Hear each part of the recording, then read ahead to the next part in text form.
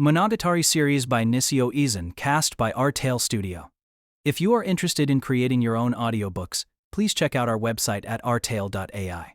Now, enjoy the story. I want to tell you about how stupid Suruga Kanbaru is. Do you mind listening? The story is so inconsequential that I feel bad making anybody listen to it, so don't go out of your way or anything, but if it's really no bother, I would honestly be grateful. Still, it's probably pointless. Utterly pointless.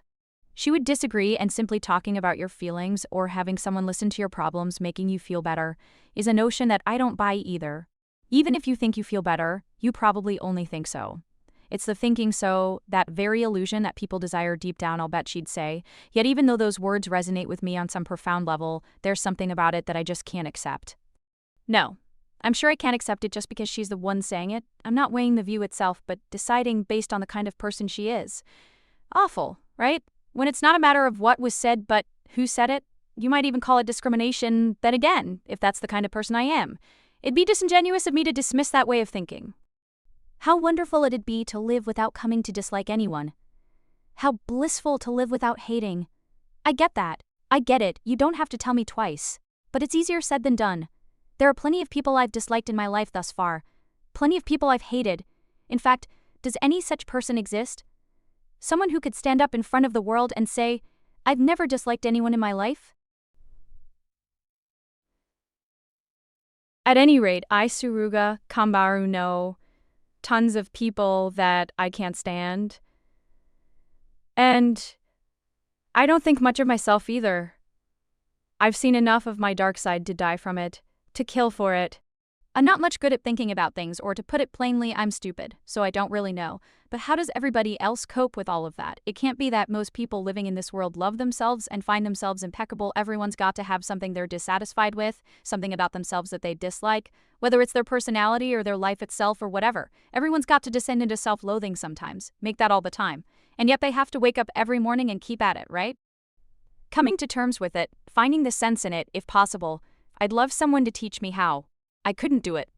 I couldn't, so I turned to a devil for help. I cut loose my dark side as though it were separate from me, but what I did there actually was to remake myself into a devil. Finding the devil in me, I went and nurtured it, that's all. But precisely because that's all it was, I think everyone does the same thing to some extent. Not that it mitigates my sins by any means, nor do I have the slightest intention of running away from them. But I can't help wondering, how does everybody else do it? It's because I want to know that I'm telling a story about how stupid I am. After all, it's only polite to go first if you want someone to share something with you. Nope. I don't actually believe that. I was taught that point of etiquette. It's her again. So the story I'm going to tell you now is hers too. It's my story and her story. I'd be grateful if you listened, and if possible, when you're done listening, I'd be very happy if I could hear your story in return. I live my life stupidly. How do you live yours? If you can't be medicine, be poison, otherwise you're nothing but water.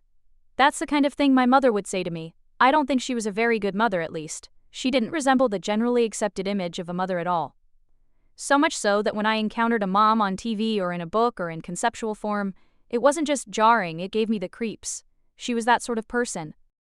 Sure, the idea that all mothers are going to be the Virgin Mary is nothing more than some outdated pigeonholing, and I realize in theory that the so-called maternal instinct is nurture, not nature. Still, I think she was a bird of a different feather. A mother of a different feather. Suruga? Your life will probably be more aggravating than other people's. It's gonna wear you out and piss you off, but that's not because you're better, it's because you're weak. All life long you'll cradle that weakness. I pray you'll learn to live for that aggravation. She loved to blow smoke up your ass with head scratchers like that, and when she said stuff like that, to me I suppose she was treating me like a grown-up instead of a child. Which is nice and all, but a parent who doesn't treat her child like a child is a pretty odd proposition. Kids are supposed to remain kids in their parents' eyes, for good. It seems like I was only ever this little person in her eyes. Whenever my friends talk about their parents, I end up feeling that much more keenly how unusual she was. Being my parent, for me, she'd been the norm, but it's also true that the whole time I was growing up I thought there was something weird about that norm. I always wondered what my father saw in such a person.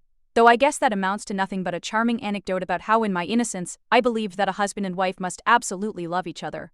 If I was going to wonder, though, my question shouldn't have been why he fell in love with her, but why she went so far as to elope with him. It's really hard to believe that she could be so passionate. She'd had a bitter time of it, or so I've heard, at least. In getting together with the Kanbaru family's eldest son, she experienced various hardships and rank prejudice, suffered many setbacks, and eloped with him in the end, a life on the run. Not a happy love affair, to put it mildly. Certainly not a blessed union, a romance against the current of happiness. On that point alone, she was indeed my mother, but there remains a gap between us that's hard to reconcile. Maybe I just prefer to think so. I want there to be, maybe that's all it is, but actually in the first place, the one who'd hate us getting lumped together might be my mother. She probably wouldn't want to be not with a person like me, who does vaguely know when to quit. Be that as it may, for that couple who met their end together, like the best of friends, in a car accident, there may not have been room for anyone else, even if I was their own child, their only daughter. That's how it seems to me. It always has, but only the more so lately. When she and my father died, my paternal grandparents took me in. I have no idea if I even have maternal grandparents. This might sound odd, but I have a hard time believing that person was ever somebody's child. Incidentally, my grandparents feel endless hatred for the woman who stole their beloved only son and kicked the bucket in a virtual double suicide. Even though they never tried to indoctrinate me into any kind of grudge when I was little or uttered a disparaging word in front of me, the animosity they bear towards her shows no matter how hard they try.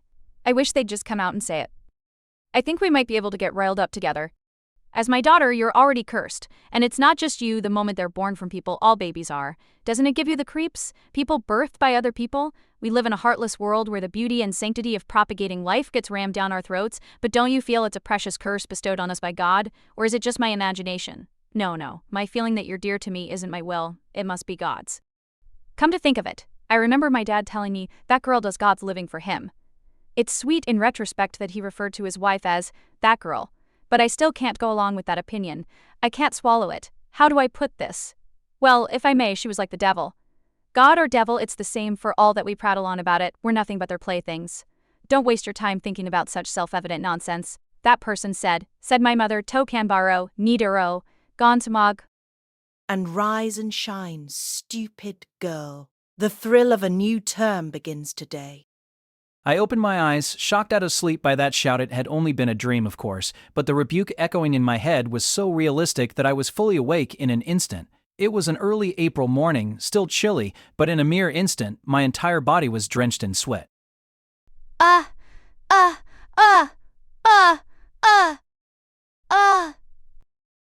It was the rudest of awakenings, the rudest awakening in Kanbaru history.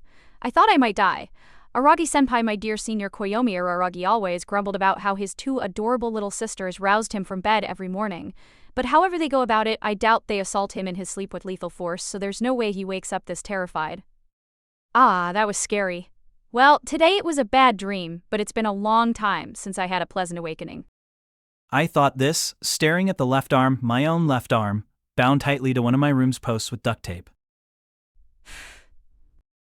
Performing the routine work of stripping away the tape with my right hand as usual, I slowly regained my composure. My pulse returned to normal. With my left arm tightly fixed to an immobile post, I couldn't roll over, so it was difficult to get a good night's sleep. I have no idea what I'll get up to in my sleep if I don't do that, though.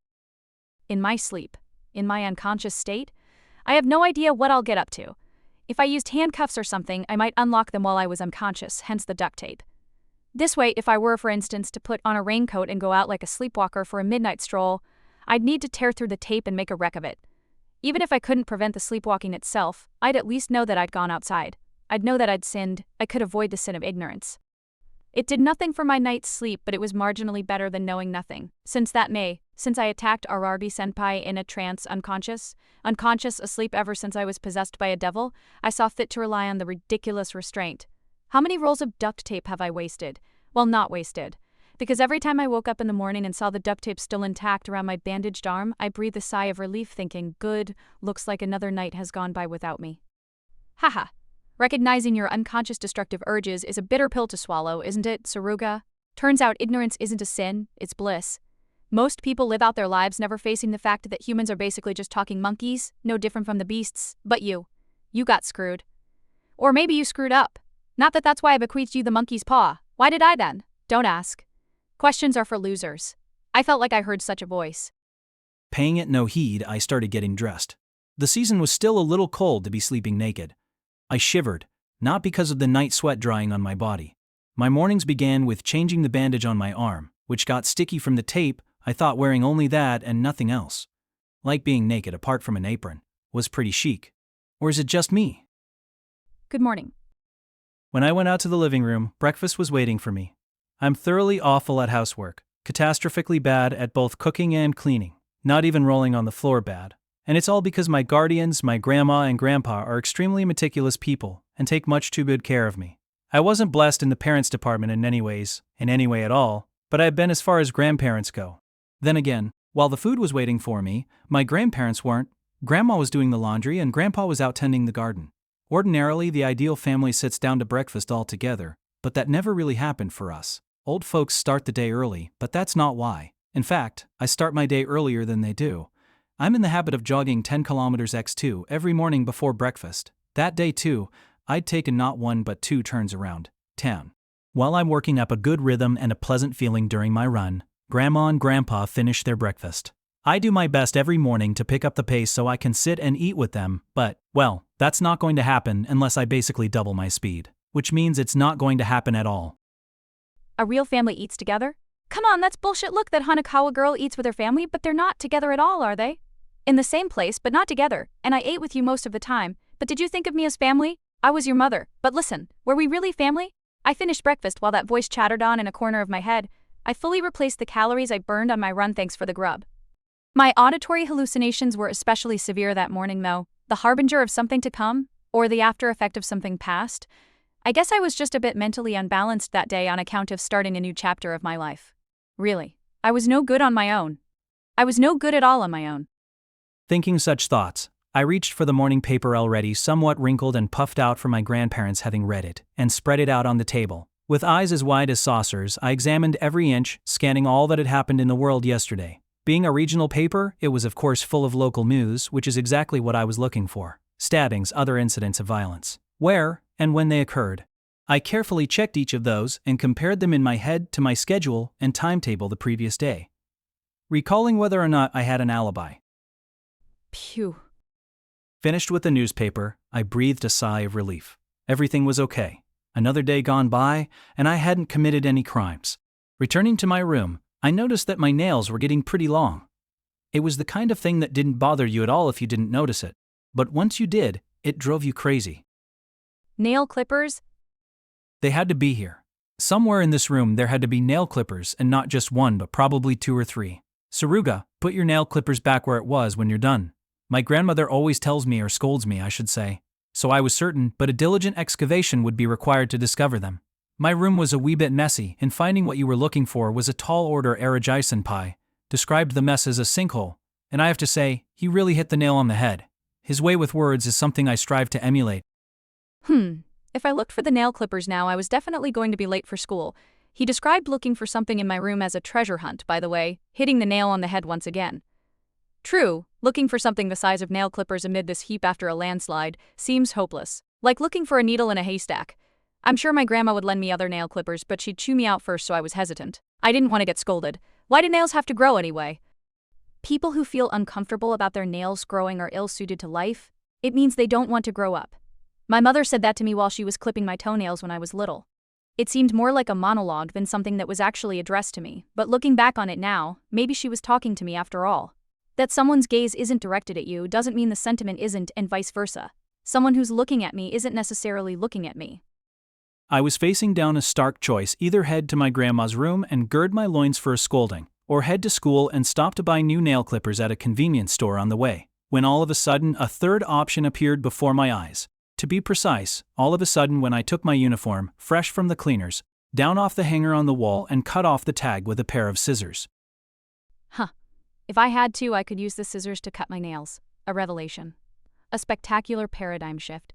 A small insight that allows humanity to progress by leaps and bounds, like the seal on a glass milk bottle, though I guess I don't see those anymore. You might be surprised to learn that I'm a regular MacIver, substituting things like that. Whether to call it a paradigm shift or adaptability, or what, I don't know. But this wasn't the first time. I once purchased a certain electrical appliance, which was great and all, but for ease of transport the box had been sealed up with industrial-strength vinyl packing tape, and I didn't have any scissors. It's no easy feat to get through industrial-strength vinyl packing tape without scissors. So what brilliant idea did Suruga Kanbaru hit upon? I'll cut it with my watch.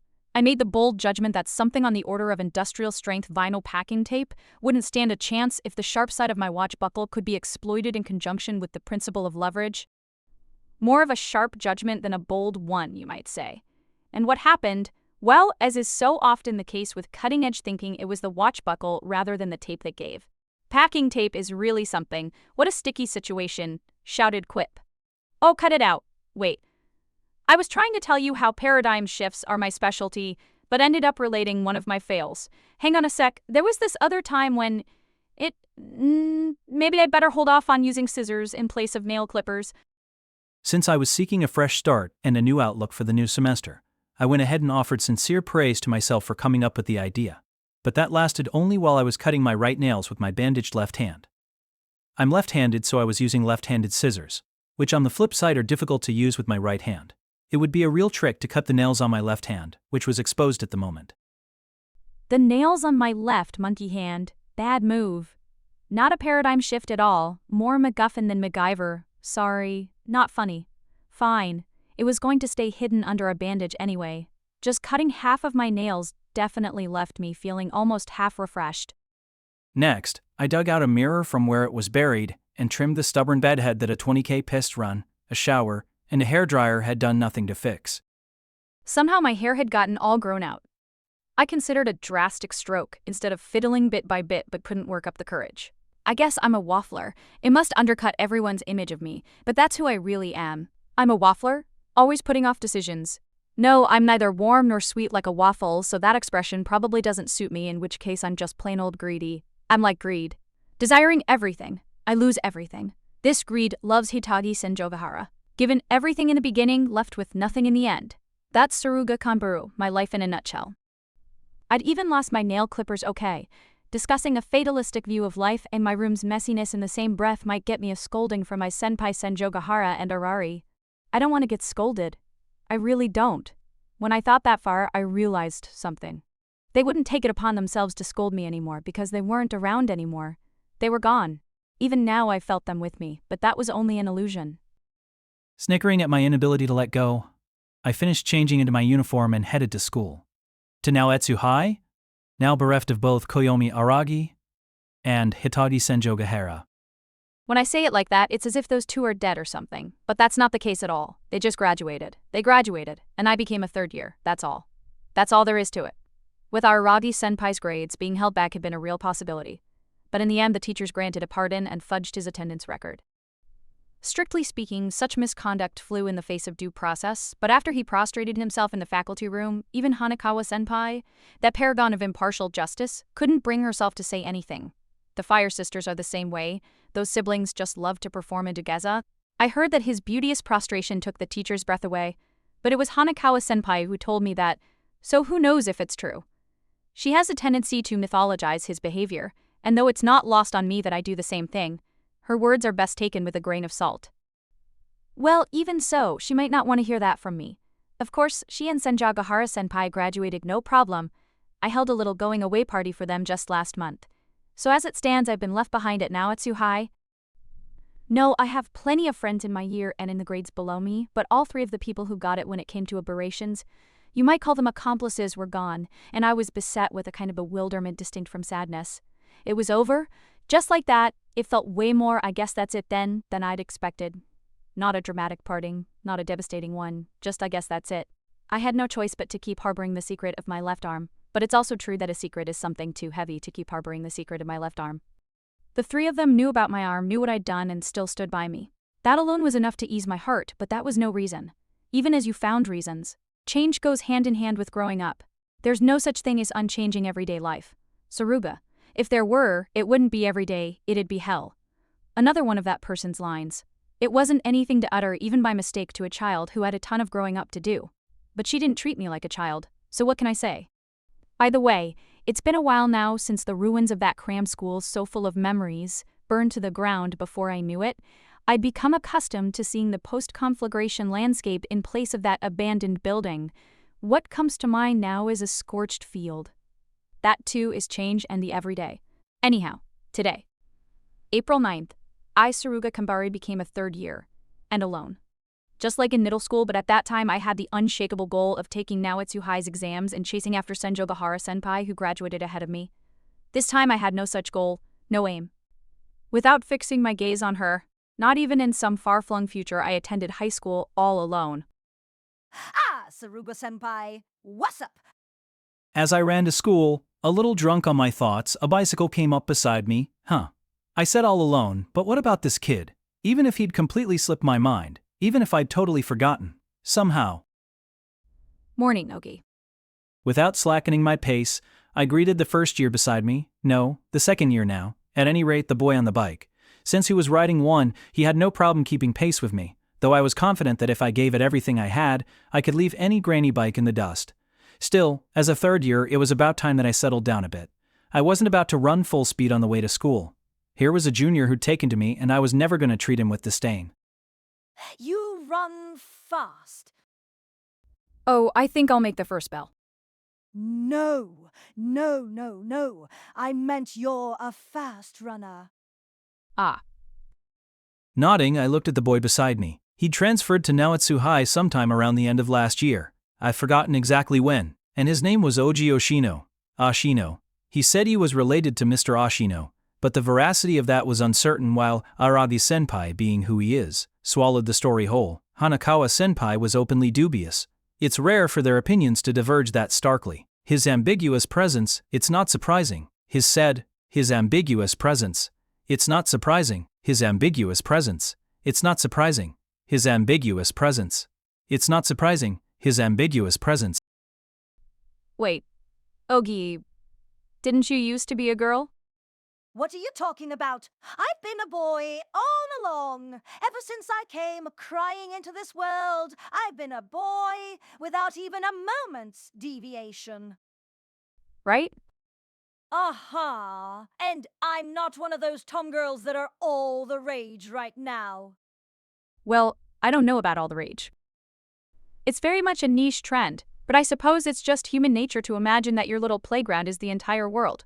While the internet and whatever do seem to have opened things up, if you don't bear in mind that it's just a deepening, not a broadening, you end up in a world of pain. I did. Or rather, I became a painful character. I don't know, I get really fed up thinking that I might live out the rest of my life mired in this kind of remorse. Anyway, of course you were a boy. My apologies, somehow I had it wrong. Getting it wrong once in a while is fine, I think. A life where we aren't forgiven even a single mistake would be stifling. Mistake, huh? Mistake. Life is just a series of mistakes, though. Whoa, what's this? I get treated to a negative remark that's so unlike you, and on the first day of the new term. Ogi tilted his head atop his bicycle. That was dangerous. Just as I thought so, he started pedaling faster to pull ahead of me, and with a spin move U-turn he was staring me straight in the face. He was set up like a roadblock in front of me, but pedaling in reverse, he began moving backwards, and didn't actually impede my progress. No, hang on, I don't ride them so I'm not 100% sure, but were bicycles the kind of vehicle equipped with a mechanism that let you move backwards if you pedaled in reverse? It's not a Segway for Chris Aches. Even Araragi-senpai, who loved his bicycle above all else, I was the one who destroyed his beloved ride, by the way, never pulled such an oddball move. That's not at all like Suruga Kanbaru, the star of Naoitsu High, who led a no-name basketball team all the way to the nationals. You should be saying, life is just a series of successes. Why would I ever say something so arrogant? Who could? Get him over here so I can teach him a lesson. Get him! It's you, yourself. Wrong. But it's a fact. That's all in the past. Oh, so long ago. No one remembers last year's glories, no, of the year before last. The names of athletes who get injured and retire are fated to fade from memory. One of the students in my year officially retired just the other day. A new generation comes in and you're forgotten. All in the past. In the past, ha. Hearing that is a real buzzkill. For a student like me, at least, who entered Naoitsu High in the hopes of becoming a star like you. Liar. How can you tell such appalling lies with a straight face? Aren't you a member of the No Extracurriculars Club? Yes, but I'm their ace. What do you mean, ASUS? I leave school early.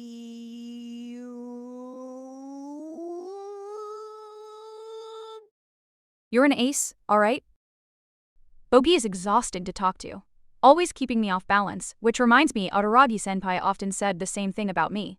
In which case, I really was a pain in his ass, though it was a little late for remorse. Being put in the same position now, I understood for the first time how senpais felt. I'd text him an apology later. I learned how to send one quite some time ago. Even I learned, if you think I can't learn just because I'm stupid, you're very much mistaken. Anyway, that said, I think Ogi and I aren't much alike. I don't really remember how we ended up on speaking terms in the first place when we're in different years, and he doesn't play any sports before I knew it. He was just there as though he always had been. Suddenly on good terms with my dear seniors Araragi, Senjo Gahara, and Hanekawa. It seemed very natural. Which itself seemed totally unnatural. But anyway, I guess with the three of them gone, it's just me and him. That's rough. Maybe rougher than being alone. What's wrong? It's nothing, I wasn't gonna say life's gonna suck with only you around for company to his face.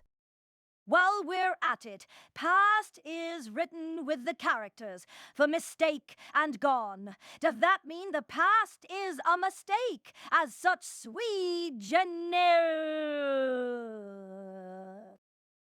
I considered telling him that he wasn't using the phrase sui generis correctly, but decided not to. I'd hate to be thought of as the kind of senior who puffs herself up by nitpicking a younger schoolmate's usage. Still, it was a magnificent self-contradiction for a conversation about a word's meaning to include a misused phrase. Come to think of it, the word future is written with a negative prefix, and come is human life, one big cock-up, then past and future. He kept pedaling backwards as he said this, kept riding in reverse. There was no rear-view mirror, unlike on a motorbike, so it really was quite dangerous. It looked precarious. I started to get this uneasy, probably unjustified feeling that he'd keep riding backwards for as long as I kept on running, so I slowly came to a stop. Oops, what's wrong? Is your side splitting from running too much? Ogi asked. And just as I'd hoped, he put on the brakes, not by squeezing either hand but via the friction generated by letting the soles of his shoes scrape against the ground. Every single thing he did was precarious. I was on pins and needles. No part of my body would start hurting from running just a couple of miles. I shut down Ogi's question and strode off just like that. It seemed the mechanism was still unclear to me. He couldn't ride backwards at a slow pace, and so, turning around his bike reluctantly, I imagine he resumed accompanying me in a normal fashion. Seemingly rebellious and obedient kid.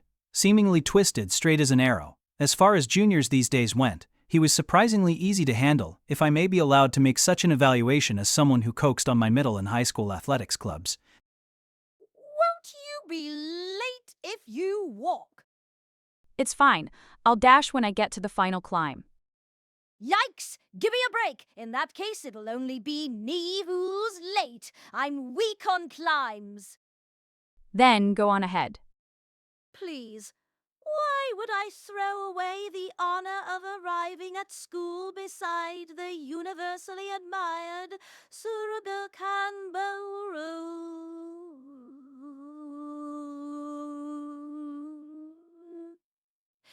Something back tardy. Why are you kissing up to me? It's not like I'm a star or anything. But you are a... No, maybe Mestar is more like it. Mastar? In any case, that was a long time ago. Well, sure, you may have lost some of your former charisma, but even now you have rabid fans who rooting for you. That's nice to know if true, but what in the world are they rooting for? I don't play basketball anymore. And words like rabid scare me. They remind me of when I was scared of myself. Of when I was like a rabid animal. A star is a star no matter what. Existing is all that matters. Existing and shining. But I'm not shining, not anymore. I've gone dark. We're going around in circles, aren't we? Sure, you may not be nationally famous at the moment, but you're still quite the local celebrity. I don't remember being so tied to the area, Ogi. Is there something you need to tell me? Because I don't think we'd be having this conversation otherwise. Ha! Ogi blinked in surprise. He had something of a tendency to ham it up. Even his being alive seemed deliberate. To put it simply, it was like he was playing a character, which upset me. I felt as though I was slowly being shown what I disliked about myself. Slowly, but steadily. What a cold thing to say. I might get frostbite. Can't I talk to you without a specific reason? Well, actually, I guess it'd be worse if you did have a reason. Now we're getting warm. Laughing, Ogi cut to the chase. It was his peculiar conversational technique to do so with abnormal suddenness after having beaten around the bush forever, which certainly reminded me of our friend in the Hawaiian shirt.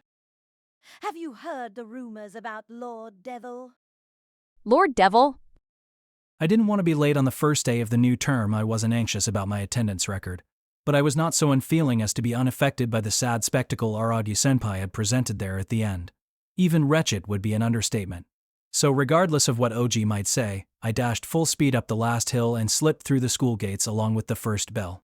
He was being truthful about being weak on the uphill, and I left him in the dust. Though before we even get to strengths and weaknesses, granny bikes are too heavy to be suited to climbing. Since it could run backwards, I thought his bike might also be remodeled to improve its climbing power. But evidently the engineer hadn't performed that much surgery on it. His voice at my back sounded as though he was about to cry, and I winced as I dashed on.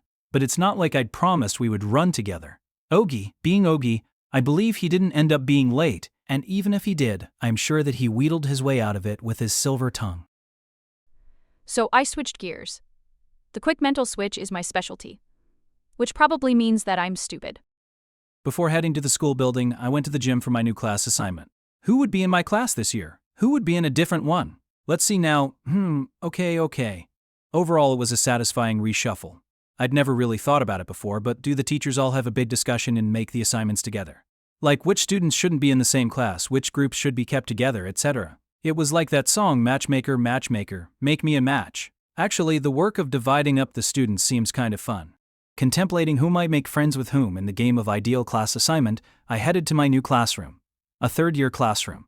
Oddly enough, though that sounds overblown and staged, like I'm forcibly upping the dramatic stakes, it was the same classroom my seniors Aragi, Senjogahara, and Hanakawa had been in last year. I did not think anything of it. In other words, I did something. The classroom was quiet. Everyone still seemed to be at the gym, rejoicing or lamenting. Perhaps they were having a hard time adjusting to the prospect of their new classes and new classmates. I wandered idly about, wondering where my senpais had sat. I figured there was no way to tell, until I came upon a desk that radiated a powerful individuality. A desk with Koyomi Araragi chiseled deeply into the surface. Hey. For a moment I was appalled that my dear senior had been so aggressively self-assertive, but when I really thought about it, I couldn't imagine him coming to school with a chisel in the first place. In other words, the desk must have been Senjogahara senpai's. I could easily imagine her wailing away the time during class by carving her sweetheart's name into her desk, and that brought a faint smile to my lips. A faint smile, you couldn't exactly call it heartwarming. I can't even begin to picture Arajai Zenpai's reaction when he discovered the carving. I thought as I sat down at the desk. It was the first day, the first class, so maybe we really should have sat by student number, but a precedent would be set by whatever rule was cemented first. The rule that I cemented by sitting down first: sit wherever you like. Occupying a seat where someone I'd once longed for or had thought about her sweetheart shined a ray of light into the new life I was beginning. It also brought a certain wistful feeling. Morning, Ruga. After 2 years, we're finally in the same class. Just as I was giving myself over to sentiment, Higasa, who seemed to have appeared in the classroom out of nowhere, sat down in the seat in front of me. She was a contemporary of mine from the basketball team. She'd been vice captain last year, and when I quit she took over for me as captain. She insisted that she was just the acting captain. But the other day she finally retired as well, without my big comeback ever becoming a reality. Anyone could see she was a jock, but like most everyone else around here, she entered the auspicious ranks of students preparing for university entrance exams. Me, I was preparing for them too, of course. If not for my left arm, I could have gotten a scholarship to an athletic college on the strength of my basketball record. But with my professed injury, even if I were scouted, I'd have to decline. I got depressed when I thought about the bookish life stretching out before me, even though I had brought it on myself. Studying is not my forte. I'm stupid. In the first place, it was only because I had a strong motivation chasing after my senior Senjogahara that I ever got into this prep school. Yep, so we are. Having played basketball together, Higasa and I had bonded, but this was the first time we were in the same class. It felt somehow ironic that it finally happened only after we both quit the team. Or maybe it wasn't ironic, maybe it was commonplace. We graduate without ever being in the same class as most of the students in our year, so I guess there's no need to force some kind of special meaning onto it. Class assignment time has made me blue ever since elementary school, but I'm relieved that I'm in the same class as you, Ruga. Blue? Why? Oh, because I'm shy. Ha! The words, find someone you want to pair up with, scare me more than anything in the world. How come? Doesn't being able to pair up with someone you like make you happy? I didn't really buy that. Higasa, even more of a jock than I am, was shy, but often our sense of ourselves is at odds with reality. The me in my mind is probably different from the way other people think of me, but at the same time I feel like it's not a question of one or the other being right. Rightness wavers according to perspective. Last year taught me that. It's about a month after class assignments that I really get blue, though. How come? Because I'm forced to watch people I felt close with in my previous class becoming close with other people from their new class. Forced? Your friends making other friends is always kind of a bad feeling. The friend of my friend is my enemy. Coming out with an audacious line that everybody thinks but can't actually say made me think she was definitely a jock and not really shy at all, but maybe she just couldn't hide her true feelings. At first, I'd probably felt the same way upon witnessing the relationship between my seniors, so I understood all too well when Higasa put it into words. But it was a pretty selfish feeling, though feelings are all basically selfish. Don't you make new friends too, Higasa? I will. Still, all through life we'll have to keep dealing with new class and seat assignments, so to speak, and we'll become estranged from good friends, from people we like, people we love, even though we never had a falling out or anything. When I think about that, my mood doesn't get blue, it gets pitch black. For sure. Life is nothing but new class and seat assignments. My ties with Aragi Senpai and Senjogahara Senpai had made for such fun that it seemed like it could go on forever. But forget about forever, it couldn't go on in the same way the moment they graduated. They had to forge new relationships in new places, and it was more pressing for them than for me, continuing on in the same high school as I was. Araraga Senpai seems like he might be the worst in the world at that kind of transition. Even now he sends me texts with astounding frequency, and over half of them are dirty jokes. I may be largely to blame, but he nevertheless seems to be harboring a gross misunderstanding about me.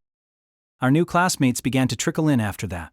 Our homeroom teacher arrived last, a touch on the late side, and began pouring forth a veritable fountain of what you might call exam prep for dummies. Study like you're going to waste an entire year of your life. The teacher slipped that in to get a laugh, I imagine, but his words of course reminded me of my mother.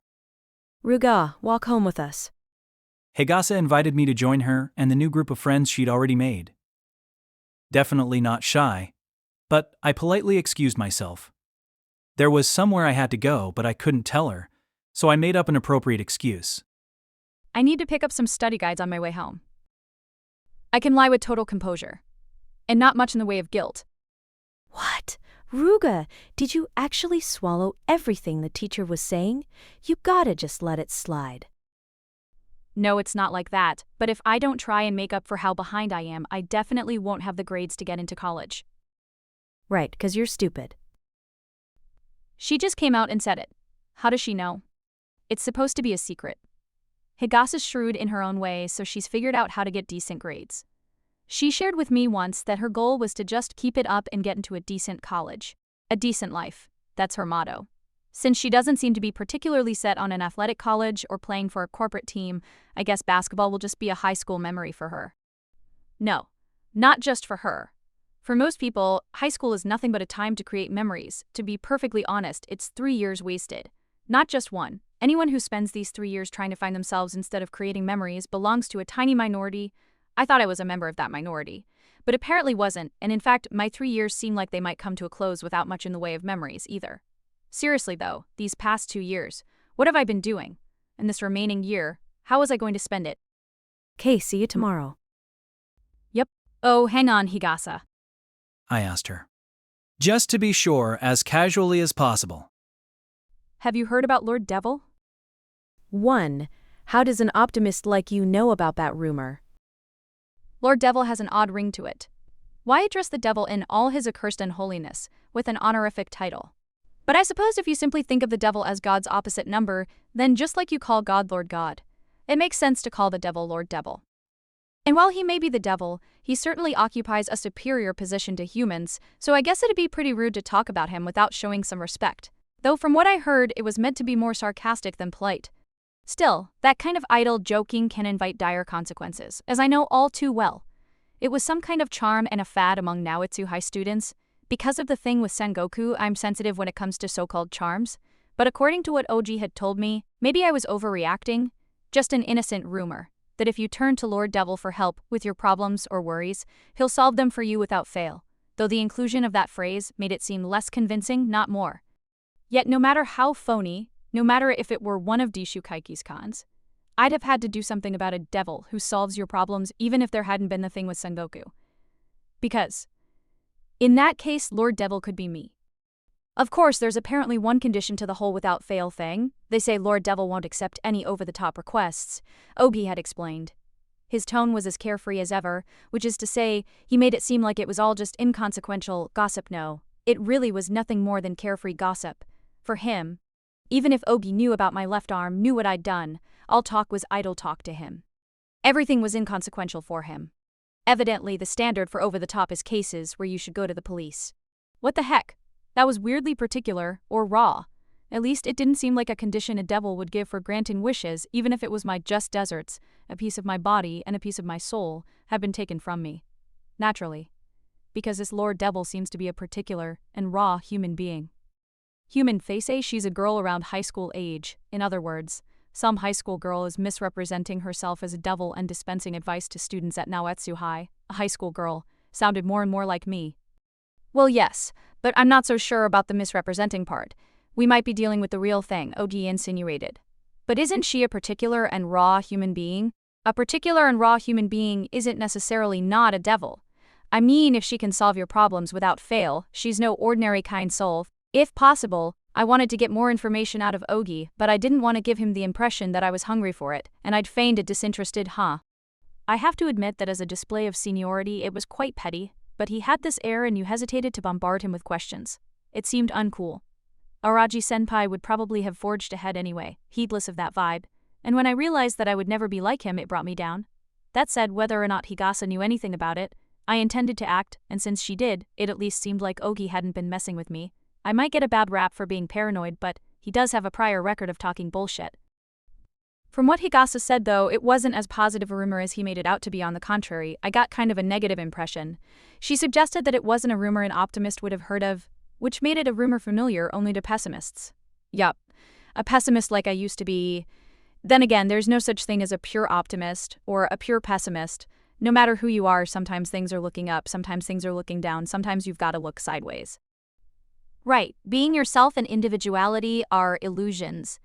Failing to understand that will just bring you serious pain, like when I forced an arbitrary illusion, an arbitrary ideal onto Senjobahara senpai and ended up angry and imploded, and crucially, a devil was involved in that as well. Of course, that was a crybaby devil, a low-level devil, not at all the kind of splendid aberration that you'd address as Lord. Higasa clearly didn't want to talk about it. I had a pretty relaxed relationship with her, unlike with Ogi, and she was someone I could get real with, but there was a time and a place for it. Grilling her about this devil in front of her new friends from her new class would have been cruel, so I fudged things appropriately. It's nothing, I just got a text from my senior Aragi about it, that's all. Arigi-senpai, Kanbaru, did you just say Arigi? Like that Arigi? The legendary one.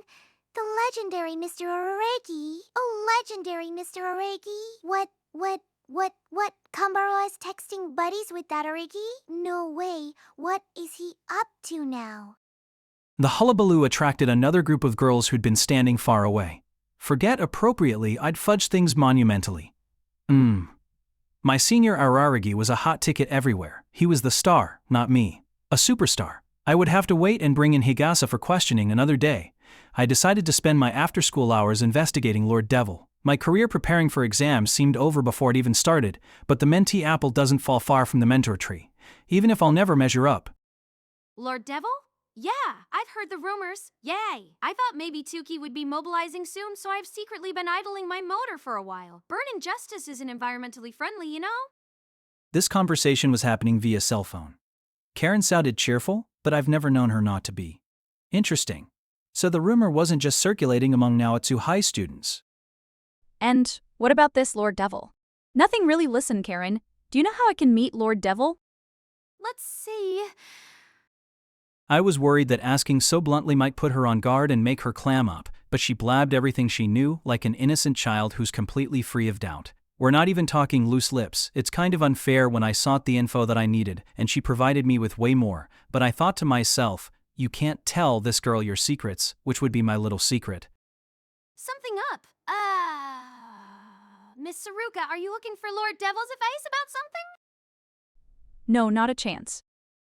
I responded, though, that may have been somewhat disingenuous, given that a devil had in fact granted a wish for me in the past. No, not somewhat. Completely disingenuous.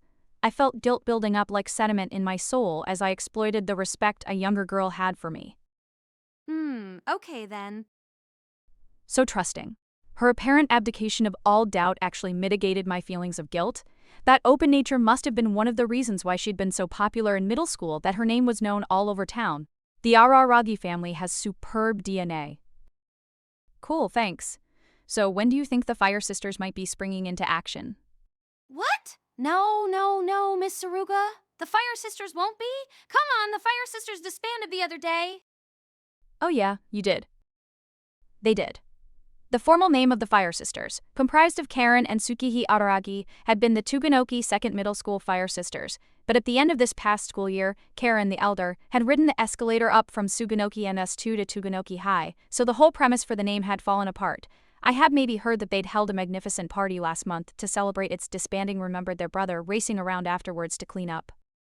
He complained that they were making his life difficult right up to the bitter end, but really I think he was just forlorn that it was the bitter end. Maybe I'm being sentimental, though. Yup, now that Tsukihi's all alone at Suganoki Second Middle, she's operating under the name Moonfire. Moonfire? That was certainly what the characters in her name meant, but it sounded corny, like some crappy superhero team. Got to be careful though, there might be a team called just that, so let me keep that to myself. Not that anything's changed, we're still working together same as before still. When I realize that we're not the Fire Sisters anymore, even though I'm idling on standby, it gives me pause. And I'm surprised by where I am. I guess this is growing up, huh? I think it's just life.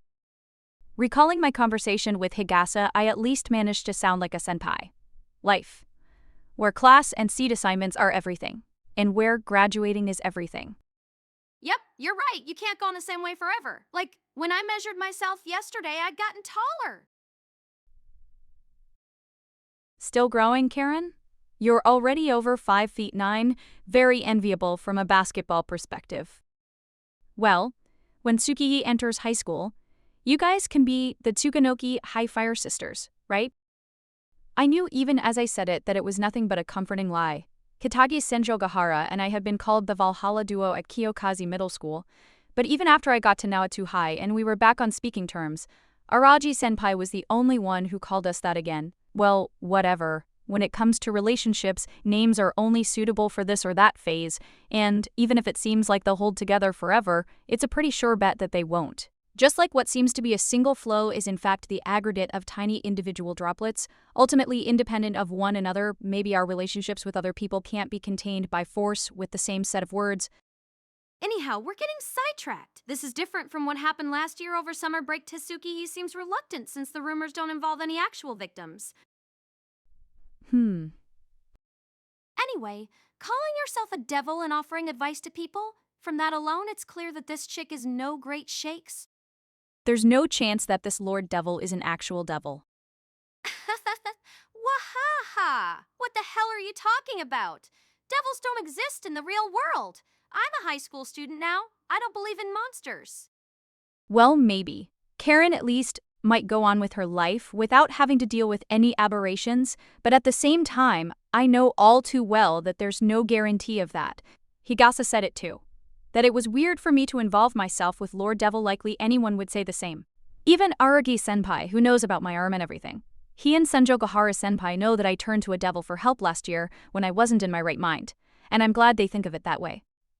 But the fact is, when I called upon that devil, I knew exactly what I was doing. I put myself in his hands, played up to him, submitted to him, served him.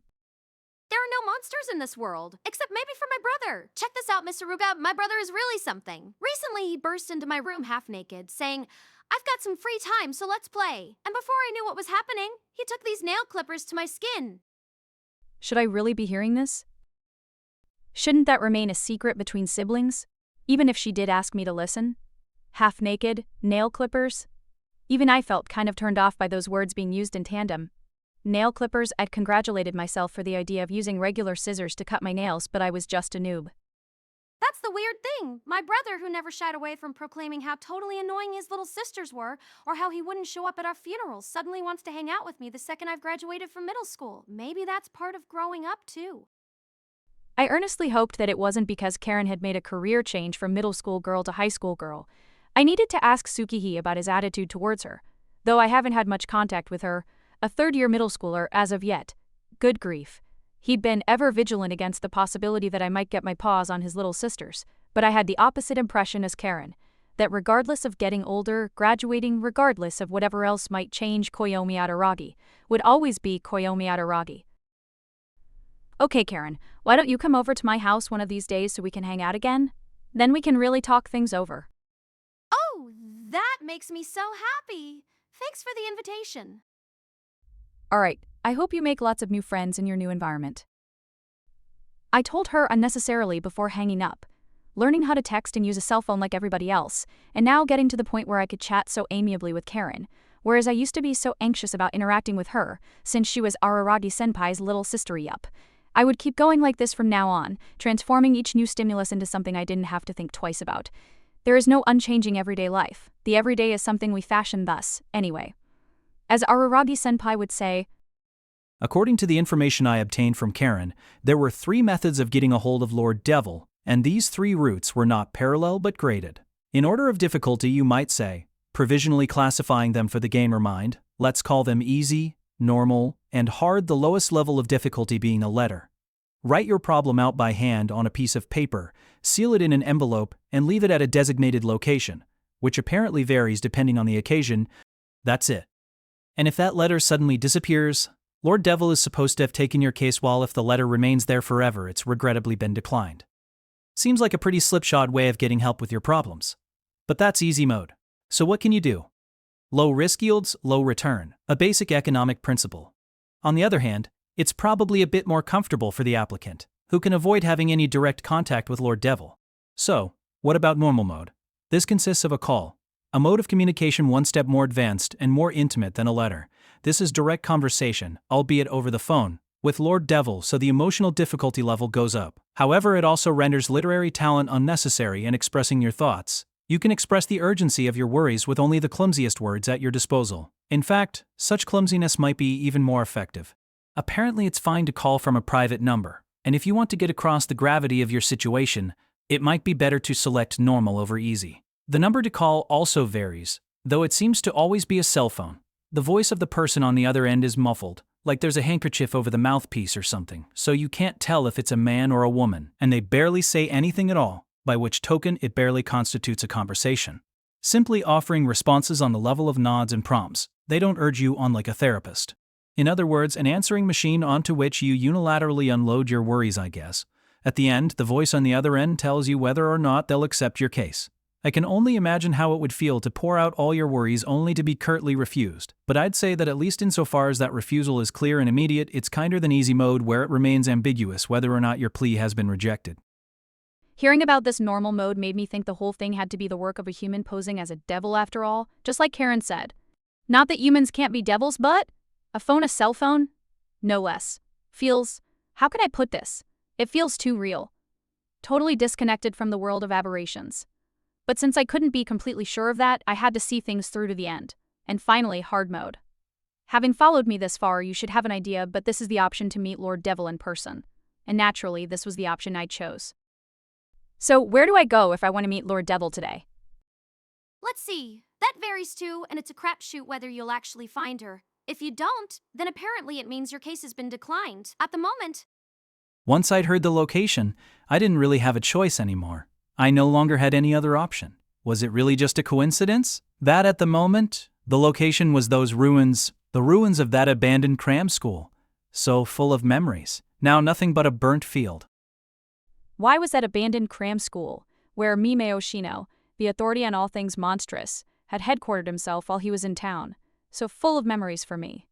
Well, I did engage my dear senior in a no-holds-barred battle in one of the rooms and thereafter stayed up through any number of nights there on aberration-related business.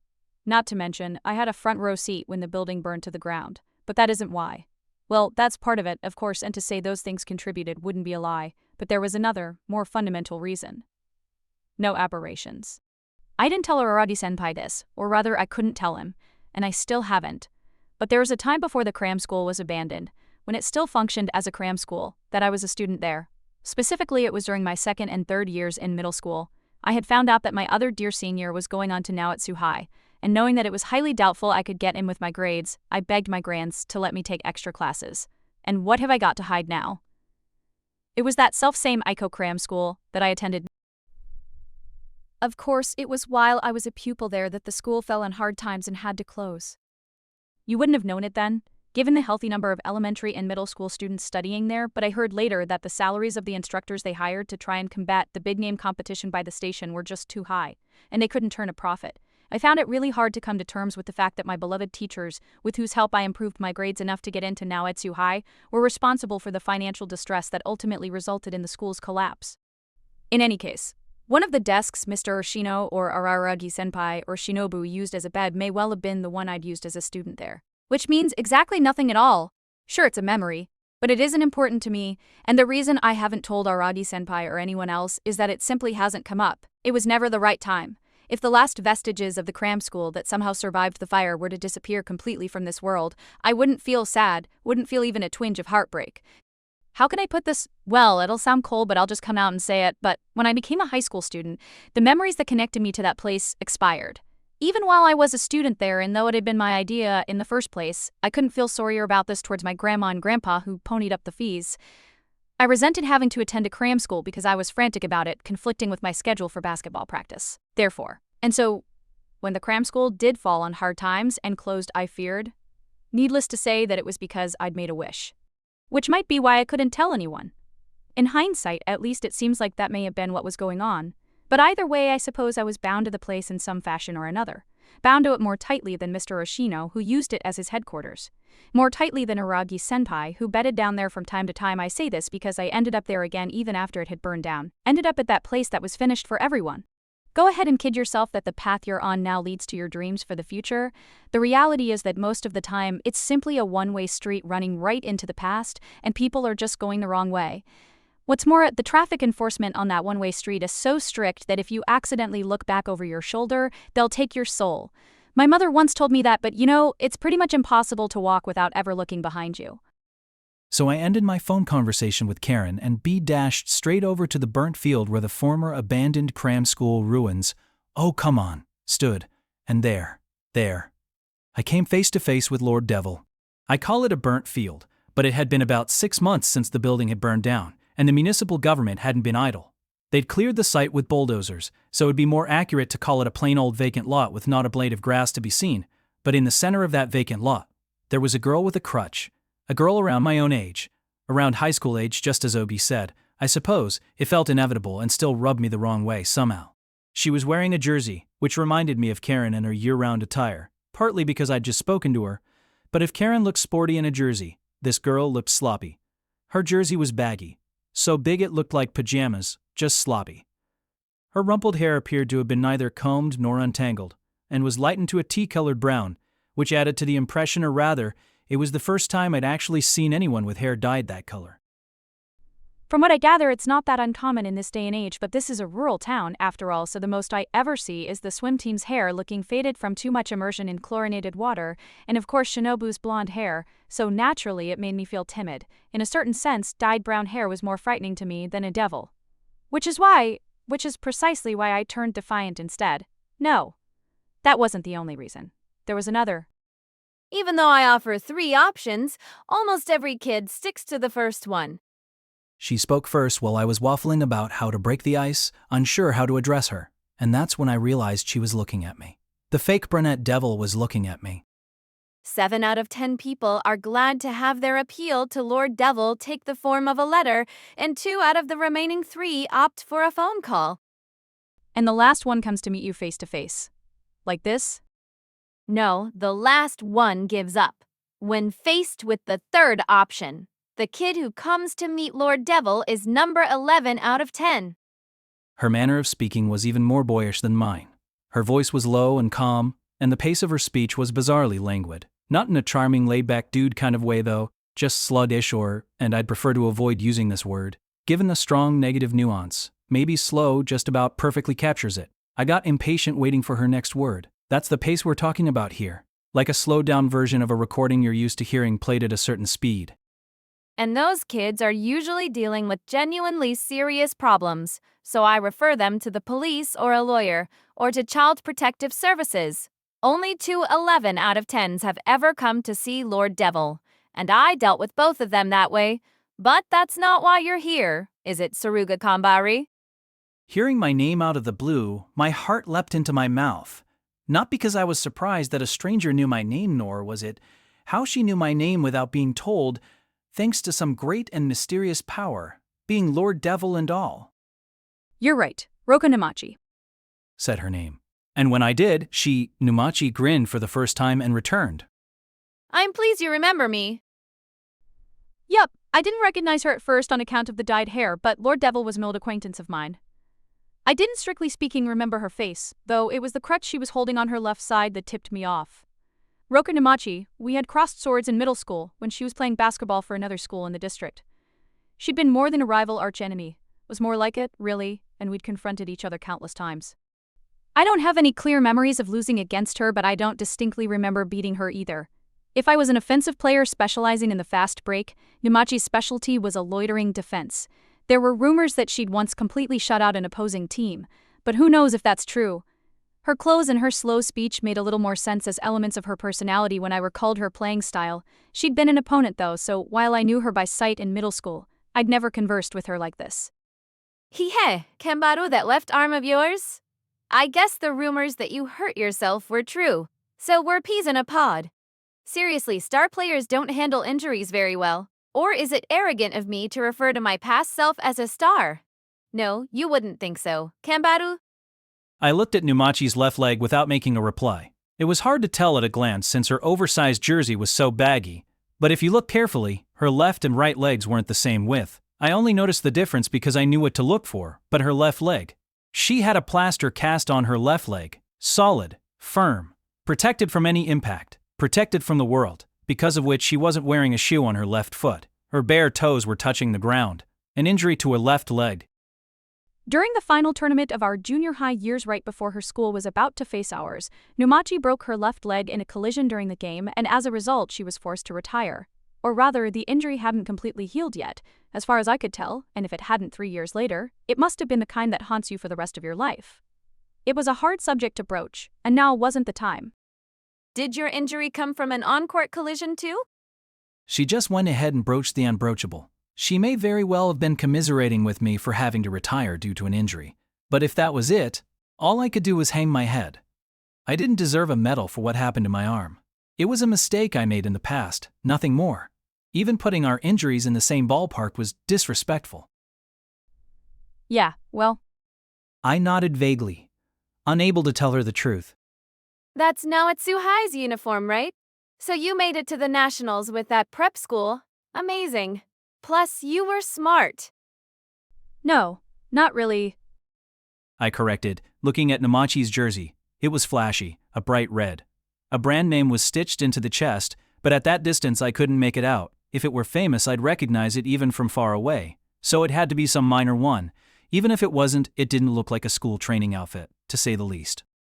Oh, me? I'm not going to school. Rehab made a hash of exams for me. Now I'm just living it up as a part-timing freelancer. Though with this leg, I can't seem to get hired anywhere. So when I say freelance, I actually mean unemployed. Numachi elaborated, thrusting her right hand into the pocket of her jersey. Not going to school. In that sense then, Ogi was wrong to call her a high school girl. I felt somewhat relieved by that, which goes to show my personality isn't as cut and dry as everyone thinks. Which is why I'm able to be Lord Devil, making the most of my free time, you know? Saying this, she pulled a cell phone out of her pocket and pressed a few buttons and put it back. Checking her messages, it seemed. Had there been a call for Lord Devil from somewhere, from someone? No? In that case, she would have answered the phone, so maybe it was simply a performance for my benefit. In middle school, she'd do the same kind of thing on the court. She excelled at messing with the heads of the players she was up against. So, because you couldn't get a job after you injured your leg, you became Lord Devil in place of a part-time gig. Huh? Numachi's face registered surprise at this. This time it didn't appear to be a performance. She seemed properly stunned by the conclusion I'd come to. But who knows, maybe it was all part of her act. Let me repeat that I never knew her well enough to learn to read her expressions. No. You've got it all wrong, Kanbaru. I don't know what you've heard, or from whom, but you've got it all wrong. What have I got wrong? As far as the what and from whom went, the answer was Lord Devil, and from Ogi, but... I'm Lord Devil, sure, but I don't make any money from it. It's a free counseling service, Numachi footnoted. Her reply caught me off guard, but then neither Oji nor Higasa, nor Karen for that matter, had mentioned anything about Lord Devil seeking recompense for solving people's problems. In fact, the implication was that the clients incurred no risk whatsoever. If that was true, I felt like I'd been out of line. I couldn't help but conflate Lord Devil's activities with the image of Mr. Oshino demanding 5 million yen in compensation from my dear senior, or of Dishu Kaiki swindling middle school girls out of their pocket money, and I jumped to the conclusion that cash was changing hands here as well. A free counseling service, a free counselor. That was just like Aragi senpai. Did you say something, Kanbaru? No, I didn't say anything, Numachi. I definitely had the wrong idea. Sorry about that. I get it now. In other words, you're an equal opportunity do-gooder, out to help the struggling people of the world as best you can. It's kind of embarrassing to hear it put so plainly. So why call yourself Lord Devil? Isn't it impossible to avoid a certain amount of prejudice being directed your way when you use that name? This is the age of impact. Impact and buzz. First off, if you can't shake up your clients, no one will notice you. Entertainment, culture, politics. These days, unpredictability is priority number one.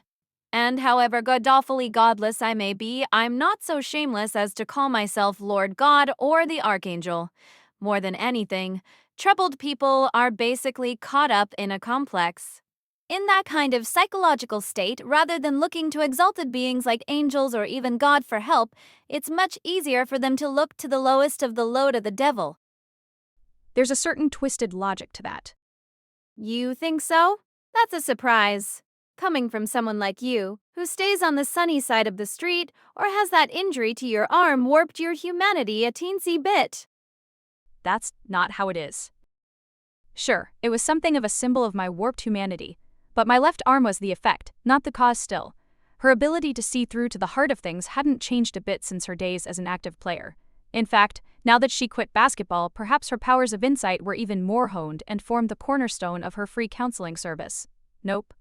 It's true that we barely spoke a word while we faced each other on the court back in middle school, but precisely because I had faced her as a player, I think I had some sense of her character. Roka Numachi, the basketball player, was not the kind of person who'd lend an ear to you. Not the kind of girl to place her powers of insight at other people's service. Did she change during the past 3 years? Change growth. And yet, I vacillated between Lord Devil and the Fallen Angel at first. The Fallen Angel was hard to pass up, but I was afraid that guys would be put off because it sounded a little too cool. Now I can't imagine having chosen anything other than Lord Devil. Why? If you're not doing it for money, then why are you doing it? Do I have to explain it to you? She answered my question with a question of her own. Realizing that it absolutely wasn't her duty to spell it out for me, I was momentarily at a loss, but declared, You have to.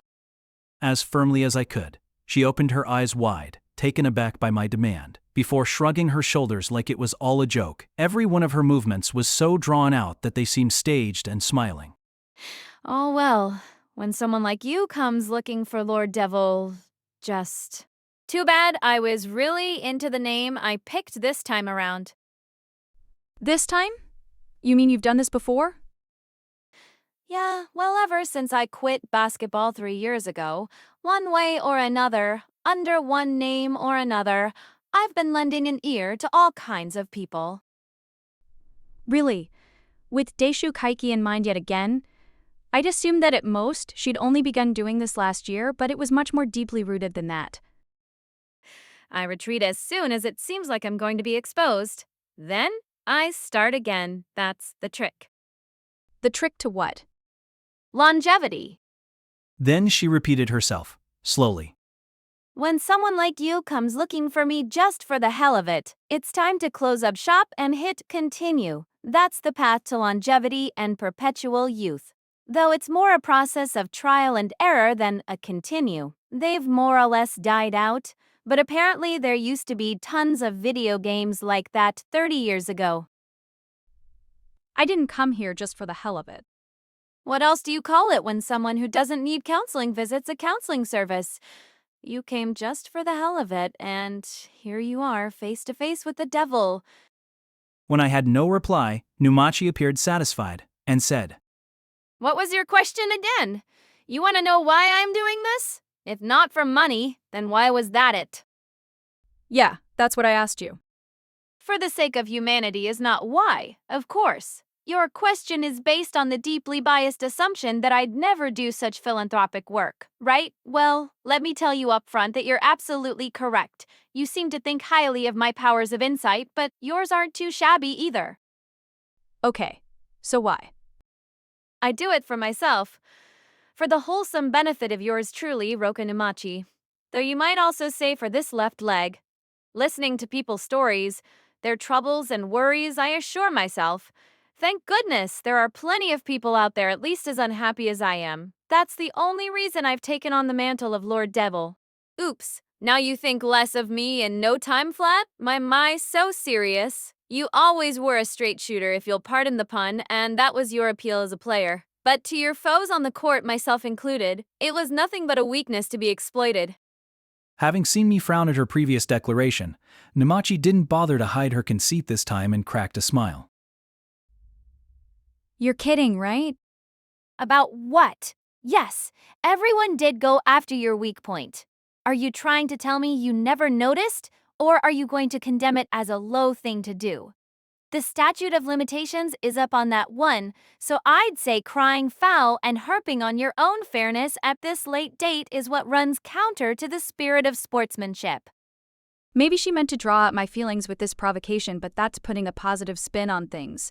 And it seems truer to say she was just having a ball teasing me. Of course, what seems truer isn't always true. I took a deep breath little by little so she wouldn't notice and exhaled. That's not what I meant. I was asking if you were kidding about preying on people's misery. Preying on people's misery, not quite. I don't recall saying that. All I want is to be able to use their unhappiness as a baseline to tell myself, at least I'm doing better than them. That's all. I'll never run again for the rest of my life, but there are lots of other people in this world who are struggling. Knowing that, I'm just barely able to maintain my psychological balance. Balance, no. Is it however, Chu? That word. Mr. Ashino had used it often. He who always adhered to the principle of neutrality. In that sense, Kanbari, seeing your left arm puts my heart at ease. A top player like you, reduced to the same state as me, no, maybe it doesn't ease my heart. Because, unlike me, you don't seem to be too upset about your arm. That's not true. I don't know if my denial really got through to her, though, since I'd come to terms with my arm's condition as something I'd simply brought on myself, while she didn't seem to be there yet. So it was no surprise if, from her standpoint, I seemed carefree. The letters that Lord Devil receives from high school kids and the recordings I make of their phone calls are my prized collection. There are unhappy people in this world. There are so many unhappy people in this world. That fact has been my saving grace. Real stories, straight from the horse's mouth.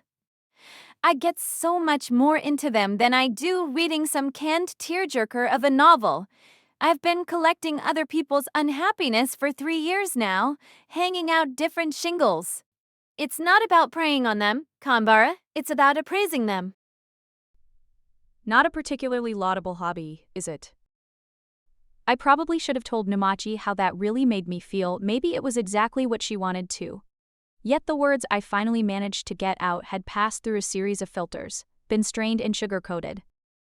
Those people who come to you for help are actually suffering, aren't they? Which is what gives the collection its value. Does that sound villainous enough? Hey, don't get so serious, Kanbari. You look like you're going to hit me. Don't come any closer. I'm frightened of your intimidating presence. You were never this far away when you set a screen. I wonder. It's been so long, I've forgotten. After all, I'm not a basketball player anymore. I'm a counselor. I hit her. It surprised me. I didn't see myself as the kind of person who could just up and hit someone, but before I knew it, I had definitely slapped her in the face with my right hand. Though I suppose I must have retained some of my composure, since I didn't slap her with the monstrous strength of my left hand. Even as her cheek was reddening from the slap, Namachi's face wore a scornful smile that clearly said, "You lose." I told you not to get so serious, Kanbaro. I mean, check it out. You really think people who come to me for help are actually suffering? People who wouldn't turn to any Lord Devil. We're talking ordinary, everyday unhappiness. Minuscule unhappiness. When someone does occasionally show up with a legitimate problem, I refer them to an appropriate organization, which I already told you, didn't I? And it's not like I stir up their unhappiness, I just listen earnestly to their stories. Earnest, like you were back in your playing days. Who's hurt by that? I only snicker on the inside while my expression remains the picture of gravity. When I read their letters, same as when I answer the phone. I regard that as the courtesy due to them for kindly providing me with a supply of unhappiness. The moment you snicker on the inside, you're being faithless, though I suppose it's not going to do any good to tell you that. No good at all. So what you're saying, Namachi, is that apart from those who are clearly beyond your help, you're actually solving people's problems so they have nothing to complain about. Your problem solved without fail. That was the word on Lord Devil, and Namachi was faithfully doing just that for the people who came to her for advice. Whatever she was feeling on the inside, she was taking care of their unhappiness for them and claiming it for herself. Her role as a counselor aside, she was faithful in her role as a collector. That was going to be her assertion. Nope. Yet it wasn't so. She was faithless as a collector too. I don't do anything. I just listen. Huh? I listen to their stories, and that's all. For Mode 1, I get their letters, and then do nothing. For Mode 2, I say, duly noted, and that's the end of it. For the Mode 3 people, I listen to the general outline, and then without waiting to hear the particulars, that is, without actually doing anything, I send them down the conveyor belt to an appropriate organization. Because I don't want to hear any truly unhappy stories. I really don't, confessed Namachi, sliding her hand down off my shoulder and grabbing my right breast. It was a rough motion perfectly described by the word grab, with nothing of the loving caress, nothing seductive about it at all, quietly and distinctly painful, in retaliation for the slap, perhaps, which made it hard to brush away her hand. Lord Devil just listens, that's all. Why? What do you mean? Why? Because sticking your nose into other people's unhappiness only makes things more complicated. If you really want to help them, you need the backbone to shoulder the full burden of their unhappiness, or you'll get nowhere. Thanks, but I'll pass. No, that's not what I meant by why. I already know it's no use telling you anything.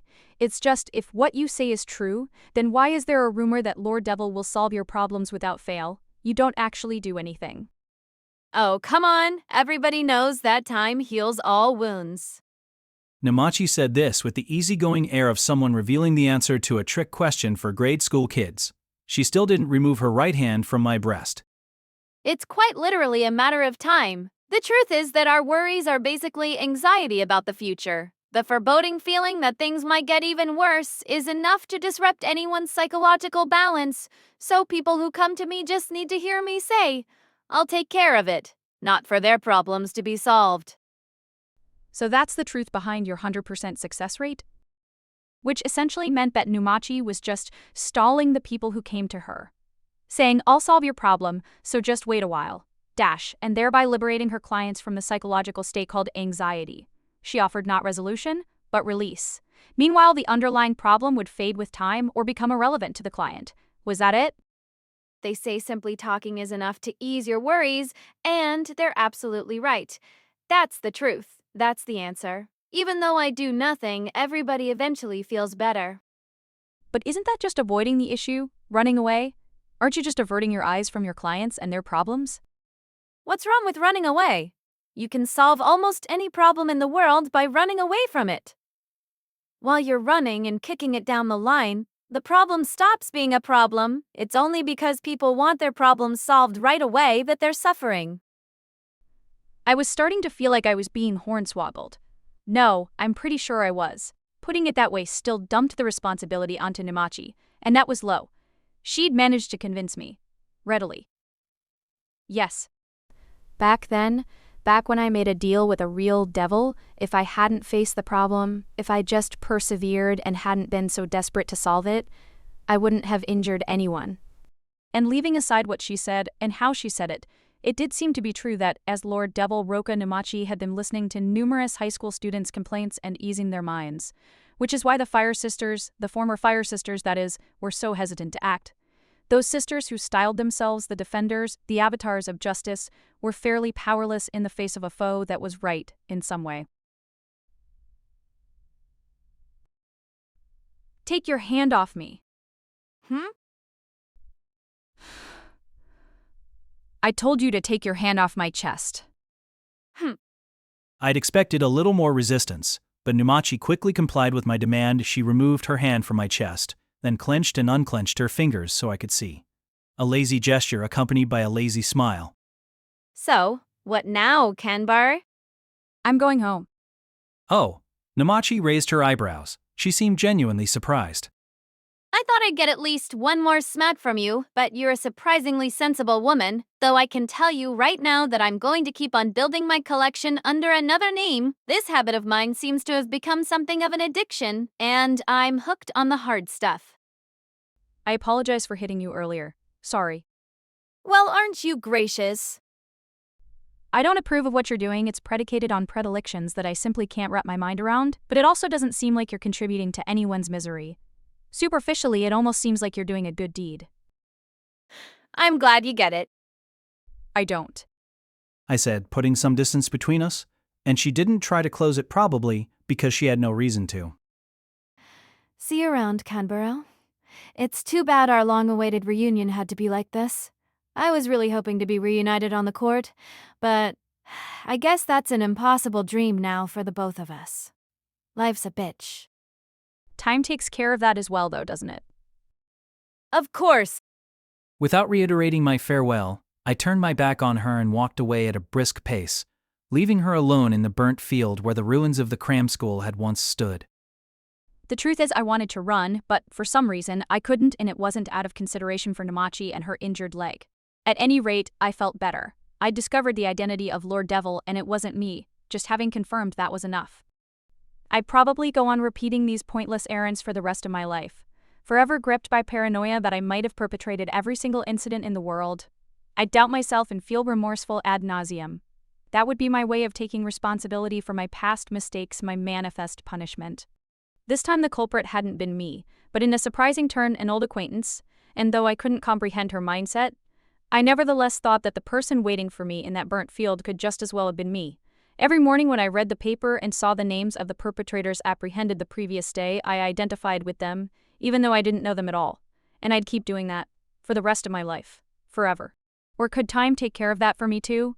Might the day finally come where I skim the newspaper like a normal person and hear a rumor without pricking up my ears? And at night? Would the time come for me to sleep without binding my left arm with duct tape? Probably not. In that sense, Namachi, who'd been keeping up her Lord Devil act, or something like it, for almost 3 years running, was no different. Her leg injury ending her athletic career had been a shock, and she boasted about collecting tales of others' misfortunes to ease that shock. But by her own logic, wouldn't time take care of her worries as well? Even if she didn't gather such tales, or would that take more than just 3 years? Would her worries go on forever as well, recurring throughout her life? Well, whatever. The fact that my old arch-rival was up to her elbows in some pretty weird stuff left me with some complicated feelings that I couldn't really put into words, but at the same time there was nothing I could do about it. Arch-rival she may have been, but if circumstances hadn't brought us together in such a manner, I could easily have passed her by on the street without noticing. Even so, wouldn't Araragi-senpai stick his nose into what she was up to? Maybe not. It suddenly occurred to me that I should text him. If I explain everything in detail, he might stick his whole head in, not just his nose. So of course I withheld key points, and was curt.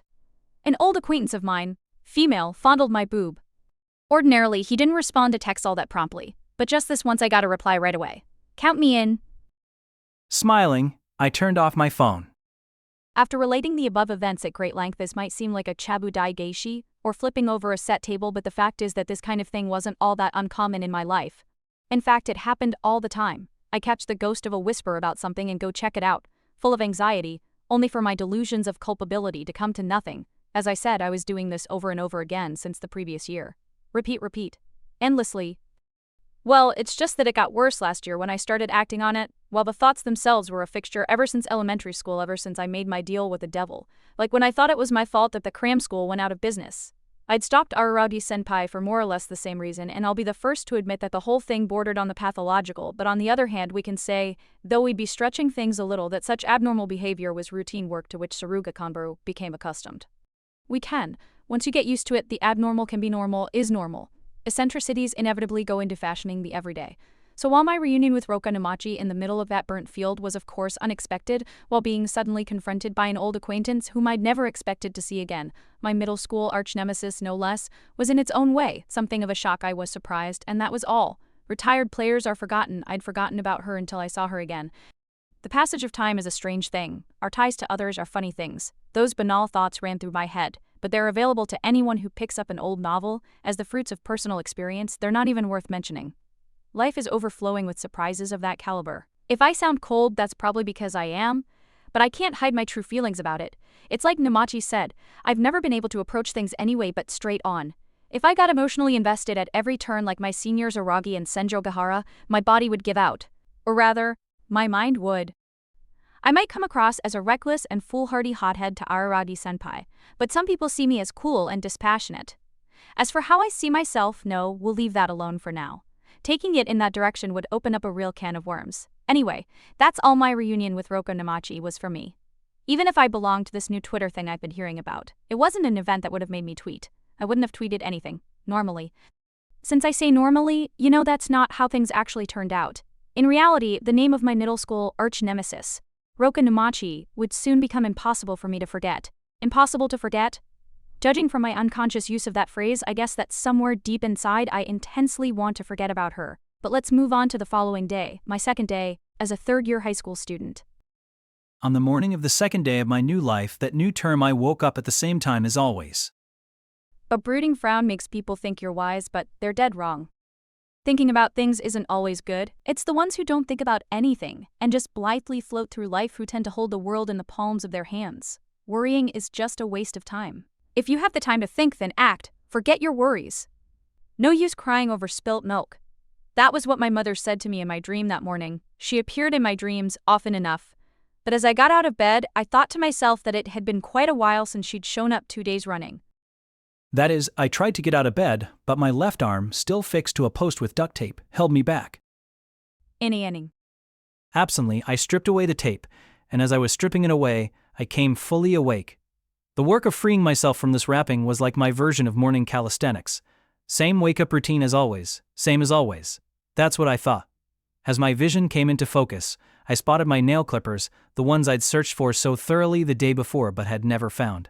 On second thought, I hadn't searched all that thoroughly, but that's always how it goes. You can't find what you're looking for no matter how hard you search, but as soon as you give up, there it is. I finished removing the duct tape, and kept on going, unwrapping the bandage from my left arm. If I didn't cut my nails right when I found the clippers, I'd lose sight of them again. And yesterday's plan to stop and buy new ones at the convenience store had been derailed by Ogi's intrusion. I felt like I'd come out a little bit ahead, finding the old ones like this. I might treat Ogi to a can of juice with the money I'd saved, but it might not be a good idea to spoil such a cheeky junior. With trivial thoughts running through my head, I cut the nails on my left hand, thumb, pointer finger, middle finger. I got that far, and only when I had just the ring finger and pinky left to go, did I belatedly notice. Very fucking belatedly. But there was no helping it. Because it was the way it was supposed to be, in fact, the way it was up until the day before, was what was unnatural, however accustomed to it I may have become. So there was no helping the fact that it had taken me some time to notice. Yes. The left arm I had exposed and aired by unwrapping my bandage waist into monkeys. Nor was it a devil's. It was the human left arm it was supposed to be again. For a second, I thought I might still be dreaming, that I was having one of those waking up from a dreams, but that wasn't the case. This must be a dream is pretty much just a comic book idea, and I'm not so dreamy a girl that I need to go around pinching my cheek still at the sight of my smooth, slim left arm. Not beastly, but human. I couldn't help but gasp and do a double take in disbelief. I quite literally could not believe my eyes. In a daze, I stripped naked and looked at myself in the full-length mirror standing in the corner of my room and in my reflection, regardless of how I posed my left arm. My right arm in the reflection was a human's. My dear departed arm, I'd almost forgotten what it was like. Come to think of it, there was absolutely no need for me to get completely naked, but that's just how discombobulated I was. It was only natural. The sudden, abrupt, unexpected return of an arm that had been a beast's ever since last May, the arm that had forced me to retire from the sport of basketball, which I'd played ever since middle school, was not something I could process just like that. What the hell was going on? I did feel happy, of course. It's not like I hadn't longed for the day when my arm would return to its proper state, though I'd convinced myself that it was my just deserts, that it was karma. As if I'd accepted it honorably, it had still made me sad to see that beastly arm every time I unwrapped it to change or take a bath. I'd hidden my arm under a bandage to avoid people's prying eyes, but I'd also been hiding it from my own. Even when I went to sleep at night, I undid the bandage as infrequently as possible. So it's not that I wasn't happy. But bewilderment occupied a vastly higher proportion of my emotional pie chart than happiness. Why had my left arm been liberated? Today, this day, all of a sudden, without warning. By the way, Mr. Oshino did say that time would take care of the problem. His expert opinion was that my arm would be freed from the devil when I turned 20. Had he just been a little off about the timing? Had it happened 2 years early? Was that within the margin of error? But could things really turn out that conveniently? Was it really okay for someone like me, who'd perpetrated something so dire, to be blessed with such good fortune? No, there was one other possibility. A horrible possibility that I didn't even want to consider. This arm had become the monkey's paw in the first place because I'd petitioned a devil to get rid of Araragi-senpai, because I hated him with all my being. The devil's arm was the plain and simple embodiment of that hatred, and it was because the matter was never resolved, because it ended without my wish being granted, that it got stuck that way. If my arm changed back, that didn't mean something happened to him, did it? On that day last year, that time, the negative wish I had made back then, could that unforgivable wish possibly have been fulfilled out there somewhere? That unthinkable possibility floated into my mind, and the moment it did, I reached for my cell phone where it was plugged into the charger. I'd left it off since the day before, but now I turned it on in a panic given that I run 20 kilometers every morning. I'm a much earlier riser than most high school students. And well, at the moment it was more pre-dawn than early morning, but that being said, I had to do it. I had to get in touch with him as soon as possible. Just as I was running into trouble opening the contacts and finding his name, my phone showed a new message.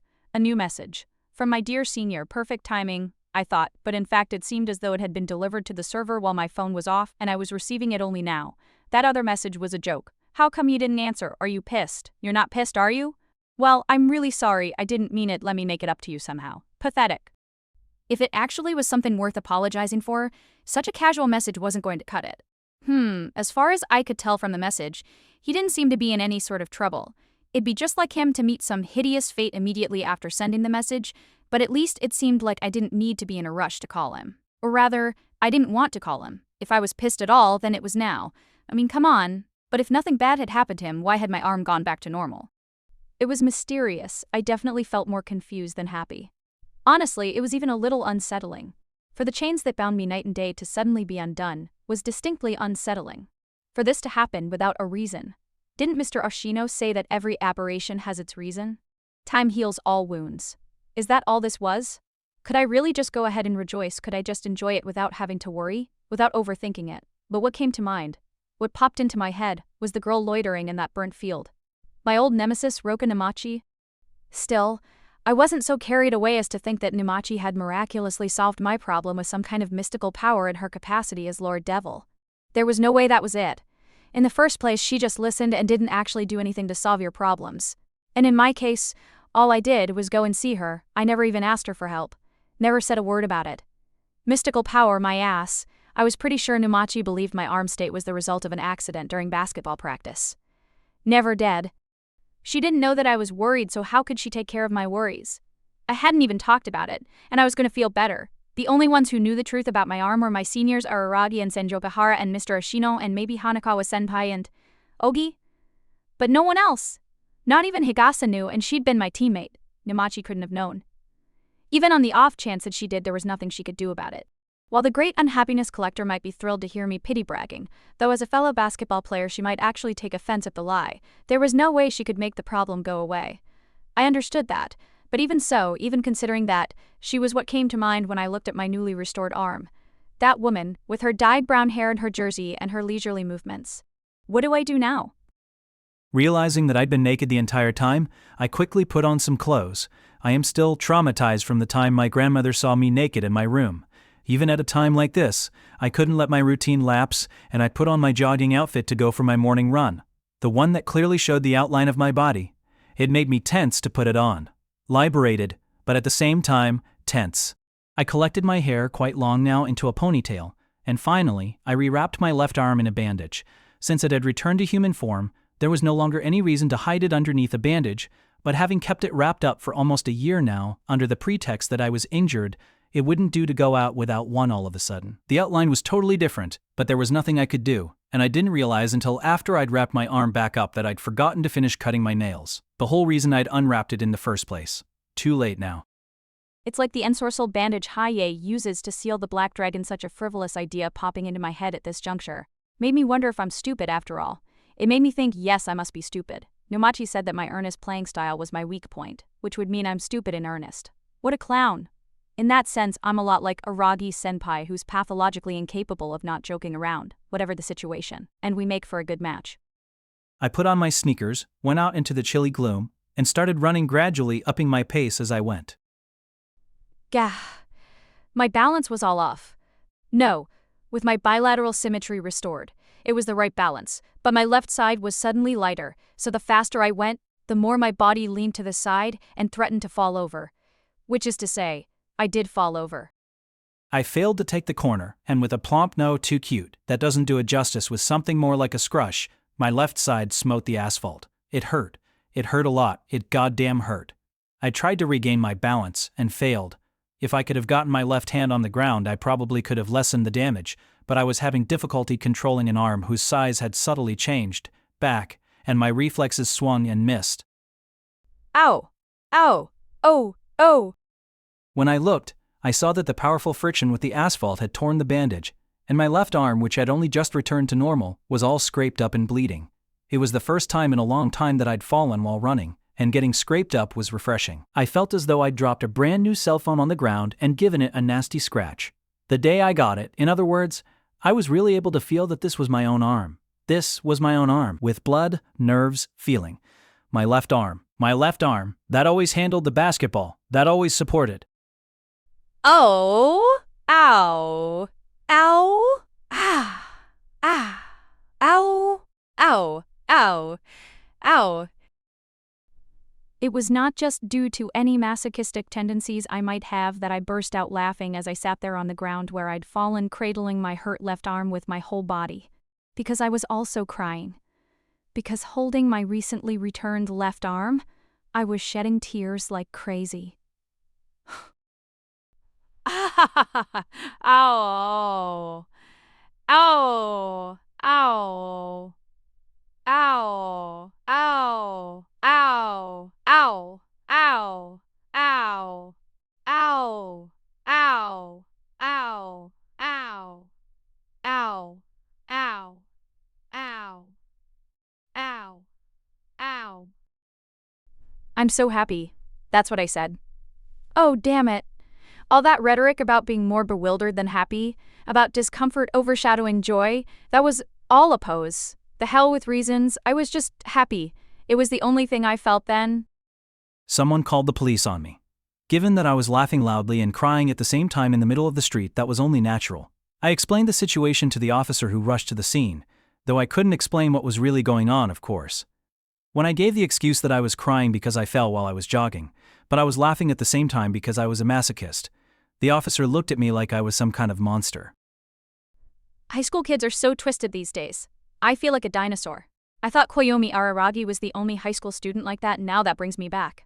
I wonder what that kid is up to these days. That's the commentary I received. Yup, my dear senior was a little too much of a celebrity. It wasn't like I'd done anything wrong, and the scrape on my arm wasn't all that bad, so the officer didn't bring me in for questioning, and instead was nice enough to give me a ride home in a patrol car. It was my first time riding in one. What do they call them? Mini patrol cars. Not being able to finish my jog felt a bit like having indigestion, but I wasn't going to shake off a police officer who'd arrived at the scene to keep going, so I sadly had no choice but to end the morning's exercise there. I thanked the officer for the ride and went back to my room. My grandfather, who was out watering the plants in the garden, was surprised by the patrol car stopping in front of the house, but I'd explain that later. Returning to my room, I dug out my first aid kit, carefully disinfected my scrape, and applied a band-aid. The band-aid I applied was a brand new type that integrates into the wound. What on earth will science think of next? And over it I wrapped a new bandage, though it felt like maybe I was overdoing it for such a minor injury. Then I ate breakfast, as always. As always, I checked the morning paper and the TV news and cleared myself of all the false charges that hadn't been brought against me. Not having worked up a sweat, I didn't shower but soon headed to school as always. This at least remained unchanged, for the moment, whatever the status of my arm. Oh dear, did something bad happen to you? On the way to school, Aji came up beside me just like the day before and asked that totally misguided question. Did the kid lie in wait for me or something? Was he a remnant of that mysterious organization that got forcibly disbanded, destroyed by Araragi-senpai at the end of last year? The unofficial Suruga Kanbaru fan club Kanbaru Soul? If so, then he was really ill-mannered. Did something bad happen to you? He claims to be Mr. Ashino's nephew, then says the exact opposite thing? What the hell? Huh. But this is a first. Seeing you walk, I mean. Are you okay? Did you hurt your leg or something? I did nothing of the sort. On your period, then. You're more inappropriate than ill-mannered, aren't you? Shoot! I'm supposed to be a boy right now. Nothing. Just talking to myself. With the confounding statement that came out wrong in both senses, Odi came around, pulled a U-turn in front of me, and began riding backwards on his bike like the day before. I checked with Higasa the day before because it had been bothering me, and apparently there are BTM bikes for doing tricks that are designed to move in reverse when you pedal backwards. Like a unicycle. OG's was definitely a granny bike, but it must have the same design. In any case, it was obviously dangerous and anxiety-provokingly unstable. So, why are you walking? You, Suruga Kanbaru, the veritable reincarnation of... Well, reincarnation of Hermes? Who could be going around saying such things if not Araragi-senpai? He's always applying odd epithets to the people he knows. I was hesitant to reveal the true state of affairs to Oji, that with my arm back to normal, my balance was all thrown off. Or rather, that my balance had gone back to normal. And until I got used to it, I would fall over if I ran. It wasn't like I didn't want to tell someone about it, overjoyed as I was, and Obi knew about my arm, if only indirectly, so it wouldn't actually be a problem to tell him. But I somehow hated the idea of Obi being the first person I told. That was how I felt. If possible, I wanted the first person I told to be one of my two dear seniors, or ideally, both at the same time. And so I lied. I feel a little feverish. I guess maybe it was too early in the season to start sleeping naked. I'm a boy, you know. Oh, but then, I can't imagine you taking any interest in me being in the nude. You're wrong. I'm interested in all girls, provided they're naked. There are no bad apples among naked girls. Have fun with the gold diggers? Appalled, that was all I could muster. Apparently, however, I succeeded in fooling him. The seemingly rebellious but surprisingly obedient Obi seemed to have bought my lie hook, line and sinker, he said. But if you keep lithely strolling along at this pace, you'll end up being late. You're right. He was right. I was walking at a fairly brisk pace, and if I went any faster I'd fall over. First period was homeroom, and they were just going over the syllabus, so I was heading to school with the mindset that, worst case scenario, it wouldn't really matter if I were late. Hop on the back if you like. We can ride double! No way, that's too raunchy. Riding double is where on earth did you get such a half-assed idea? From Arabi Senpai. Of course. I hate the word ass. It's vulgar. Half-assed. Where does the rest of the ass go? At the rate you're halving it, there won't be any ass left at all. If you want, you can be the one to pedal. Are you asking a lady in poor health to pedal your damn bicycle? You really don't think things through, do you? Forget about me. Just go on ahead, I urged like a character from a boy's manga and waved him on, as if I was driving him off. But he paid me no mind and continued the conversation. Speaking of, Ogi made me strongly aware of the advantages of not picking up on social cues, though I'm generally terrible at it myself. From now on, I'd prefer all social cues to have subtitles. it's about our conversation yesterday regarding Lord Devil. Do you remember? Nope, I forget. Remind me. You're awful! You should pay attention when people talk to you. I'm talking about Lord Devil, who solves your problems without fail. They say she's disappeared. Disappeared? Yes.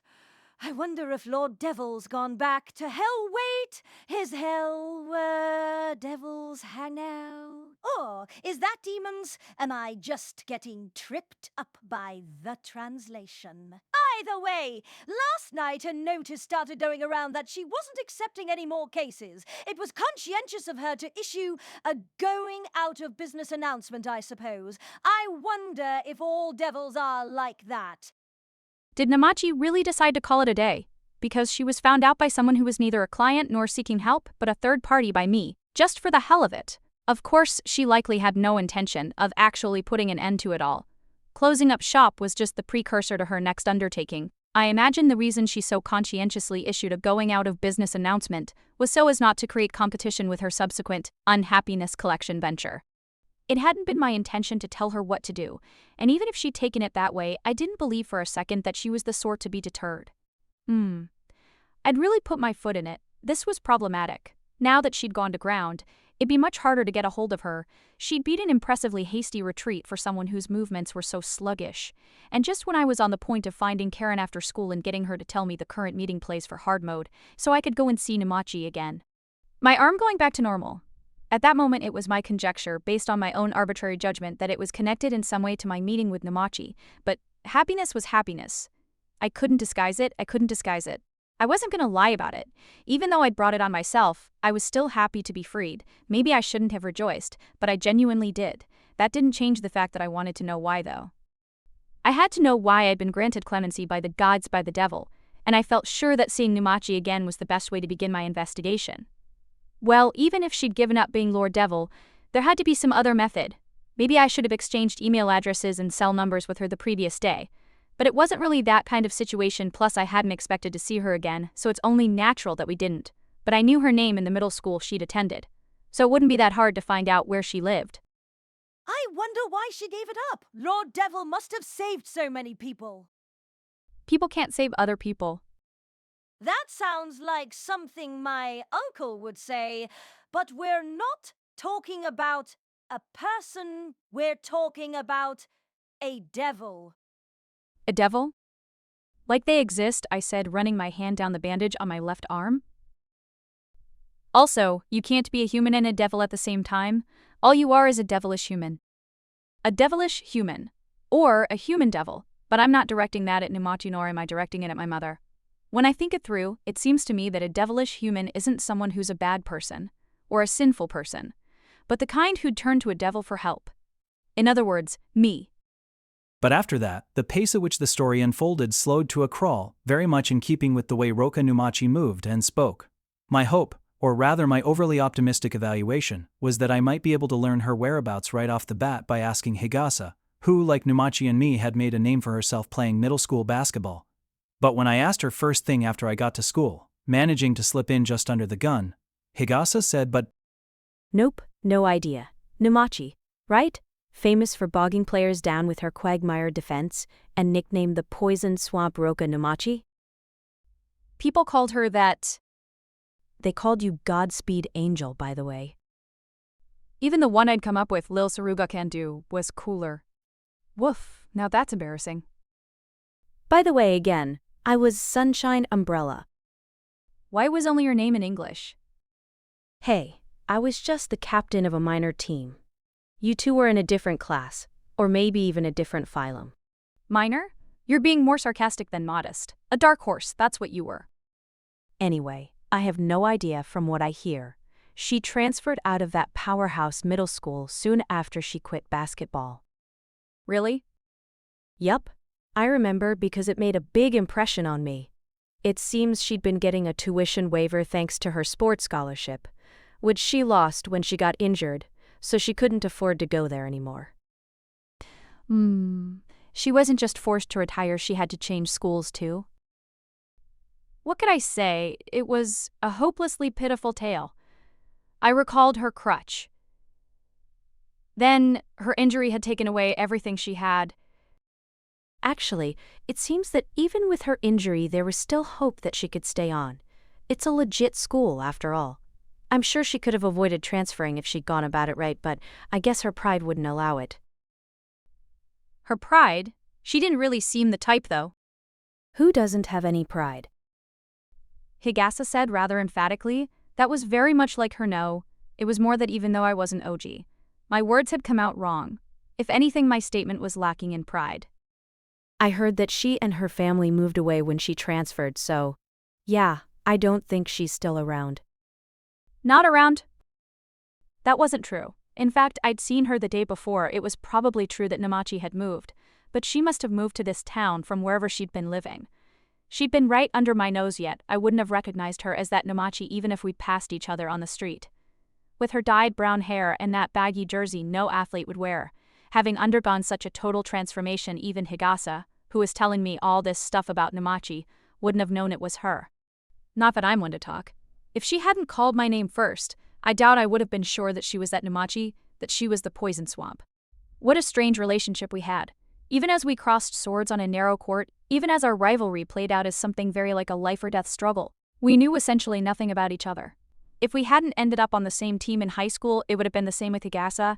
I never would have known which girls' comics she liked, nor that she thought of herself as shy, and ultimately I would have forgotten about her as well. Ties that bind. Nothing so. In other words, Numachi's current whereabouts are unknown. Yeah, though putting it that way sounds a little overblown. If you absolutely need to know, I can contact an old acquaintance of mine who might be able to put me in touch with a former teammate of Namachi's, but their school is a combined junior and senior high athletic prep school, so a student who retired due to injury is sort of a taboo subject. I wonder if they'll tell me. That's okay, thanks anyway. You don't need to go that far. It's no big deal. I was just reading a novel yesterday, and there was a character with the same surname, so all of a sudden she popped into my head. Sub? Dom? Don't go assuming it's a boys' love novel. Anyway, it's really nothing, I said, and Higasa seemed satisfied since it was only idle gossip to her. But the same wasn't true for me. Not wanting to get my friend caught up in something that involved an aberration, I ended the conversation, but this made things tricky. I didn't know what to do, or no, I knew exactly what to do. It'd be best if I gave it up. I'd made an effort to see Namachi again, but it hadn't happened, end of story. Nice try, good hustle.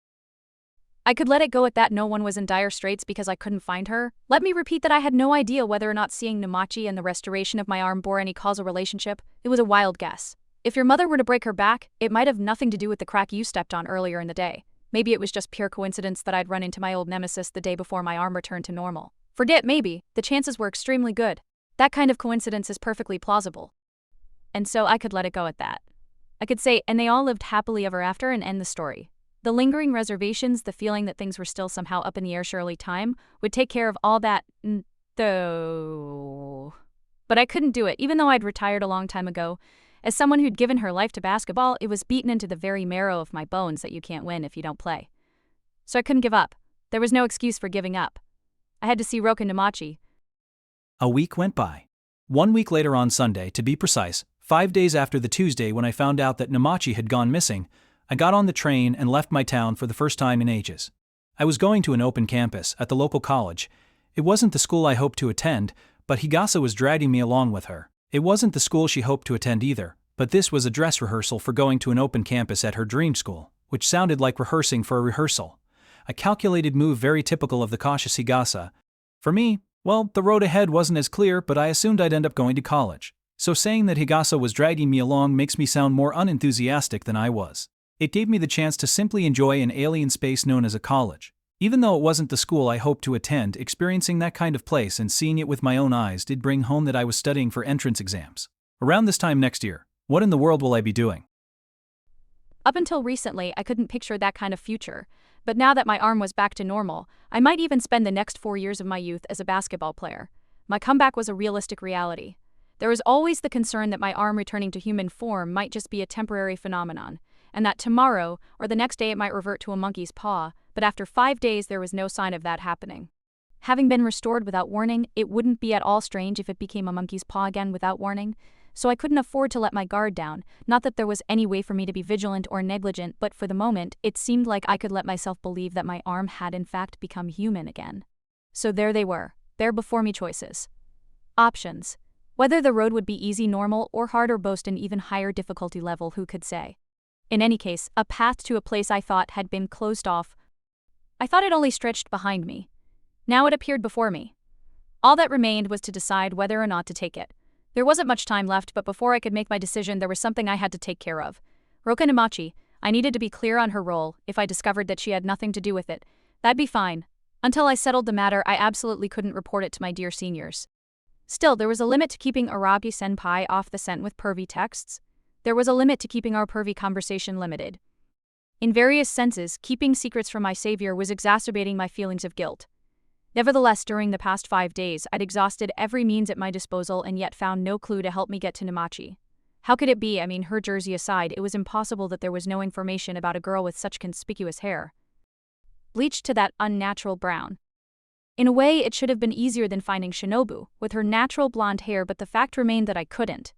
It was as though when she gave up being Lord Devil, she exited the world altogether. It was like trying to grasp a cloud. No, grasping a cloud might have been easier.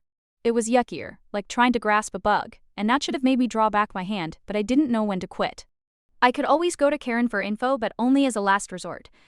Not that I thought she'd tell her brother that I was asking questions, but making her promise not to would be odd. And furthermore, I had some qualms about enlisting a defender of justice like her in dealing with Namachi, who hadn't actually committed any evil deeds. Whom, when I put it that way, defending justice is such a quandary. Most people aren't particularly offended by evil. At this rate, though, the last resort was becoming my only option. It's your job to impose on people. Anyone who doesn't impose on others is just plain creepy. My mother's words, which I recalled at crucial moments, seemed pregnant with meaning but never really served. They seemed like nothing but twisted self-affirmations. She was the one who entrusted me with the monkey's paw, with the devil's hand, in the first place. But why did she do it? She told me not to ask. Did she really think it wouldn't cast a pall over her child's life? Did she really believe it wouldn't warp me? Look, I don't mean to blame my mother about my left arm. Even now I believe that the responsibility for having turned to a devil lies squarely with me. I don't know. I seriously don't know what that person was thinking when she entrusted the hand to me, when she bequeathed me her hopeless inheritance. Nor did I know where the arm had gone. When I used the hand in elementary school, it was back inside its box the day after my wish was granted. This time, when I managed to dig out the box, it was empty. In which case, where the hell did the devil? In which case, where the hell did the devil roommate a heart? At last we meet. Gein's legacy. When we were done with the open campus, Higasa and I convened a meeting at a fast food restaurant and discussed our impressions of the day, then parted ways at the station. She was returning to town by train, while I was going to run directly after which. I was addressed thus by an ominous-looking man. Ominous was, what? Just the impression he gave. There was nothing specific, but I'm confident that he is perfectly summed up by that word. A funerary suit.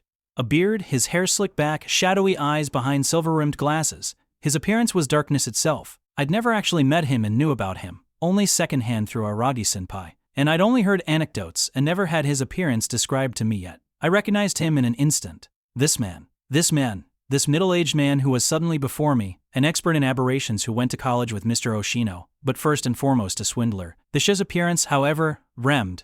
What process? Oise detailed beden. Deishu Kaiki?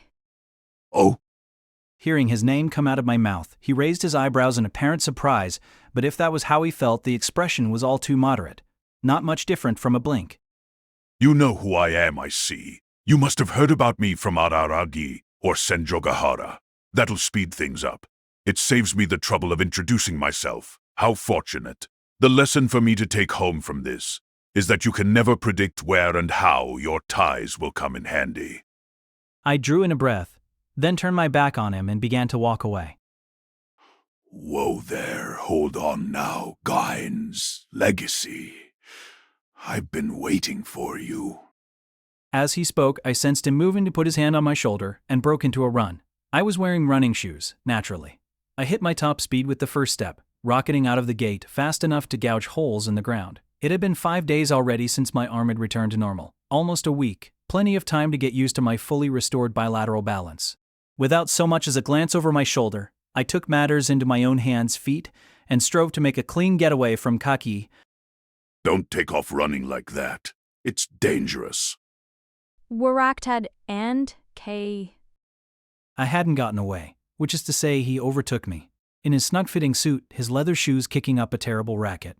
The man passed me on the left with incredible speed, cut around in front of me, and spread his arms like a roadblock. Gah. I reversed my momentum with enough torque to tear my Achilles tendon, thinking that this time, I would leave him in the dust. I was absolutely sure I would leave Kaki in the dust. I must have unconsciously gone easy on him, but my running speed was my absolute identity, my raison d'etre, and my one defining character trait. Getting outpaced by an ominous man who looked like he'd never exercised in his life was exactly.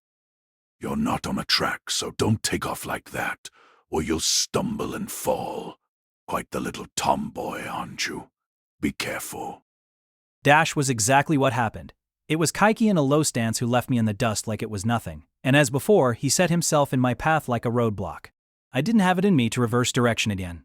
Having cranked my motor too high, severe pain was shooting through my thighs, and even if that weren't the case, I could only stop. No way in hell. My legs, which had undergone training that was beyond rigorous since grade school, utterly surpassed by a humanities type. I couldn't chalk it up to it, being a long-distance run or anything. He passed me in a matter of seconds, so it was nothing but a short-distance contest. I'd lost in a sprint. It was a massive shock, and I literally crumpled to the ground. Whoa. There, you're a confusing kid. Do you normally prostrate yourself when you're chased by a guy and fail to escape? Do I really look so villainous? Maybe I do. At that. I lacked the energy to rebut Kaiki's words, which were delivered in an extremely earnest and not particularly mocking tone. Was this going to be bad? The first wish I'd made on the monkey's paw was to be able to run faster, so if anyone proved to be faster than me, did that mean no, maybe it'd be okay. My left arm was no longer a monkey's arm, after all. But while that eased my mind a little, it did nothing to mitigate my overwhelming sense of defeat. I had lost to this swindler, of all people, a con artist who'd broken up Senjogahara Senpai's family and set an aberration on Araragi Senpai's little sister, and who even exerted his malice on Shinobu, utterly surpassed me in the one and only arena where I excelled, thrashed me so thoroughly there was no room for excuses. I felt crushed by my own incompetence. I was ashamed. I wanted to die. The world could just go ahead and end. What are we going to do with you? Are you really Gaen's legacy? Sounding pained at the sight of me staring despondently at the ground, Kaiki grabbed me by the scruff of the neck and pulled me to my feet like he was picking up a cat or raising an anchor. Being subjected to my foe's compassion made me want to disappear all the more. I wanted to cry if I went ahead and bawled now, though. My sobfest 5 days earlier would become a lie, so I mustered my last reserves and held back my tears. What's your problem? You're making a hell of a face. Don't try to run away. Like I said before, we've met at last. Being as how Aragi and Senjogahara have run me out of your town, I've been waiting here ever since last summer for you to leave. Waiting for me? Yes, though I'm lying, of course. With this swindle-like pronouncement, he started walking. It's not like he's grabbing my arm, he isn't even looking in my direction, so this time I can run away if I want, even yours truly. Isn't that optimistic? And didn't think so. In fact, it was because he was absolutely convinced that if I took off running he could catch up and cut me off, that he could take his eyes off me without restraining me. That was how big the discrepancy was between his legs and mine. I didn't want to admit it, but that was the fact of the matter. What's wrong with you? Come on. Araragi's senpai told me that if I ever saw you, I should run away without speaking a word. That's why you suddenly took off. Such a kind senpai you've got. But I'd say it was unkind not to advise what to do if you couldn't get away. The lesson you should take home from this is that some things can't be solved just by running away. Some things can't be solved just by running away. Time does not heal all wounds. Don't worry. I have no intention of deceiving you or of using you. And of course I have no intention of doing anything unseemly to a high school girl. I just need to talk to you, Gaines Legacy. Here in front of this busy station wouldn't do, though. And I want to invite you to a coffee shop. It's ordinarily unthinkable for me, come hell or high water, but I'm making an exception just for today, and just for you, and will even treat you to a tea. Treat me to a tea. From what I'd heard, he wasn't lying. I understood exactly how rare and unprecedented a concession it was for this man. Fine, I'll come. Happy? It was terribly humiliating, but I had no choice. If I didn't go, my loss would stand, and I hate to let a loss stand. Even though I seemingly couldn't match him in speed, there was no way I could head home without giving this swindler some kind of payback. I wouldn't be able to face my dear seniors otherwise, and there was something else. He had said gone. He had called me Gaines Legacy. Gain was my mother's maiden name. In other words, the man knew my mother. Like he was drawing it over the brazier. I saw that the title Ghostbuster had been crossed out, Ghostbuster Deishu Kaiki, and there were 2 telephone numbers, mobile, and 2 email addresses, Gmail and his mobile again. What's this? I don't envision it happening, but if you're ever in trouble, get in touch. I kind of promised that woman I'd watch out for you. Are you trying to trick me? Like you did Senjogahara-senpai? Nope. No tricks when it comes to you. Of course, that's exactly what a swindler would say, but while it got on my nerves, there was really nothing I could add. You really respect your beloved senpai, don't you, Suruga? You'd feel like you were being faithless to them if you didn't steel yourself to keep on disliking me, to keep on feeling negatively towards me. Kaiki spoke like he'd seen directly into my heart. But it's pointless. I'm not deceiving you, and I mean you no harm, so you can't hate me. In the same way that someone you like won't necessarily like you back, someone you dislike won't necessarily dislike you back. They might not even let you dislike them. You may be right. I am right. If you think I'm just going to sit back and be someone you hate, you're dead wrong. Let me put it this way. Let's say there's someone you respect. There's got to be someone who hates that person so much that they want to kill them. Iraragi and Senjogahara are probably heroes in your eyes, but nevertheless there has to be at least one person who hates them to an absurd degree. We aren't comic book characters. There aren't people you can completely hate, or people who are completely evil. No one's nature is identical from every perspective, or at every point in time.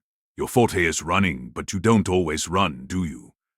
Sometimes you walk, sometimes you lie down. It's the same. I love money, but I also spend that money. Sometimes I'm even kind to people, even if I'm not particularly attached to them.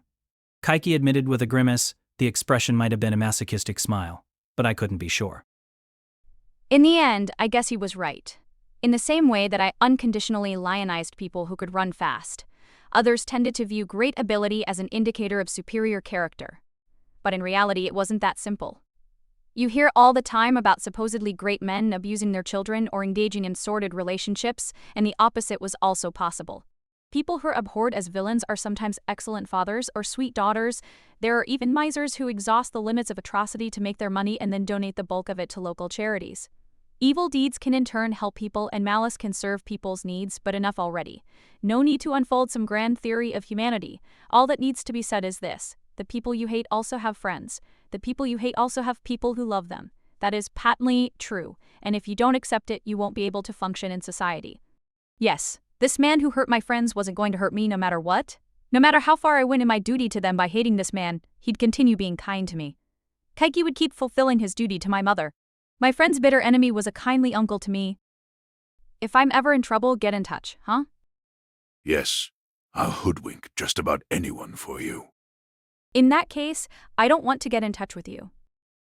If I'm ever in trouble. That phrase made me think of Lord Devil of Namachi, whereabouts currently unknown, the unaccounted for woman. Roka Namachi, the collector of troubles, of worries of misfortune.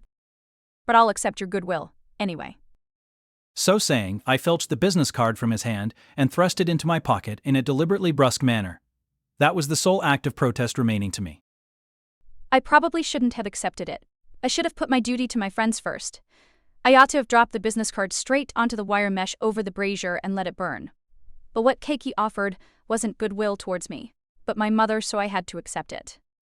I was nothing but a middleman, for his goodwill, for his kindness, for everything. What's wrong? Your meat-eating hand has stopped. Meat. Meat. Meat.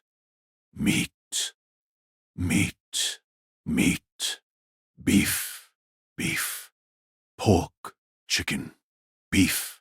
Beef. Awful. Awful. Eat it in that order. You're a little on the skinny side.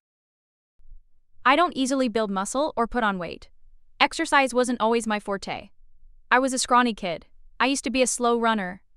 I said this with my loss to Kaiki running through my head. Yes, that's why I had wished on the devil's hand and gotten stuck making the outrageous wish come true on my own. So these legs of mine are my property. And the proof of my transgression. Out of failure, strength, or something like that? You seem genuinely pissed that you lost to me. Well, I was on the track and field team in junior and senior high. If it makes you feel any better. Track and field? You wouldn't know it to look at him. You can't judge a book by its cover, and even less so someone's past. Oh, want me to teach you the running style I came up with? It's called the Kaiki Stride. I'm all set.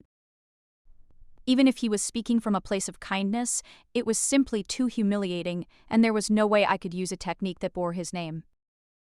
I don't do track and field anyway. I'm on the basketball team. Or I was, before I retired. Right. It was Senjogahara who did track and field. Well, I say track and field, but my specialty was the shot put. Whether this was a joke or not I couldn't tell, but following up on the evasive remark, at this rate the whole track and field thing was starting to feel like a lie. He said, if you can get by without coming to me for help, so much the better, that's for sure. But also, it'd be better to rely on me than on the monkey's paw though. She entrusted it to you, didn't she? Your mother, that mummified monkey's paw. Just to be on the safe side, let me tell you now, absolutely do not use it. A junk man will probably show up before long, so just hand it over then. Junkman? Yes, what you might call a collector. A collector, the man says.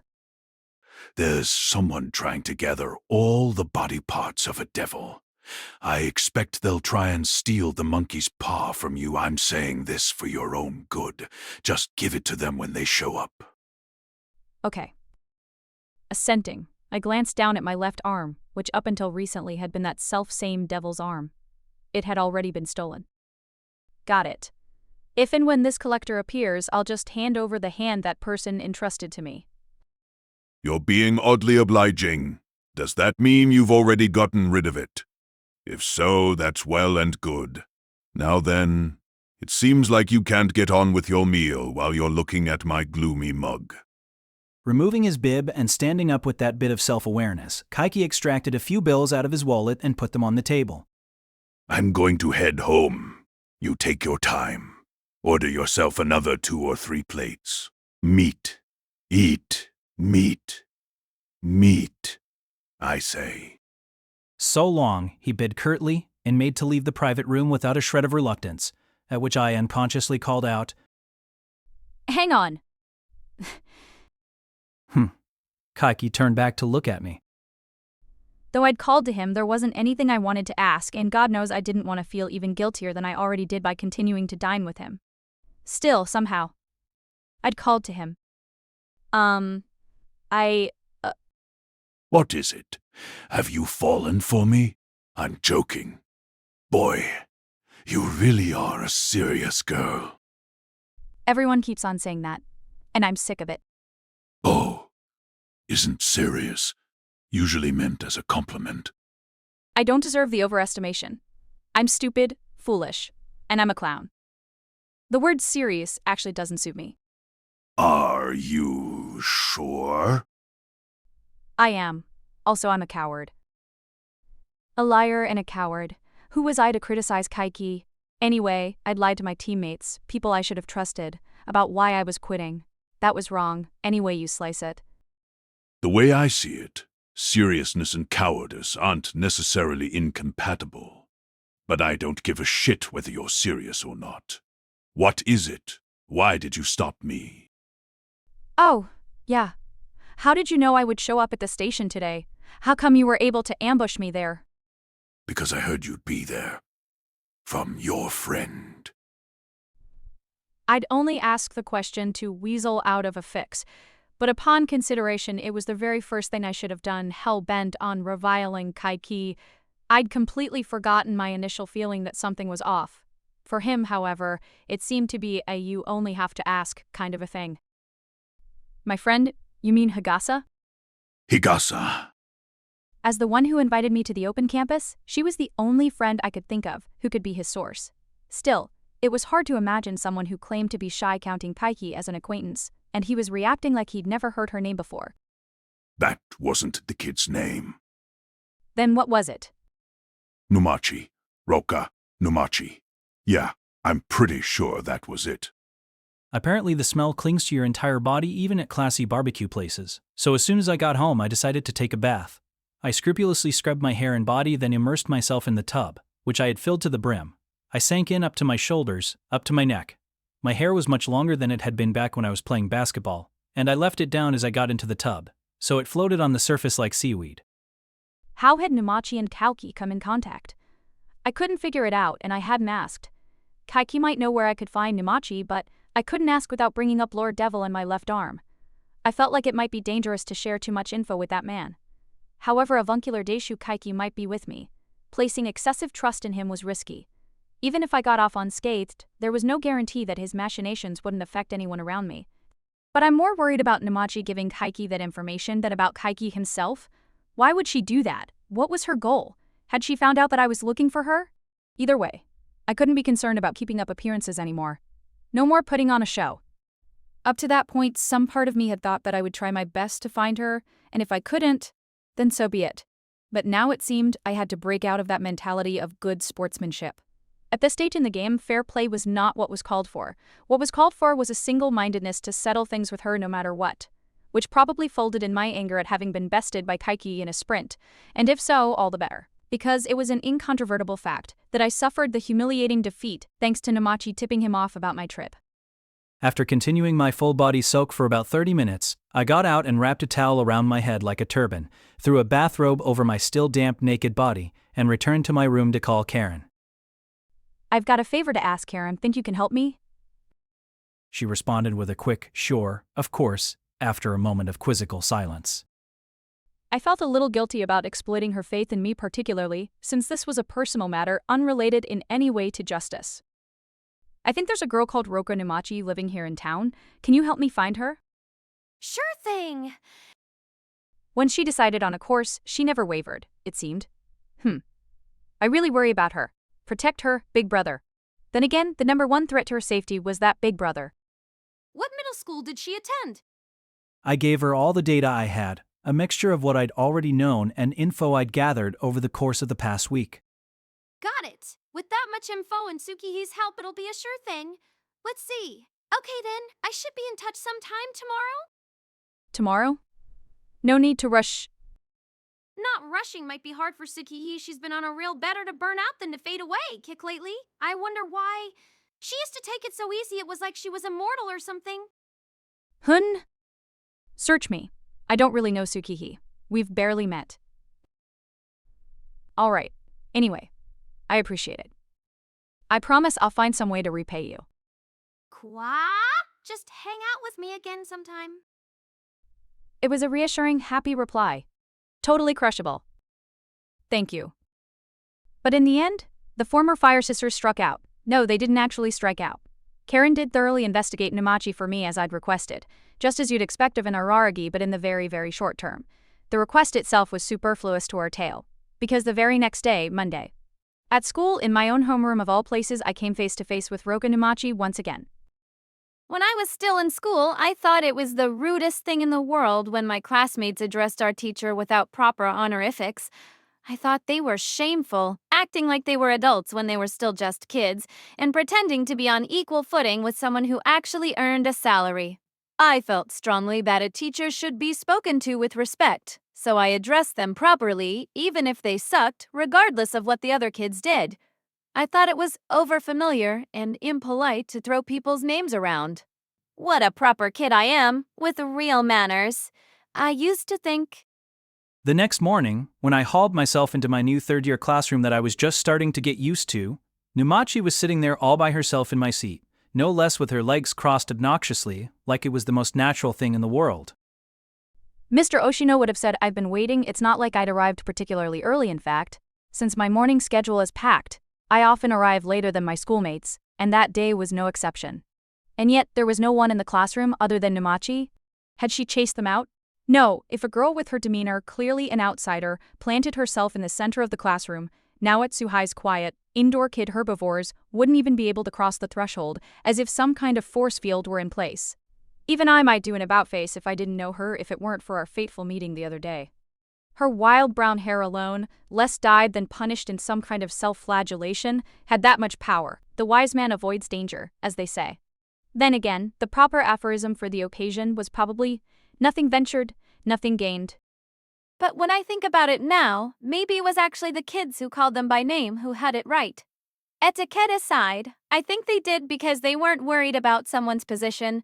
They only cared about who they were as a person. By getting the etiquette right, I got it wrong.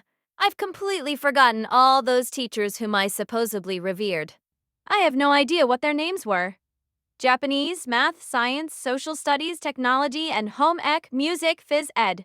I thought of all of them only as teachers, and I never got it that each of them were real people with their own individual lives. Middle school and high school are different in some ways, of course, but those are the impressions that came to me upon visiting a school for the first time in ages. With this, Numachi gave a leisurely shrug, and taking hold of the crutch that had been leaning against the desk, she stood up in a leisurely fashion, of course. Why are you here? Or, actually, why have you come here? Yes, confusion. The Lord Devil whom, up until yesterday, I couldn't find no matter how hard I tried, was right there in front of me, in the classroom I'd totally thought of as my own turf. I felt like I really was face to face with the devil. I just happened to be passing by, not. In fact, it was a hell of a stealth mission sneaking into this school without being detected, and I came to see you. Obviously, I thought maybe you wanted to see me. Well, all I could muster was that vague response.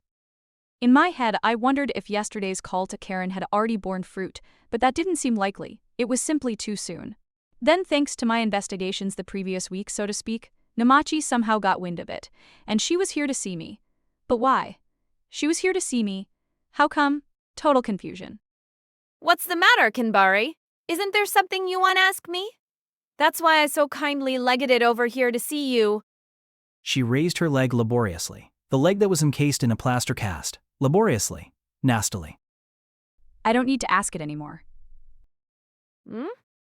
Now that we've met face to face like this, now that I've seen that left arm. I pointed. At Namachi's left arm, also encased in a plaster cast, the end of which was peeking out of the sleeve of her baggy jersey. She hadn't been wearing the cast the other day? Had she had an accident since then and broken her arm?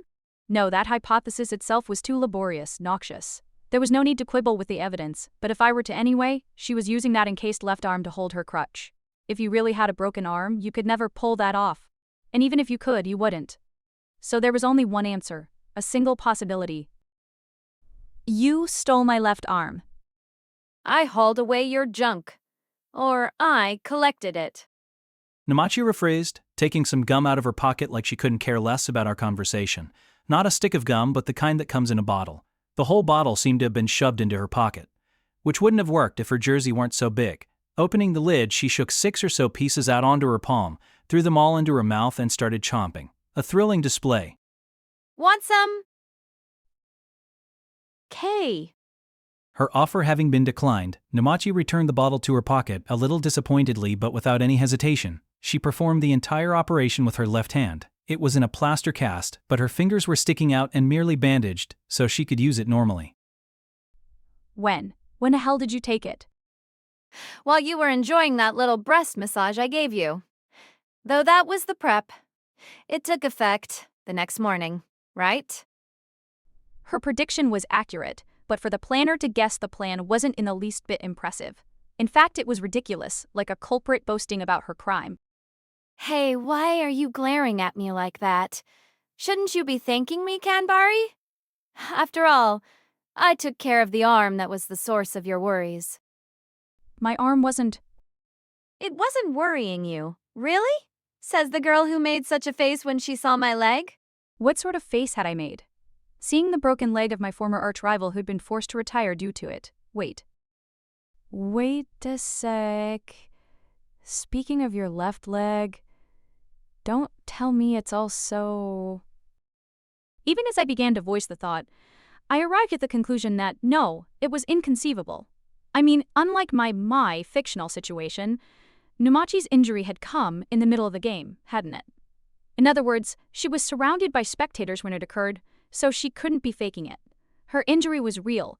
But that said, since she really had stolen my arm, or if not my arm, the devil's arm, it wasn't unreasonable to assume that she was the collector that Deishu Kaiki had mentioned. I felt uneasy, but this was an uneasy that had an answer. Kaiki, didn't know you were the collector? Hedging and using the interrogative form was my last little act of resistance. The question assumed that Namachi was Kaiki's junk man. Come to think of it, she'd already admitted that she'd stolen my left arm, so I was the questionable one here. Oh, so he did find you yesterday. Glad to hear it. And yes, that swindler knows the truth about me perfectly well. We've known each other for a while and we're very well acquainted. He's a weird fellow. I'm not talking about his swindling technique. I mean that no matter who he's talking to, he always seems to give the other person only half the information he has. I don't really understand his philosophy myself, but he seems to always want to be a bona fide third party. Or is it more like he sets aside information? On principle, like he doesn't want to be the director. In fact, he doesn't even want to appear in a supporting role. You could say he's devoted to working behind the scenes.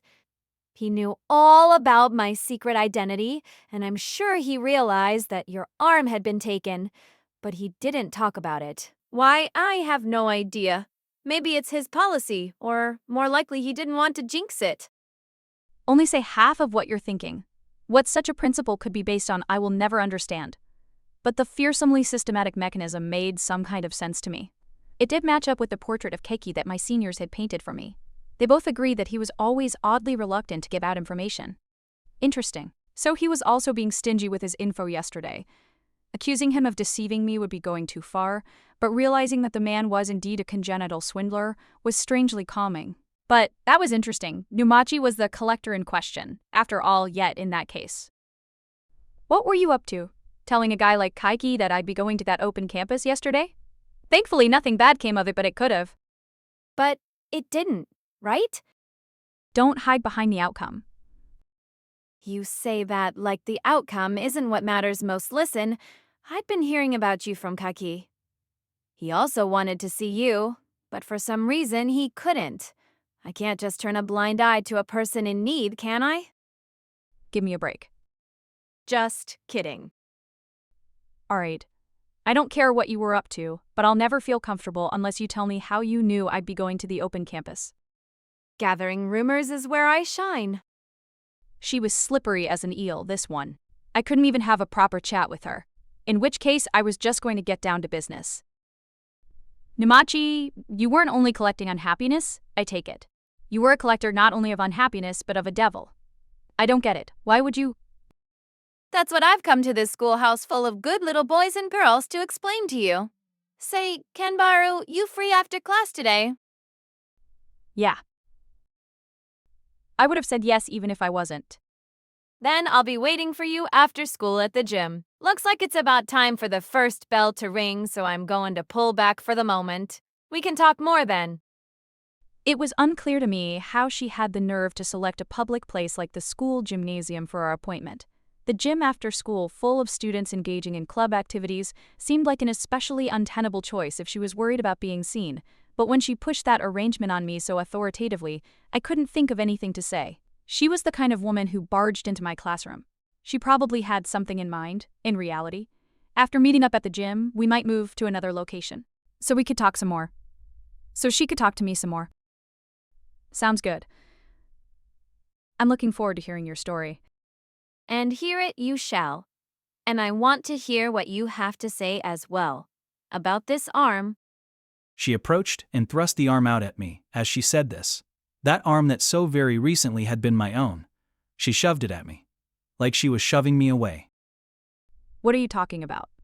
Why would you want to hear about my left arm? Isn't it obvious? Knowing the provenance of the pieces is crucial for any precious collection. As soon as Numachi left the classroom, all the other students came swarming in as though they'd been lurking right outside the door. I say as though, but I wondered if maybe they actually had been. In that case, it was pretty cold-blooded of them to watch from a safe distance as I was confronted by an obviously dangerous individual. Thankfully, that wasn't it. By coincidence, every single one of them had happened to get a late start that day, and they'd all made it to school, just in time. Weird, right? Bizarre. One of those coincidences that almost seemed planned. Reminds me of a story I heard where lightning struck a church during Mass, but no one was hurt because every single one of the usually punctual faithful happened to be late that day for one reason or another. Okay, God might strike me down for making that comparison. Because if someone was pulling the strings, it was neither God nor an angel, but Lord Devil, which was no longer just a name for attracting clients, since her left arm, at the very least, had been transformed into that of a devil, and I suspected that her left leg, too. What's the matter, Ruga? You're looking grim. Higasa? I couldn't bring myself to inform my friend, ebullient as always, that my former arch-rival had been in our classroom until moments before, let alone describe how utterly tragically transformed she'd been, to the point that both inwardly and outwardly, she was barely human. It's nothing. That open campus yesterday was fun. Huh?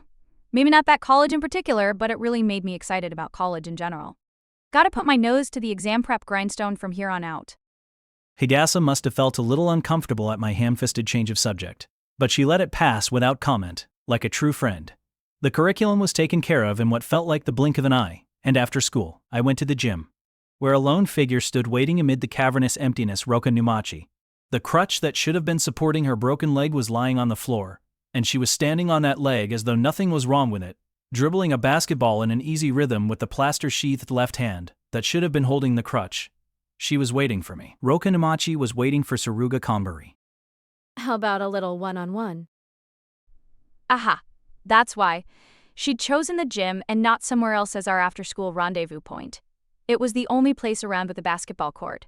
And just like that morning, she'd taken care of everything, clearing out all and sundry. The volleyball team, the badminton team, and of course the basketball team each would have their own reason for showing up late. And so I answered her, anyone who'd answered differently was no basketball player at all. Let's do it. As someone celebrated for leading the Naoitsu High girls basketball team to the nationals, people may get the wrong impression when I say this, and the Ojas of the world may very well be disappointed to hear it, but part of me wants to make the highly irregular argument that there is no winning or losing in the sport of basketball. Maybe that goes beyond irregular, all the way to irrational, or maybe it's just irrelevant. But the thing is, I'm not saying this to flaunt my eccentricities and come across like some superior athlete. It's how I really feel. I've come to the conclusion that the more you play it, and the more absorbed in it you become, the more unfathomable is this sport of basketball. I've come to feel like it's not about winning or losing. Every game of basketball has an outcome, of course, but that strikes me as a little different than victory or defeat. I think my feeling stems from the reality that, man or woman, there isn't a single player on earth who can boast a perfect shooting percentage. Some say it's actually rebounds that are most important in basketball, but that's only because there are so many missed shots to begin with. No player shoots with the intention of missing, while on the other side, the defense is doing everything they can to block the shot. As a result, the success or failure of a shot becomes a matter of probability. The identical shot will go in sometimes, and sometimes it won't.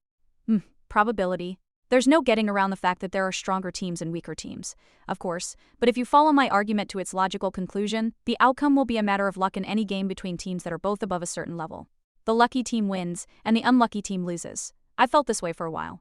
I don't expect anyone to go along with my opinion, and other basketball players, Higasa, for instance, might be pissed off if I told them how I felt, but the fact is that there have been times when my team beat a team that was clearly better than us, and times when the opposite occurred. You might call it the flow of the match. That's just putting lipstick on a pig though, and I prefer to call it a muddle, or even a fluke. I have no idea how it looks to the spectators, but from the perspective of a player on the court, there isn't much difference between the winners and the losers, because the smallest change in the flow could easily have taken things in the other direction. This applies to all sports, not just basketball. I imagine the time you spend practicing and honing your skills is the main event, and the games are just the icing on the cake, just a chance to try your luck. The old advice to practice like it's the real thing and treat the real thing like it's practice is right on the money, which is why I honestly wasn't that upset when our team was eliminated from the national tournament my first year in high school. Some of the older kids on the team cried, but I thought we played just as well as the other team, so it didn't feel to me like we had lost. It's frustrating to lose at a game of chance because your luck is worse. Araragi-senpai likes to make fun of me for that. But in a game of skill like basketball, there's no reason to be ashamed when you lose based on luck. No reason for regret. That's how I feel. At the root of that value system is the fact that running was what first drove me to start training as an athlete, track and field.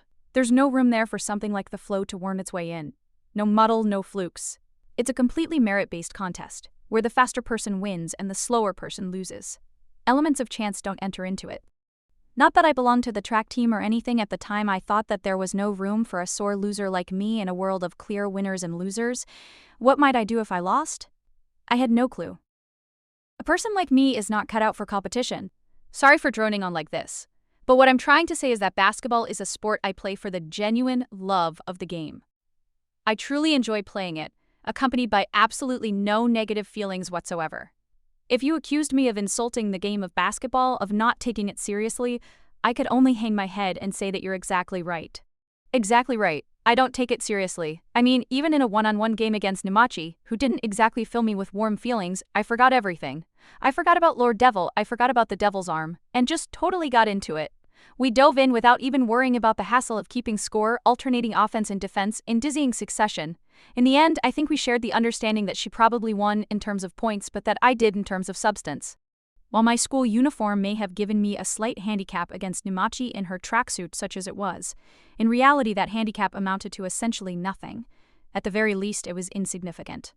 She managed somehow or other to propel herself with her plaster-encased left arm and leg like normal, though in my experience, those devil parts aren't even comparable to human limbs in terms of physical power, so maybe like normal isn't the right way to put it. That being said, the casts themselves were a real hindrance, so her playing style was undeniably clumsy at times. In fact, when I attacked from her left or when I focused on guarding her from the right, she crumbled easily. The problem was that she was blocking so many of my all-important shots that score-wise I think she almost certainly won. Rokunumachi's quagmire defense seemed to be fully functional even after all this time. Which reminds me that back when we were both active players, a rather warped ethos had been attributed to Numachi's undeniably strong team. As long as you don't lose, you win. She'd seemed like the odd one out, but maybe she was that ethos poster child. Take her unhappiness collection as Lord Devil using time to neutralize problems. That idea's vertical axis could be thought of as its expression. Even after getting injured and retiring, switching schools, and down in the dumps as she was now, maybe she was still a basketball player at heart. You should have dunked. With the way I am now, it'd make you unstoppable one-on-one. I actually don't like dunking. Yeah? Really? It feels like cheating. Maybe cheating is going too far. Maybe it's more appropriate to call it a last resort or a trump card. I never did it much during actual games. There probably isn't a single high school girl in Japan besides me who can dunk, so I could never shake the feeling that it was a cheap move. In terms of probability and the flow and all that, dunking involves putting the ball directly into the hoop, so it boasts a 100% success rate. Was I stingy with it because I want to skirt the issue of winning and losing? I mean, that's freestyle basketball. You do it to entertain the crowd more than to win. Makes a runt like me jealous, though. From my perspective, it's a legit skill. It's not like I'm tall. Really? You were shorter back than me. I stopped growing back in the first year of middle school. Once she said this, I noticed that indeed Numachi didn't seem to have grown a single inch. At focusing on her hair color, I'd ended up with a strong impression that she'd transformed, but making her hair black again and putting her in her old uniform might easily resurrect the Numachi from our playing days. Or maybe not. She'd wandered too far off the path these last 3 years to return to the old days. Even if she herself hadn't changed, her way of life was too different. I'm not one to talk, but at least I don't go around collecting devil parts. You don't see me starting any literally diabolical collections. Her left leg, her left arm. Those plaster casts weren't just concealing the surface. If a devil would grant me any wish, I think I'd wish to be taller. No, if I did, I might start slaughtering everyone around me who's taller than me, and I'd be taller, relatively speaking. According to the crybaby devil, she insinuated. To me. Kanbaru, what did you wish for? I wonder. I don't really want to talk about it. Oh, come on. We've already had such an intense conversation with this. What is there left to hide? True, in which case, promise you'll talk to me honestly that you won't keep anything back either. Sure. But what should I talk about? What you've been doing these past 3 years. Didn't I already tell you? This time I want you to include the stuff you left out before, that left leg of yours and the arm. Sure, but you have to go first. The more entertaining your story, the provenance of this left arm I retrieved from you, the more I'll tell you in return. Hey, Kanbaru, do you have a type of boys you like, I mean? I've never really thought about it. Ah, you always did seem like a lesbo. That was the rumor going around. I can't deny it, but I like boys too. I like them on the small side, and kind. Oh yeah? I have a type too. At this point in my life, I don't care about looks or their personality anymore. What kind of a life he's had, his background, his backstory. That's what I go for. I'm hoping this left arm's backstory will be interesting to me. Don't expect an interesting story from me. People always seem to get the wrong impression. But I'm an extremely uninteresting person. Yes, I'm not interesting, just hypocritical.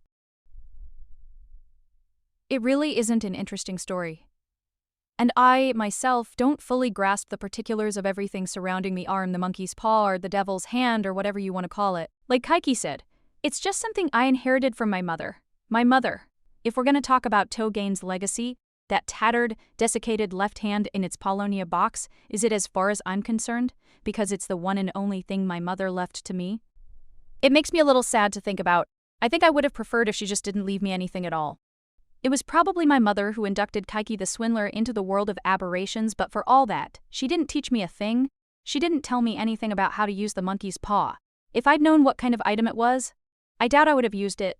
No, now I'm just making excuses. I would have used it even if I'd known. That's the kind of person I am. A weak one. And I'm probably just trying to pass the buck by saying that she didn't teach me anything. It's true that the only object she left me was that sketchy-ass hand, but she also left me her words. She taught me all kinds of things about how to live my life. If you can't be medicine, be poison. Otherwise, you're nothing but water. I learned that from her. It's just that I haven't been able to make use of that particular nugget of wisdom. I let it get swept away on the tides of time, simply forgetting it.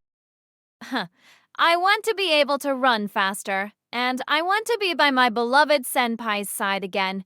Those are pretty simple-hearted wishes. I might even go so far as to call them mediocre. Those were Namachi's thoughts on the story I'd just finished telling her.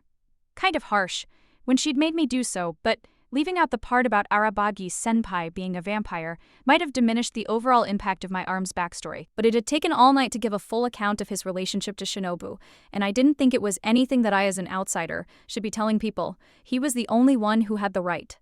For Namachi, who subsisted on the unhappiness of others, his story might have been a real feast. I had to wonder, how would Arachi-senpai deal with this baffling brown-haired girl? I'd heard a thing or two about Senjogahara. She and Hanekawa were making waves even beyond Kiyokazi Middle. So Senjogahara was ill, huh? That's tough. I'd have loved to hear her story. Well, she's better now. That's all that matters. Yup, I lied about that as well. Of course, there was no way I could tell Namachi that Senjogahara-senpai had met a crab aberration. But the relaxed look on her face as she relished my pity bragging, Even while venting all sorts of horrible thoughts and whatnot made me feel guilty, as though I'd spat out lies for my own selfish reasons. I'm not against lying per se, but it felt like I was conning her. Did Dishu Kaiki feel that way all the time? It's hasty to assume that someone who's skilled in the art of deception has no scruples about deceiving people when you think about it. Likewise, just because Namachi collects people's unhappiness, just because she seems thrilled and proactive about it, doesn't necessarily mean she has zero scruples. We have no idea how other people really feel. And when it's not just unhappiness that she's gathering, but the pieces of a devil, what the hell could her motivation be? Well, I suppose time solves Senjogahara's problem too. Well, she was sick, so maybe salved is a better word. No, haven't you been listening? It was the guy who's now her boyfriend who solved her problem, and he was the one who solved my problem too. Huh, okay. Sounds like he's quite a stand-up guy. That such a decent human being could even exist surprises me more than anything. Maybe I should have told her she was dead wrong about him being decent or a stand-up guy. His character got more and more out of control as time went on, to the point that even I, with my honeyed words, stopped being able to cover for him. It was a sad state of affairs that I found myself pausing about a mentor I respect so much. Nevertheless, Aragi Senpai was Aragi Senpai to the end, and I'm sure he still is. Right, however sordid his relationship with his little sisters, maybe become. Well, you really are more into girls than boys, aren't you, Kanbaru? What do you mean, really? I mean that even back then, there was always something sketchy about the way you looked at your teammates and opponents. I never once looked at anyone in an unseemly way during a wholesome game of basketball. Probably. I think. Though now that you mention it, I'm not so sure. I might be seeing the past through rose-colored glasses on our high school team, too. I'd made Higasa's life more difficult. Anyway, moving on. Hey, let's smooch!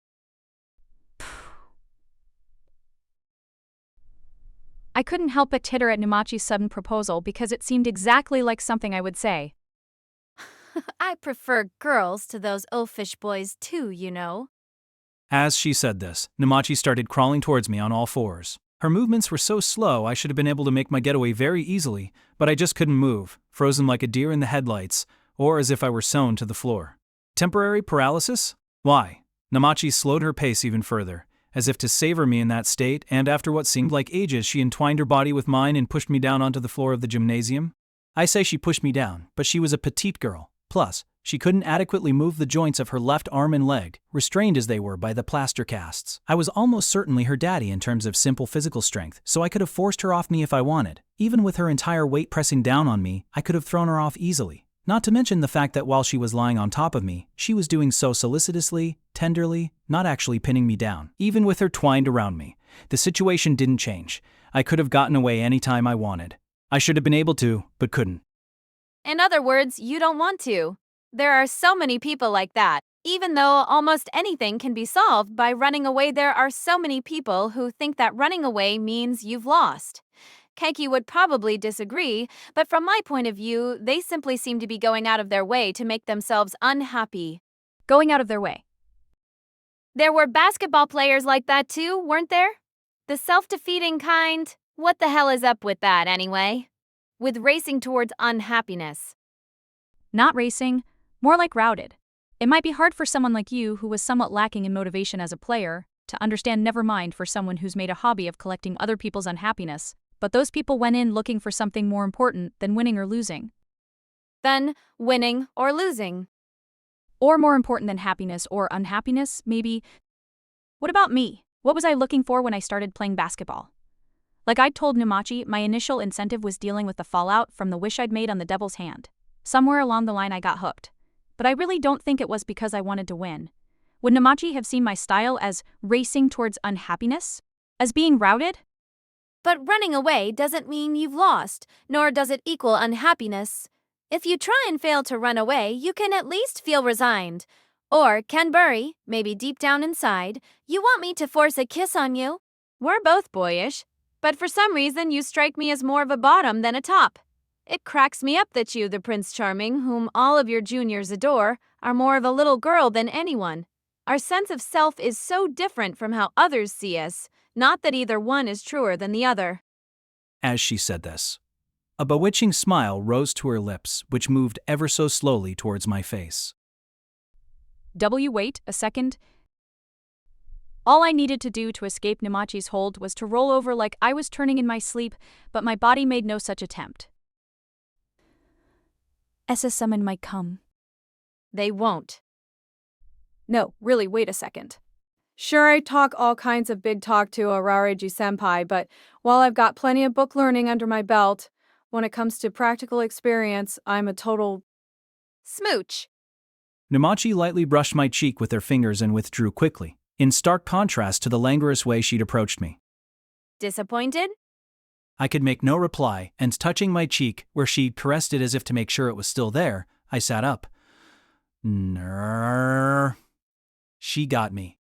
Let's keep things wholesome. Nice and wholesome. We're young people with bright futures ahead of us.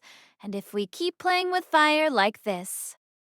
She grabbed the ball she'd been holding under her arm and started dribbling it with her right hand, leaving me behind as she made for the basket. Then, planting her foot, the left one in the plaster cast, she took off. I was sure she was going to do a layup, but, to my surprise, she went for a dunk. I was under the impression that I was the only high school girl in Japan who could dunk, but she made it look easy. Her hand stuffed the ball straight into the hoop. Freestyle basketball indeed. Well said, like some street performer show for sure, a far cry from what I think of as the essence of basketball. But don't forget that a master street performer is a true artist, too. Kanbaru, so you dislike dunking because it feels like cheating. Being able to do something no one else can do can give you a complex perversely enough. Being too talented is a heavy burden, huh?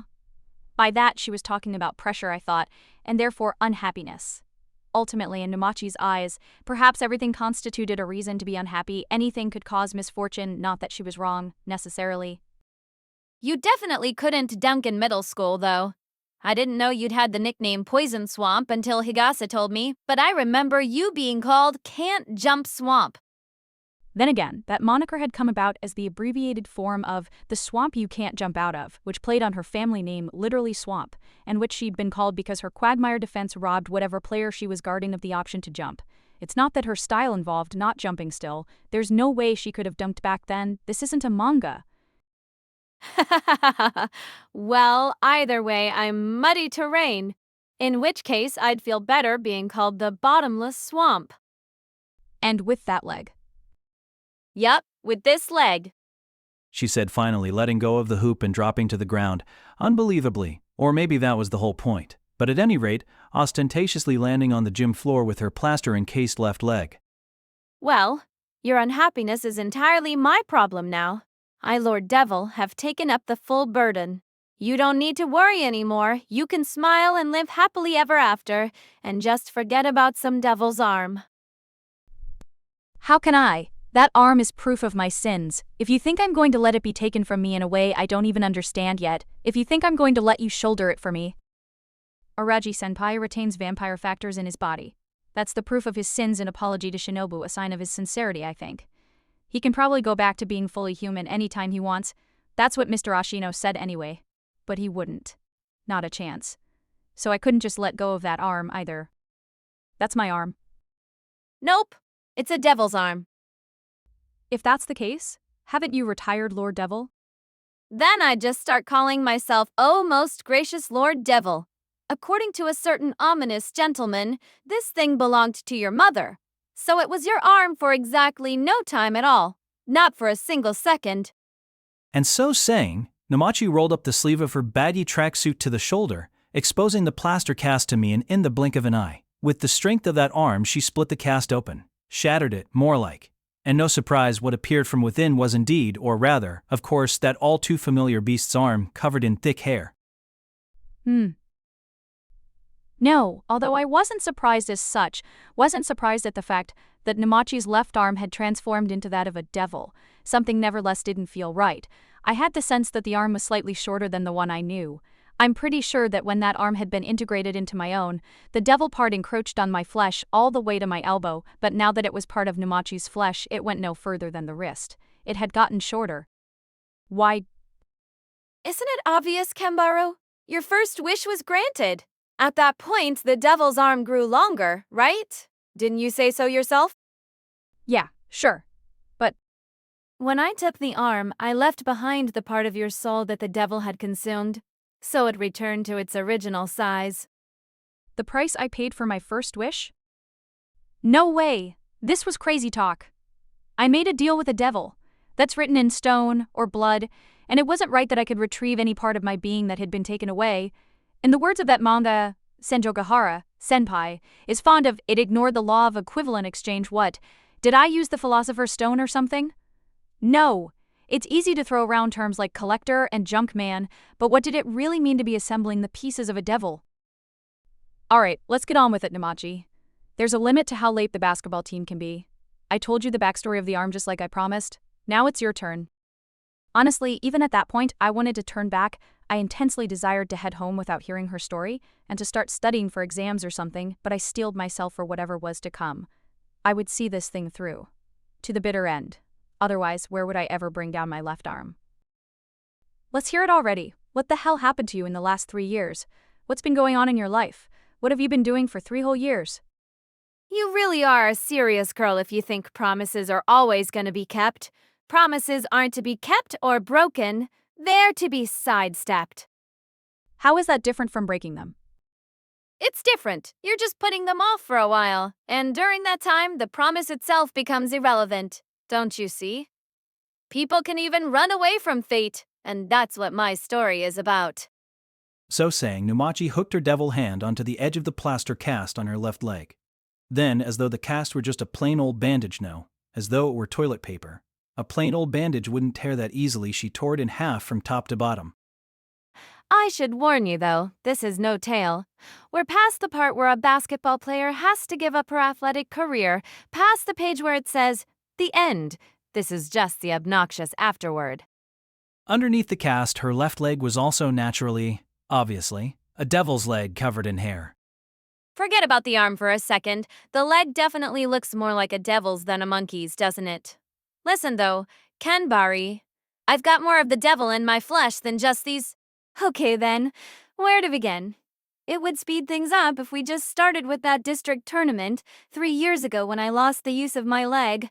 But that would be a little hasty if you're going to properly understand the complexities of my outlook on life. I'm a firm believer that haste makes waste, as you well know, and I could not care less about making things easier to understand. As you also know, Kanbaro, my playing style consists of doing everything in my power to use up time, the great equalizer. I would hate for you to get the impression that my accident was the source of everything. It did end my playing career, of course, and took my life in a completely different direction, but even before that, I had been interested in the unhappiness of others. In a very different way than I am now, though. The complete opposite, in fact. Lately, I've thrown myself into my activities as Lord Devil and so forth, searching for people unhappier than me. But back then, I was comparing my happy self to unhappy people and puzzling over the contrast. Why do I have this gift? Other people don't seem to have this gift like that.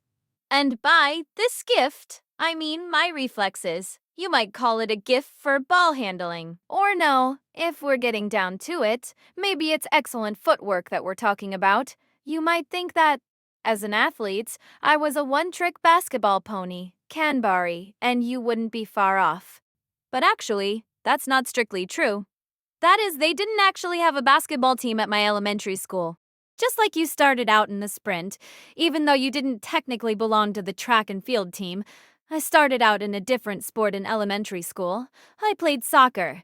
I had a good time kicking the ball around along with the boys.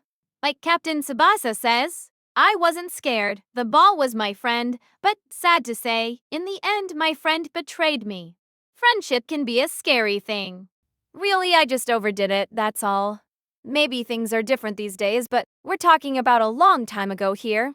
If a girl played soccer with the boys, and on top of that, kicked their asses, they hated you for it. I was the queen of what you might call the goal-to-goal. They call it the coast-to-coast in basketball, right? All the boys in the school hated me. And if the boys all hate you, then the girls all hate you too. So in those days, I was public enemy number 1. Does that sound like an exaggeration?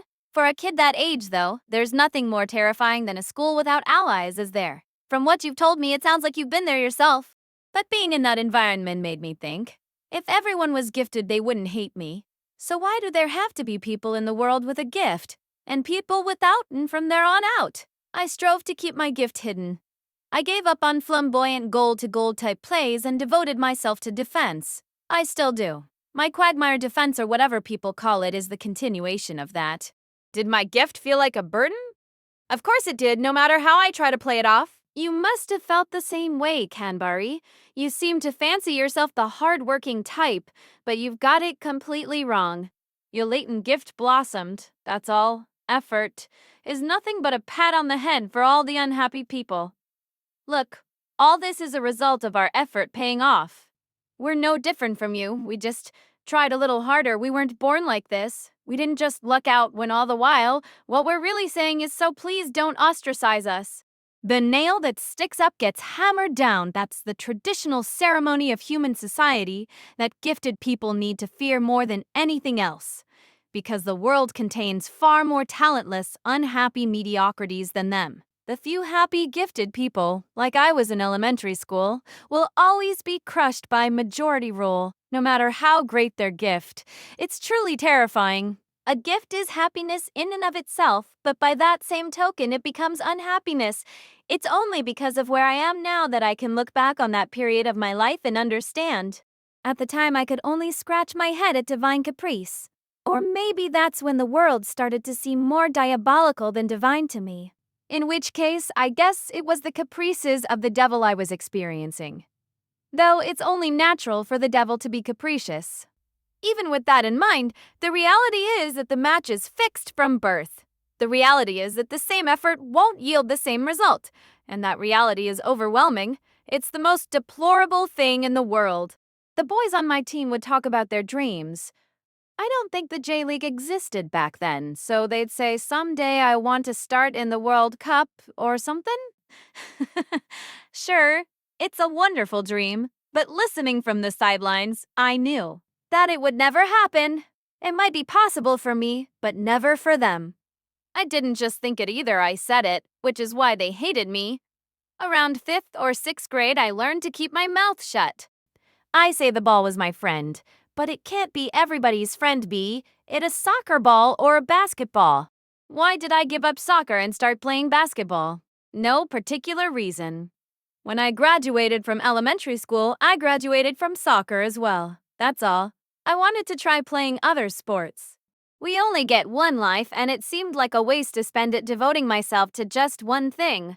When I was recruited for a scholarship, I told them, if I can play basketball instead of soccer. At first, the scouts scolded me. What the hell is this kid talking about? But after I showed him what I could do for 3 hours, he changed his tune. I felt all torn up that, because I got a spot on the basketball team, there must have been a student out there who didn't. I agonized over the unfairness of talent. Why basketball? Out of all the sports I could have chosen, I wonder, since soccer is all about the legs, I guess maybe I wanted to try a sport where you use your hands. If there had been a handball team at my middle school, maybe I would have joined it. Look, I told you that footwork was my forte, right? So I thought I would try upping the difficulty level. From easy to normal. Yup, normal. Basketball was pretty basic to me. Don't scowl like that, Kanbari. If you hate it so much when people call you serious, then don't get so worked up over a little light conversation. Anyway, I figure it was because my motivation for starting basketball was so shallow that I was punished, that I lost the use of my left leg. It was the wrath of God. I don't regret it. But I get it. I can recall that game even now. Or maybe not. It was 3 years ago, so the memory has kind of faded. Time has healed that wound, I guess. What's that? If time heals all wounds, then it's a contradiction for me to comfort myself all these years by collecting unhappiness. You may be right, but wipe that smug look off your face. It's not such a great point that I'll take damage from it. I won't even flinch. It's not like I think I'm absolutely right or something. I don't think I'm wrong either, but even if I were, I wouldn't go about things any differently. We all live with contradictions. Or maybe I should say we all die with contradictions. Even after death, the contradictions go on forever. Calling out contradictions is just childish and elegant nitpicking. You should understand that, almost serious Kanbaro. Since no one's more contradictory than you know, never mind. Forget I said anything. Back to that game. First, though, would you like to know how I stood with my teammates? Oh, you can imagine? Yeah, you probably can. Given that I turned that prestigious team into my own personal one-man show, yeah, not a great position to be in, but even though I was the number one player on that team, by any measure, the number on my uniform was always 15. Bullying in sports is insidious, isn't it? Which is why I hate it so much when people spout nonsense about a sound mind in a sound body. Speaking of which, you and Higasa fit in really well with the rest of your team, didn't you? No, just let me compliment you on that. I think it's amazing to be able to get along with mediocrities when you're talented. How did you kiss their asses to make that work? Mostly telling dirty stories and playing the lovable clown. I imagine the unwashed masses can't stand a wholesome hero after all. I told you, don't glare at me. You wanted me to talk, so I'm talking obediently, opening my heart to you. That's all. Would you rather I lied? No, you want to hear the truth. Wait, you couldn't possibly have thought that you were going to hear a moving story from Roka Numachi, the unhappiness collector herself, the girl with the devil in her body, could you? If you want a nice moving story, go read some manga or a novel. You'll find plenty of them at a bookstore. What's that? You want me to go on? Really? Okay then, here I go. I'll tell you about when I wrecked my leg. Who was it we were playing against? I've actually forgotten. I'm pretty sure it was some ordinary team, not championship material or anything. Though since they managed to take me down, quite literally, I would be embarrassed if they hadn't gone on to do well in the tournament. What? The team felt responsible for injuring me and forfeited the next game. No shit. And they were scheduled to play your team next? Wow. Well, if you say so, it must be true. But what the hell were they thinking? So stupid. Forfeiting is a dangerous ideology. No one is to blame for my leg getting broken but me. The doctor diagnosed it as a stress fracture. The location of the fracture sealed my fate. It wasn't overwork that caused it. I think it happened because I neglected my cooldowns. People who rely entirely on innate talent end up like that all the time. The breaking point happened to come during a game. That's all. It could have come during practice, or even while I was just lazing around with my legs in a foot warmer. Huh? No, in my house we keep the katatsu going all year round. Is that bad? Think they'll start selling an air conditioner that works the same way? They already have a heater that looks like a fan after all. And now that they've got bladeless fans, an AC that works like a kotatsu ought to be next. I should pitch that idea. I wonder how much they'd buy it for. I'm getting excited just thinking about it. Anyway, sorry I got off track there. Or maybe I'm actually still on track, since despite having the honor of being my team's ace, I was a real layabout at home. I was careless with the gift that God and the devil had bestowed upon me, so they got tired of waiting and took it back. Like, oh, you don't need this gift? Okay then. Ever since elementary school, I'd been relying entirely on my gift and pushing it too hard. My gift felt like a burden to me, so I punished it. Huh? Like my brown hair? Ha, nicely put. After all, a woman's hair is her life, her most precious treasure. Yes, a special talent should be treated like a treasure handled with the utmost care. But they forfeited, huh? Yeah? I mean, I get feeling some sense of responsibility when an opposing player goes down during a game, but you can just ignore that feeling and run away from that responsibility. The weaker they are, the more serious. No, maybe you can't call such people serious. If anyone really felt responsible, they would have come to apologize to me while I was in the hospital. They only went halfway, no question about it. Don't misunderstand me, I'm not saying that I hate weak people. In fact, I prefer them, which is exactly why I wanted everyone to run away from that responsibility. To think some idiot had just fallen over on her own. To laugh at me even. Come on, it was meant to be funny, I want to say. See, that's the part you're misunderstanding, Kanbaru. When I say run away, you're picturing something negative, something pessimistic, but you're wrong. It takes courage to run away. Maybe more than it does to stand tall, more than it does to fight. Don't be persuaded by my little word games. Running away is obviously cowardly. No way is it a courageous act. Still, you've got to accept your cowardice. This is real life, after all. It's fine for characters in manga or whatever to act like they despise cowardice and timidity. But this is real life. I guess you could say I wronged that other team, in some sense. Because I squandered my gift, I planted a sizable trauma in the garden of their precious middle school hearts. But it's not my fault that they made it worse for themselves. I want to push them away, saying, "Not my problem." But if they came to me for help, I would shoulder their unhappiness as well, by the way. Kanbaru, you might not understand this since you were only pretending to be injured, but the me who went into the hospital with that stress fracture was an empty shell. No, it's all thanks to collecting unhappiness that I can strut around like this now, all free and easy. I'm human too. I feel down, I get depressed, my feelings get hurt, I have regrets. I'd only taken on the challenge of playing basketball to up the difficulty level for myself, but it wasn't until after I'd lost out that I realized how much I loved that game.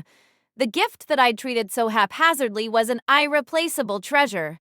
I came to understand that what had felt like a burden had in fact been very precious to me. Yes. However much I'd been despised at school, however disconnected I'd felt from my teammates, I'd been happy. And now I was unhappy. I'd become an unhappy, pitiful person. The funny thing is, the teammates I'd always butted heads with and the teachers who thought I was a pain in the ass all turned strangely kind and came to wish me well. Sorry for everything, we pushed you too hard. Shit like that. No, I was moved, I cried. I clasped hands with those girls and we apologized to each other. But after they left the hospital and went home, I started wondering what the hell I was doing. Sure, I had been moved, but so what? Moved or not, nothing changed the fact that my left leg would never be able to stand the strain of playing sports. So I quit school. I didn't even want to be near it anymore. So I asked my parents if we could move, and they agreed. That is, we had moved there in the first place, so I could go to that middle school. My dad had been so excited about it. A parent's love is an amazing thing, I guess. My mother was annoyed by it. Though, come to think of it, she was maybe the only person who didn't say anything kind to me after my injury. What the hell were you thinking? Didn't I tell you to take better care of your body? Now you've ruined everything, something like that? That was more or less how it went. Huh, moms are really something, aren't they? I'm not complaining, mind you. I really didn't want people to be kind to me at the time. I wanted them to tear me a new one. Thanks to my mother's criticisms, I was able to run away without any false shows of courage or anything. But before all that, before we moved and before I escaped, came the event that kick-started my bad habit, of collecting unhappiness. It was a teammate of mine who came to visit me in the hospital. She showed me the path I should take. I really owe her my gratitude. We weren't close, of course. Quite the opposite. We'd hardly ever spoken before that. Her name? I don't remember. I called my teammates by their numbers. Not their names, same as with my senseis.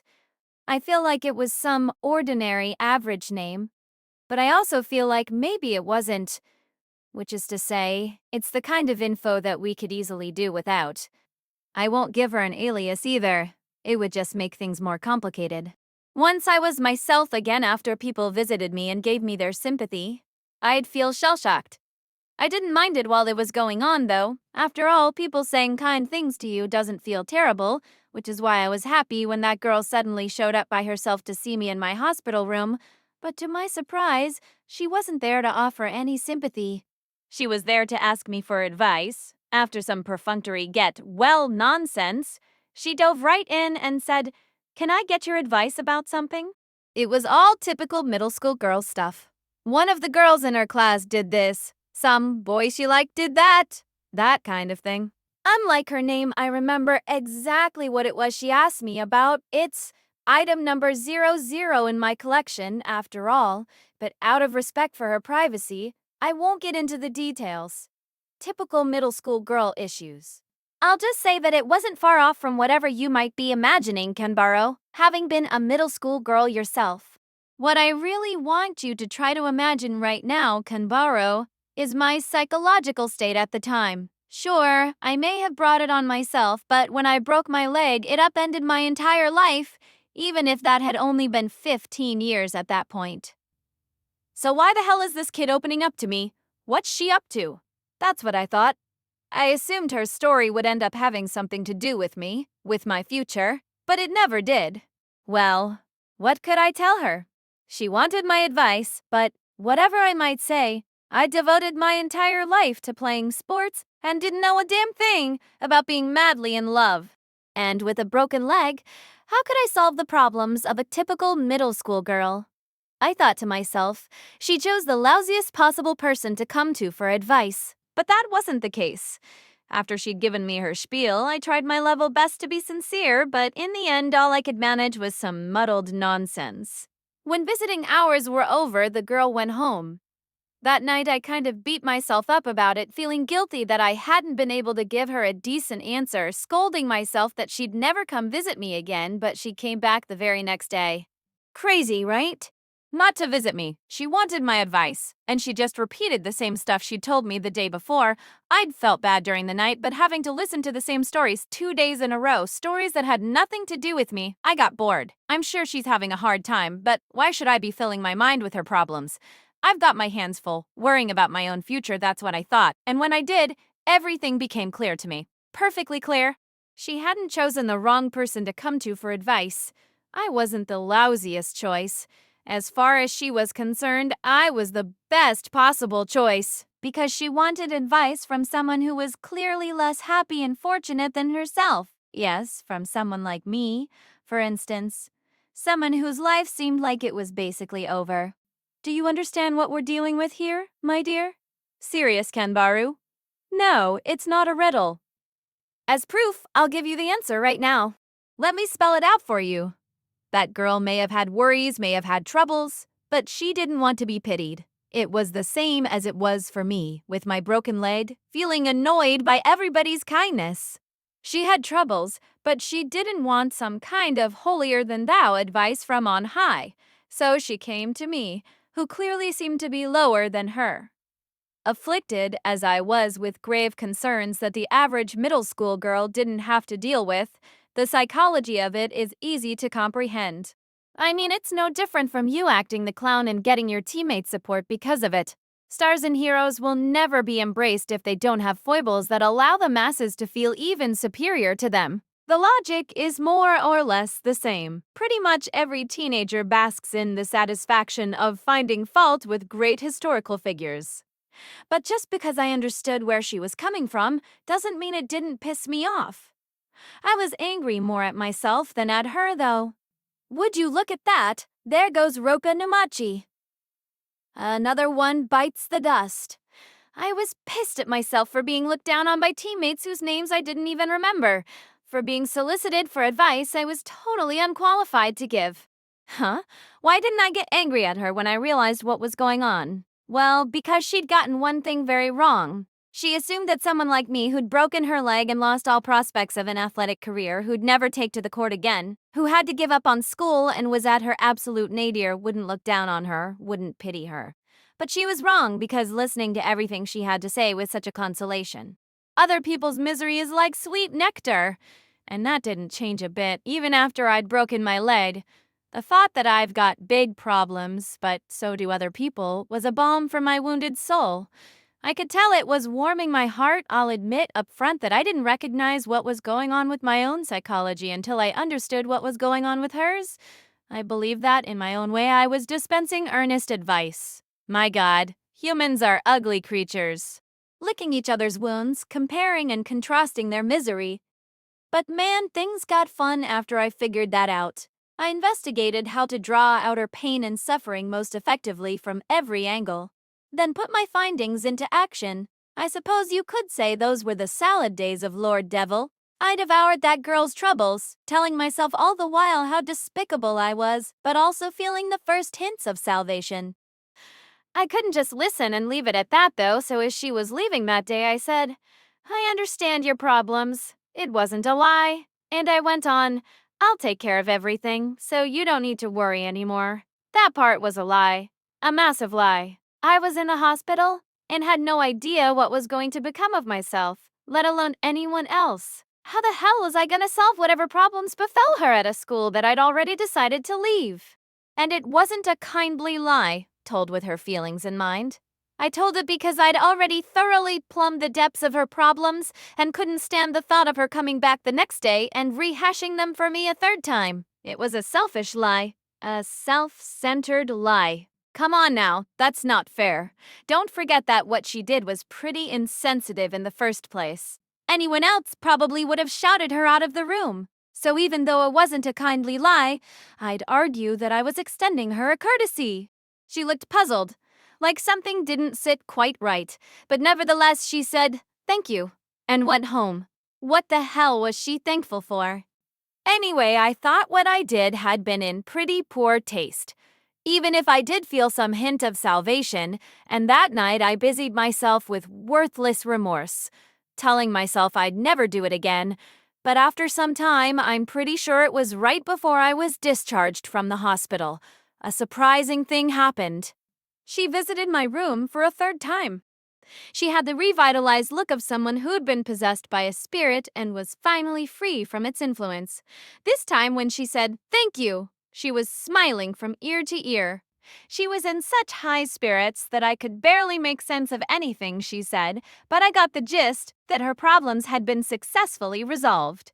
She kept saying, "Thank you so much, it's all thanks to you," but I hadn't done a thing, how could I? I'd just been lying in my hospital bed like a rock the whole time. This is my clear, easy-to-understand example illustrating that time heals all wounds.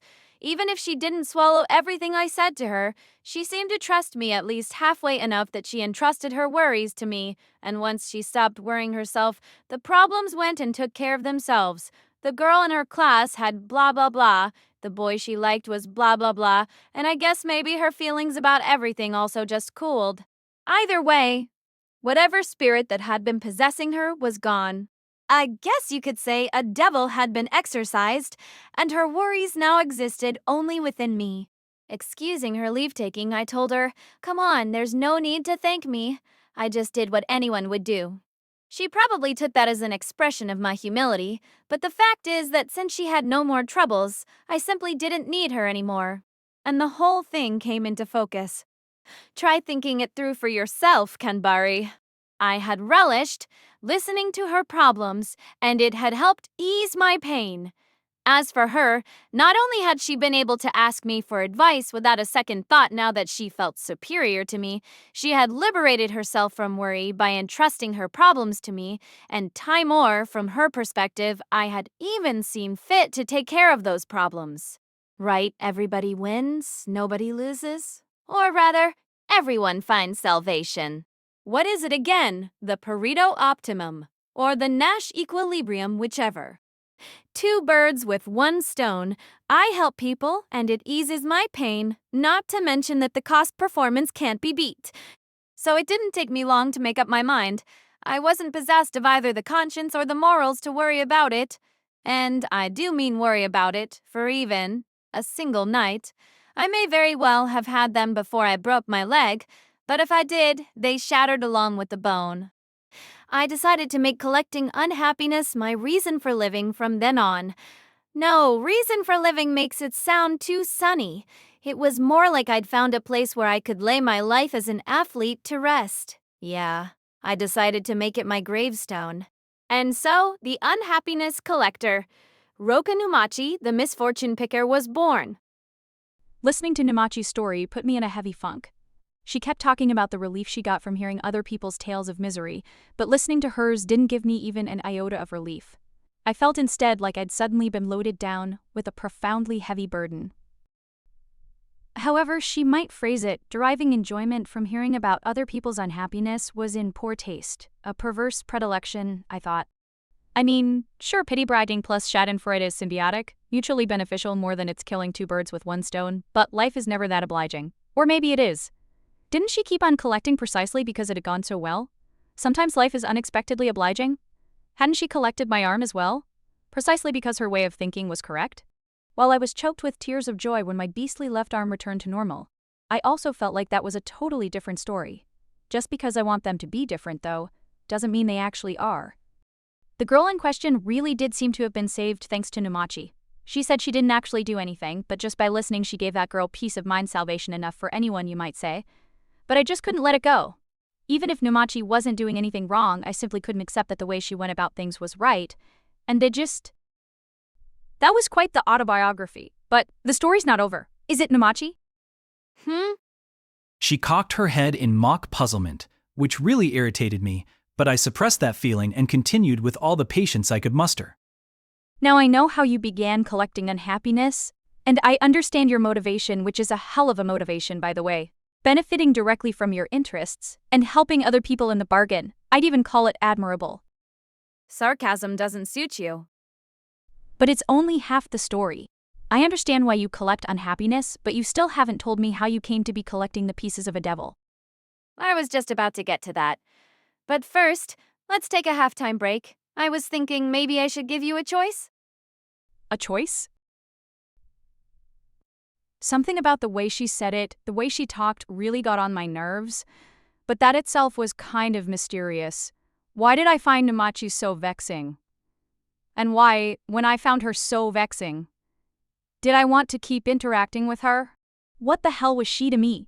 It wasn't as if I wanted her to return the monkey's paw my mother had left me. I didn't need Kaiki to tell me that I should be pleased to get rid of the thing, to pass it off to the junk collector who'd come for that purpose. I was having a hard time accepting the sudden happiness that had fallen into my lap. But did that give me permission to get inside Numachi's head? What do you mean a choice? Are we talking about easy, normal, and hard again? You telling me I need to choose how you're going to talk about this? No, nothing so fancy this time, just this simple choice. Do you want to hear what comes next, or not? Numachi completely ignored my mounting irritation and continued the conversation very much at her own pace, lackadaisically, but listening to her talk really was a test of my forbearance, or maybe of simple fortitude. Conversing with her was exhausting. I felt my energy draining away, though that wasn't why she offered me that choice, of course. This is what she said.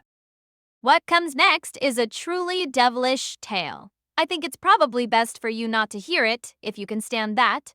You can still just return to a normal life. And I think you should just go back to making friends and falling in love, reading books, and playing with your cell phone. Give me a break, Numachi. I'm not the one who has to choose, you are. You're the one with a simple choice to make. Are you going to tell me the whole story, or are you going to give me back that devil's hand? Oh, I'm so scared. My words had ended up tinged with a threatening tone, and Numachi trembled in mock fright. She didn't miss a beat, huh? I'll tell you then. About the beginning of my affair with the devil, I warn you though, that hearing this particular tale of unhappiness is not going to make anyone feel better. Too late now. I'm probably the last person you want to hear this from, but you're into some pretty weird shit at the same time though. I get why you want to know everything. This is the first time I've actually told the whole story to someone, so I don't know if I can do it justice. That is, I have actually told the part about how I started collecting unhappiness before, and it's not that I haven't wanted to tell someone the rest of it. The part about the devil, I mean. It's just that no one has wanted to hear it. So anyway, thanks to that girl who came to me in the hospital for advice, I began to collect unhappiness, and my system has been more or less the same since the beginning, though it wasn't as polished at first, of course. That's right, at first I started with the people close to me. Right before I left school, I started out by using my classmates and my juniors as guinea pigs. Guinea pigs leaves a bad impression, doesn't it? Am I making myself sound too evil? I really was dispensing advice after all, so I shouldn't make it sound so much like I was running a con. Fortuitously, I guess you could say, that first girl laid the groundwork for me. She'd already spread the word about how multi-talented I was. Ah, multi-talented indeed. She may well have been the one behind that overblown sales pitch about me solving any problem without fail or whatever. In that case, I am definitely an ingrate, forgetting her name and everything. How utterly shameful. Then again, at the time, I didn't have the leeway to feel grateful towards her. And by leeway, I mean emotional leeway. I can just talk about it now, but back then I was pretty down in the dumps.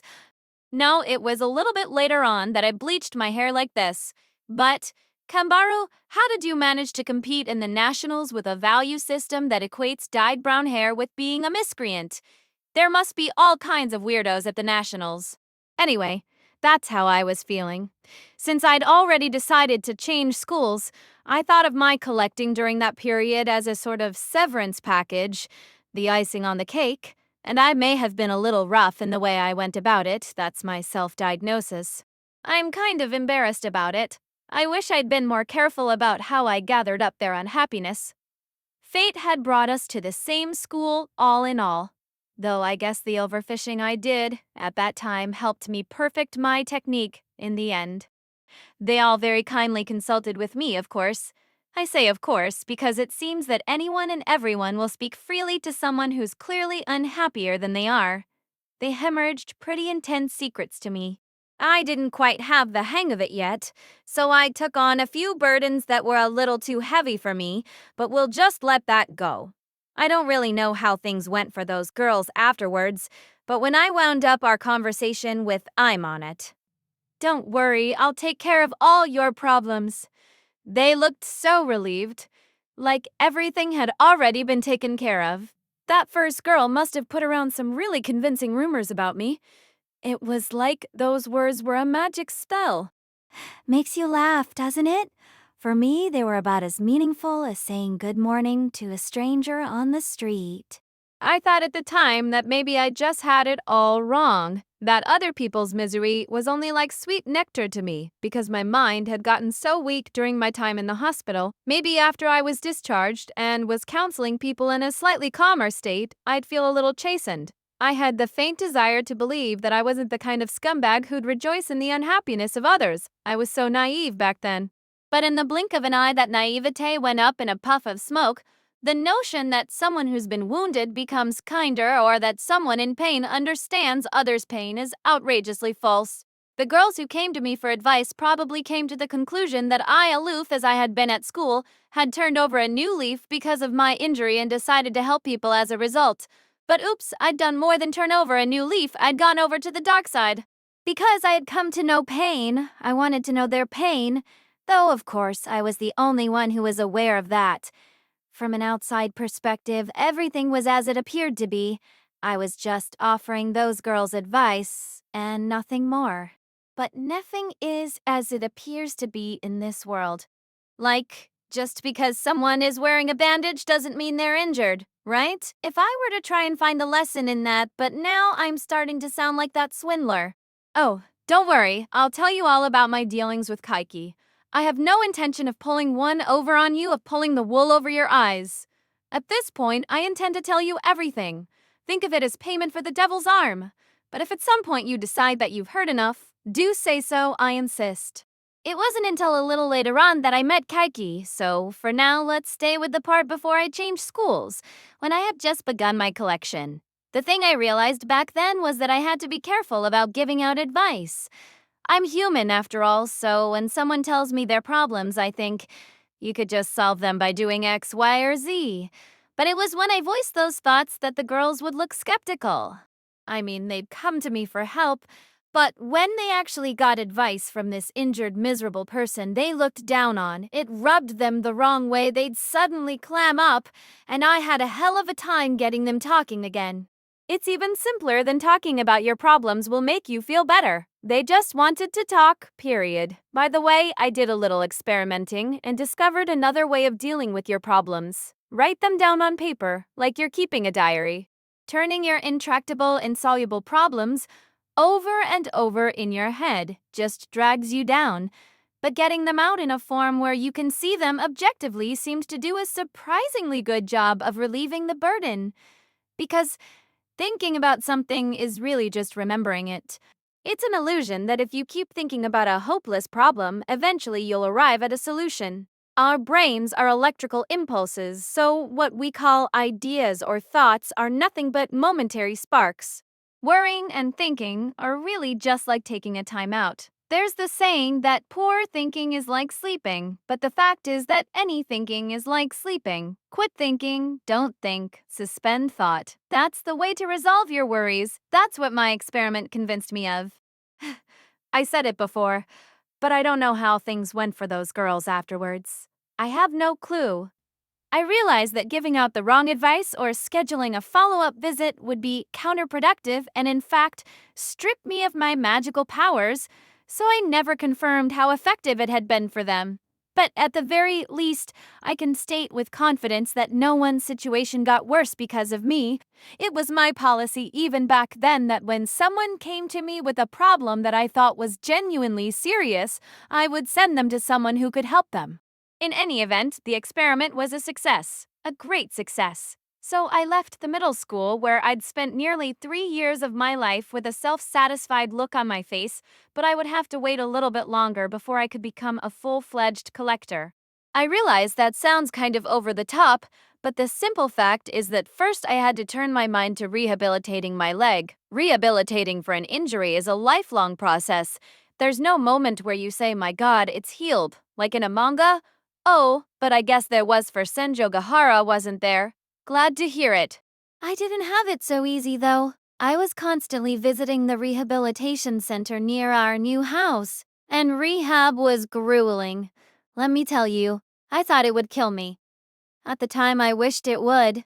I wanted to exploit other people's unhappiness to make it easier on myself, but we're talking about a hospital here. Even I'm not crazy enough to go after the misfortunes of people who are stuck in such a place. I told you before, didn't I? I'm not into anything too miserable. Yeah, I guess the criterion is more or less that I wash my hands of any story that's clearly unhappier than my own. I don't always get my wish, though, which is to say, it's kind of a wishy-washy standard. It's sad, though. I guess it's the fate of an athlete, even a retired one, to be unable to act unless the rules are clear. I barely attended the public middle school I had transferred into, because I was spending all my time going to rehab, but I did graduate eventually. I didn't bother with high school entrance exams. I mean, ever since elementary school, I'd put all my energy into sports, and I hadn't studied at all. I was never going to get into high school, but I'd also lost sight of the point of going in the first place. So I think it's fair to say that I chose not to go to high school of my own volition. Which doesn't mean I found a job. My left leg hadn't recovered to the point that I could work. In fact, it would never be the same again. The doctor told me I'd have to keep this cast and crutch for the rest of my life. So, yeah, that really brought me down. I guess it was when I got that news that I decided to dye my hair. Since I wasn't an athlete anymore, I always thought it was a stylish look, but I suppose to other people it just seemed like I was going down the wrong path. Fair enough, I did go down the wrong path. Straight down into the dumps.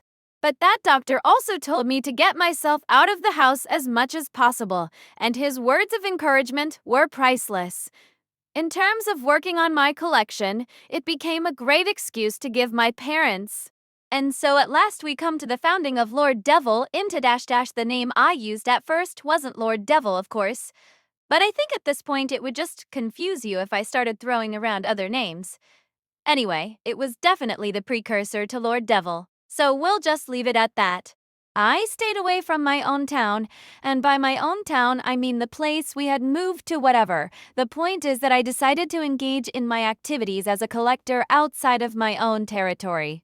This was a lesson I'd learned at the experimental stage. It was better for my identity to remain hidden. The more they could feel like the advice was coming from a neutral third party, the more relaxed and comfortable the clients would be, because no matter how much they looked down on me, there was no guarantee that I would keep my mouth shut. The old adage that a close neighbor is better than a distant relative is true in its own way, but when push comes to shove, it's best to ask a distant stranger for advice. What's that? You thought the town I moved to was around here? Not a chance. That would be ridiculous. If I established myself in Nowheresville, people would eventually figure out who I was, no matter how many times I changed my name. Lord Devil's identity needs to remain secret. It increases my divine powers. Or my diabolical powers, really. But that doesn't have the same ring to it. Your reaction said it all. There was nothing I could do to keep from standing out in a town like this with my hair dyed brown. Which is why I constantly change my base of operations. You want to know where I moved to? I'd rather not say if it's all the same to you. If you were thinking of sending me a Christmas card or something, you can just hold off. And I've already changed my cell number in case you were wondering. I'll tell you right now, Kanbaru, this will be the last time we see each other and the last time we speak. So if there's anything you want to say to me, this is your big chance. Let it all out. When I tell you that I stay away from my hometown to do this, I'm curious, how big of an area do you picture, Kanbaru?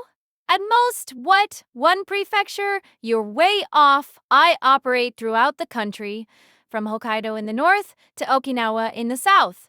I've planted my flag in every prefecture over the course of the past 3 years. Everyone must think I'm on a little journey of self-discovery before I pull myself together and move on with my life. They say that travel heals a broken heart, don't they? Though my broken heart and my journey are embarrassingly inconsequential compared to your senpais since middle school Hanakawa. Then again, I win insofar as I have a clearly defined goal and she doesn't.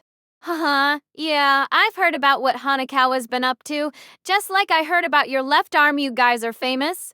When I established myself in this town, I heard a bunch of names that were a real blast from the past. I've forgotten the names of my old teammates and teachers and everyone, but you and Hanakawa and Senjagahara, I remembered. And Koyomi Aragi, of course. To tell the truth, I knew all along. I've just been playing dumb. But it wasn't when I came to this town that I first heard the name Koyomi Aralagi. It was after I changed schools. It was a name I hadn't heard back when I was absorbed in playing sports. I guess he's that kind of guy, in other words. But I digress. Don't look so suspicious. Let's get back to the topic at hand. This goes without saying, but my clearly defined goal is collecting unhappiness. Since I'm a collector, I want to get my hands on as many kinds as possible, so it's only natural that I should target the entire country. The truth is that I'd like to target the whole world if possible, like Hanakawa, but unfortunately I don't speak any languages other than Japanese. I can't match up to a brainiac like her on that score. Huh? You don't think a high school girl can travel around the country gathering unhappiness? I told you, didn't I?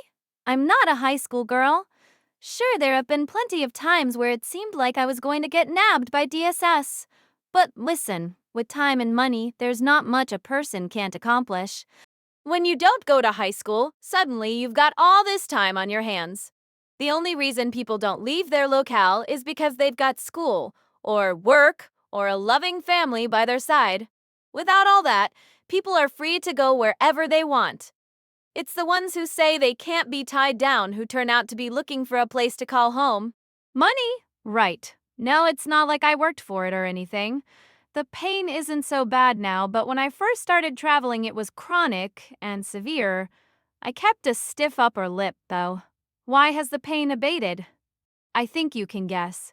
But I'll get to that later. Simply put, with my left leg being a devil's and all, my injury has in a certain sense healed. More changed than healed, you might say. Are my parents rich? Well, much as I appreciate that they left me to my own devices, unfortunately they're resolutely middle class. I'm not you, Kanbaru. Everybody knows how rich you are. You live in a mansion, don't you? For all the stupid spending you've done, no one seems to be particularly envious of you. The world goes easy on idiots and clowns. It's accounted a much graver sin for an eminent person to commit a crime than for a reckless fool to do the same, yes? Though demanding that eminent people also have excellent character clearly goes well beyond the bounds of noblesse oblige. A sound mind and a sound body doesn't hold true, and neither does a great soul with a great mind, it seems. To let the cat out of the bag. Insurance? My legs had been insured against injuries. I don't know about your middle school, but mine offered such a plan, at a hell of a premium. My tuition was waived, but that we had to pay. When my mother said I ruined everything, that investment was probably part of what she meant, but it did yield a huge return. It was my parents who'd shelled out that money in the first place, so that return was theirs by right. But they didn't stop me from taking it and throwing it around by the fistful like a bandit queen. Maybe they just couldn't. That money'll run out someday, of course. And at that point, I'll have to find some other way of raising funds. But the point is, the source of the startup capital for Lord Devil was none other than my broken leg. It didn't go all that well at first, but bit by bit, I figured out how to get the word out in unfamiliar towns and how to go about my consultations. I wonder if I'm talented in that regard. I'm of the opinion that talent is everything, so the answer would have to be yes. But maybe this is a special case. The desperation of the wounded animal to survive must have contributed to some degree. It's the theory of evolution. Fail, run away, get sloppy, get caught, get exposed, apologize, deceive, talk my way out of it. Through endless repetition, I figured out my system. The system you're familiar with. By this point, I'm sure oh-so-clever Kambar has figured out how I came to meet Dishu Kaiki. Right, eventually I horned in on his territory. There are similarities between his cons and my hobby. After all, my activities aren't commercial. But in terms of methodology, you could say we're essentially in the same business. I want to make it clear that I don't approve of his cons abusing his knowledge of charms to take money from innocent people. I mean, come on, there sure are some bad apples in the world. But we can't ignore the fact that some people have also been saved by his actions. I agree that the inevitable victimization that results from his work, unlike mine, is unacceptable, but then charms are just ineffective for most people. Oh, were any of your friends affected? I get why you would be pissed in that case, but at the same time, you should try and understand. There's no such thing as universal evil. Every evil also brings some salvation. Every evil and every devil. On the flip side, all justice hurts someone. They say there are no absolutes in this world, and that includes absolute right and absolute wrong. War engenders great inventions, and disasters bring about economic benefits. It's always been that way. The words good and evil can easily be replaced by profit and loss. But all of that being said, it's not like I found a kindred spirit in Kaiki. We had a little disagreement, so we decided to share information so as not to step on each other's toes. That's all. Because, while we might be in the same business, his way of doing things was inconvenient for me, and vice versa. He's a reasonable guy, in his own way. He just wants to make a buck, so he knows how to make a deal. Now, in addition to learning that there was this guy named Takaki, there were a few other things I learned at that point. Got a guess? Right, charms and aberrations. As an expert in the field, Deishu Kaki told me about the existence of these aberrations. No, he doesn't believe in ghosts himself, so more precisely, he told me about the theory that they exist, but that's a little bit of foreshadowing. It foreshadows how I turn my hand more broadly to assembling a devil. How long was it since I started my collection? As someone who still goes to school, you might not understand, Kambara, but when you're not tied to any such organization, the calendar starts to lose its meaning. Monday runs into Sunday, runs into Friday, and January, February, December, they're all the same. It's like you start to tell the season by the rotation of the menu at McDonald's. Very cultured, I know. In a contemporary way. The point is, I don't know precisely how much time had passed, I can't remember. But it had been at least a year, I think. I don't actually number my collection, so I have no idea what number this particular girl was. I was well over 100, but not yet up to 200 somewhere in there. Sorry to be so vague. I know I promised to tell you the whole truth. But one thing is for sure, that girl Roka Hanadori her name was number 01 in my devil collection. She was a high school student in my town, so she was probably older than me, though I never asked. Yeah, I remember her name. It made such an intense impression on me that I blurted it out just now despite my usual dedication to privacy, and yes, it's partially because our first names are read the same way. But that's not the only reason. Her name means a blossom on a high tower, while mine means a wax flower. Quite a difference, eh?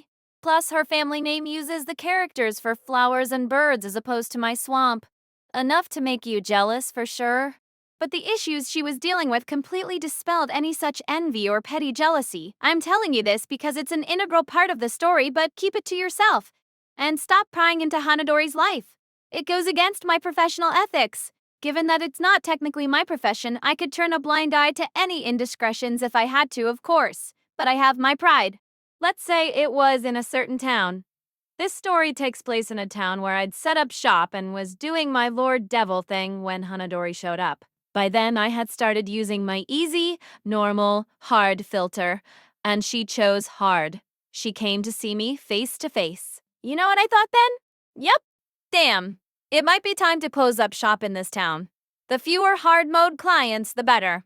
When their issues are grave, the root of the problem remains whether or not I succeed. Sometimes I can't say leave it to me, even as a lie.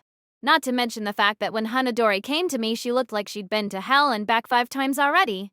Even my leg didn't faze her one bit. I was wearing the cast and using the crutch to flaunt my weakness and make myself seem easier to talk to. She came to me and pleaded, "Help me." Of course, I immediately started trying to decide who to pass her off to. Was this a matter for the police or Child Protective Services? But that calculation went out the window in the blink of an eye. She was wearing track pants under the skirt of her school uniform. Baggy ones exactly like the ones I'm wearing now. That winter you saw a lot of girls sporting that fashion, so at the time I just assumed she was being trendy. But now that I think about it, was it even winter? Maybe the very tail end? Either way, she wasn't wearing those track pants under her skirt to protect against the cold. She took them off in front of me. You know what's coming, right? Her leg was a devil's. Yup. This leg. Hairy, tough, too unbalanced to be attached to a girl, this leg. But it wasn't the state of her leg that Hanadori was upset about. This leg, she said, this leg is trying to kill my mother all on its own. I'll give you the gist of her story, but don't pay attention to the details and just forget it all afterwards, okay? Please? There was a college student she was planning her future with, and if that was all, then no big deal, it happens all the time. But she said she was pregnant with his child. Maybe that happens all the time too, and I guess it happens all the time like it did with her, that her parents, dead set against it, told her to have an abortion. Happens so often that it might as well be the plot of a cell phone novel, but just because it happens all the time doesn't mean it isn't tragic. Me? I wanted nothing to do with it, obviously. I mean, holy cow. People had come to me with some pretty serious problems before that, but hers took the cake. No contest. The hospital is probably where you should be, I thought, but she was probably seeing a doctor already. And her case wasn't covered by my Time Heals All Wounds warranty. Pregnancy wasn't something that just went away over time. In fact, it would only get worse. The truth is that I was at a loss. Why is she opening up to me about this heavyweight shit? It's not the kind of thing you go to some urban legend of a consultation service for. But, like I said, the stuff that happens all the time that she shared with me was just a preamble. She'd never swallowed the rumor, of course, but it seemed like her back was definitely against the wall. She didn't want to snuff out a new life, but she also wasn't old enough to be a mother. Her own mother was all over her about it. The man she was building her life around wasn't being helpful. So she turned to a devil instead. She wished on a mummified left leg. Just like you wished on that mummified left hand. I never got to ask how she came to be in possession of such a thing. It was my first exposure to any of it. So what can you do? Such a waste, though. Which is exactly why I hope to get it out of you this time. I think maybe she said it was a keepsake from her father or something. She mentioned living alone with her mom. I guess she was doing that much better than you having one parent, at least. Not that I explicitly heard her say her dad was dead or anything. Still, it must have been because of that family situation that her mother was so concerned about her daughter and so harsh with her. What's good, what's bad? The world is a complete mystery to me. Maybe her father was somebody like your mother. It's a possibility anyway. Either way, she must have had some grounding in that stuff to wish upon a devil and to become a devil. You probably know better than anyone, but this devil is really a monstrous creature that grants its owner's wishes in a negative form. And for sure, on the surface, Hanadori's problem would be solved by her mother's death. It could also be solved by the death of the boyfriend, or of the child in her belly. What's it called again? An Electra complex. All sons curse their fathers, and all daughters despise their mothers. Maybe mom was just the one within kicking range. There are plenty of possible interpretations, and I don't know which one is correct. In any event, she made a wish, and the devil decided to grant it by possessing Hanadori's leg and bumping off her mother. It failed. Late at night, in a trance, Hanadori kicked the shit out of her mother as she lay sleeping, but in the end, it wasn't enough to kill her. Because in her case, Kanbaru, it was her leg that had been imbued with power, not her arm. Even though she kicked her mother with the leg, she couldn't keep her balance while she was doing it, so her mother wasn't hurt that badly. In which case, Aragi's lucky to be alive, isn't he? What is he? Immortal or something? Hanadori quickly realized that she herself was the culprit who'd put her mother in the hospital. I mean, it was basically what she had wished for, plus her leg had turned into a beast's leg, so it didn't take a rocket scientist to reach that conclusion, and so she was stuck between the devil and the deep blue sea. If her wish couldn't be granted, her leg would stay like that forever, but granting the wish meant killing her mother. She could commit suicide instead, but that would also mean killing the baby inside her. And, of course, she couldn't ask her boyfriend for advice. She didn't want him to see her with that leg. So she came to me, grasping at straws. Then again, she'd brought it on herself, so maybe she was grasping at a voodoo doll. But I felt like I understood why she'd seek out an urban legend for help, an urban legend like Lord Devil. A realistic problem like pregnancy is one thing, but in terms of dealing with an aberration-related problem like a devil, I was the perfect counselor. I wasn't called Lord Devil at the time, but that kind of eeriness had been a necessary part of the staging. It was that darkness that must have drawn her to me, like a moth to a flame. I'll ask you the same question I asked earlier. Do you know what I thought then? A collector of unhappiness. Thought after she told me all this? Wrong. You're completely off base. How did you manage to hold your team together when you don't understand people at all? I thought, I want to help this girl. I'm not lying, I really did. For the first time in my life, I genuinely wanted to help someone. I get why you don't believe me. I am, without question, the lowest of the low. I'm the kind of person who listens to people's problems and then does nothing. I just leave them in the lurch. The kind of person who eases her pain with others' misfortunes. Still, where do you get off calling my desire to help someone a lie? Like I said earlier, the masses love a celebrity scandal. But anyone with a lick of sense understands that one shameless little blot marring an otherwise sterling career doesn't render the rest of the career null and void. The indiscretion of one's twilight years doesn't cancel out the glories of youth. In the same way, you can't dismiss the sentiment of a delinquent who shares an umbrella with a stray dog. When a typically bad person does some tiny bit of good, it looks better than it would otherwise soar. That may be true, but it doesn't mean that you can completely dismiss how the delinquent boy couldn't bear to leave a soaking wet dog to its fate. No one is all good. No one is all bad. Just because a cool hero collects dirty books, or an otherwise ideal woman is bad at the multiplication tables, nobody would say that negates all of their positive attributes. People want to whittle others down to a single aspect of their character, but things aren't that simple. It's only parents who see children as children, and it's only children who see parents as parents. When your title changes, who you are changes too, and who you are also changes depending on who you're interacting with. Who you are changes with the passage of time. A devil can be angelic too, even if only for a moment. I'm the lowest of the low, but not always. I wanted to do something to help Hanadori. I wanted to take her place, if I could. Did I sympathize with her because we shared a first name? Did I want her to pull her life together where I'd failed? Not really. That wouldn't add up. What I felt was a purely chivalrous desire to help her out. Pure chivalry. I won't deny that I was more surprised than anyone to find such an urge inside me. But all that being said, what could I do? I was a self-proclaimed treasure hunter on a long journey of self-discovery. I'd become well-versed in other people's unhappiness in the course of my activities, but I was an expert on its myriad variations, not on what to do about it. Never mind the fact that her problems, be it the pregnancy or the devil's leg, surpassed anything else in my collection. Even if I mobilized all the knowledge at my command, it would do no good. I was just some person who'd been brought up in a laissez-faire spiral of indulgence, growing up in a world of athletics totally divorced from anything having to do with men. Our names were the same, but the lives we'd led were nothing alike. There was nothing I could say that would get through to her, mean anything to her. so I didn't say anything at all. Not a word. I just hugged her. Roka Namachi, embracing Roka Hanadori. I hugged her without a word. Gently? Nope. Firmly, forcefully, vigorously. I'm pretty sure I was the one who was crying.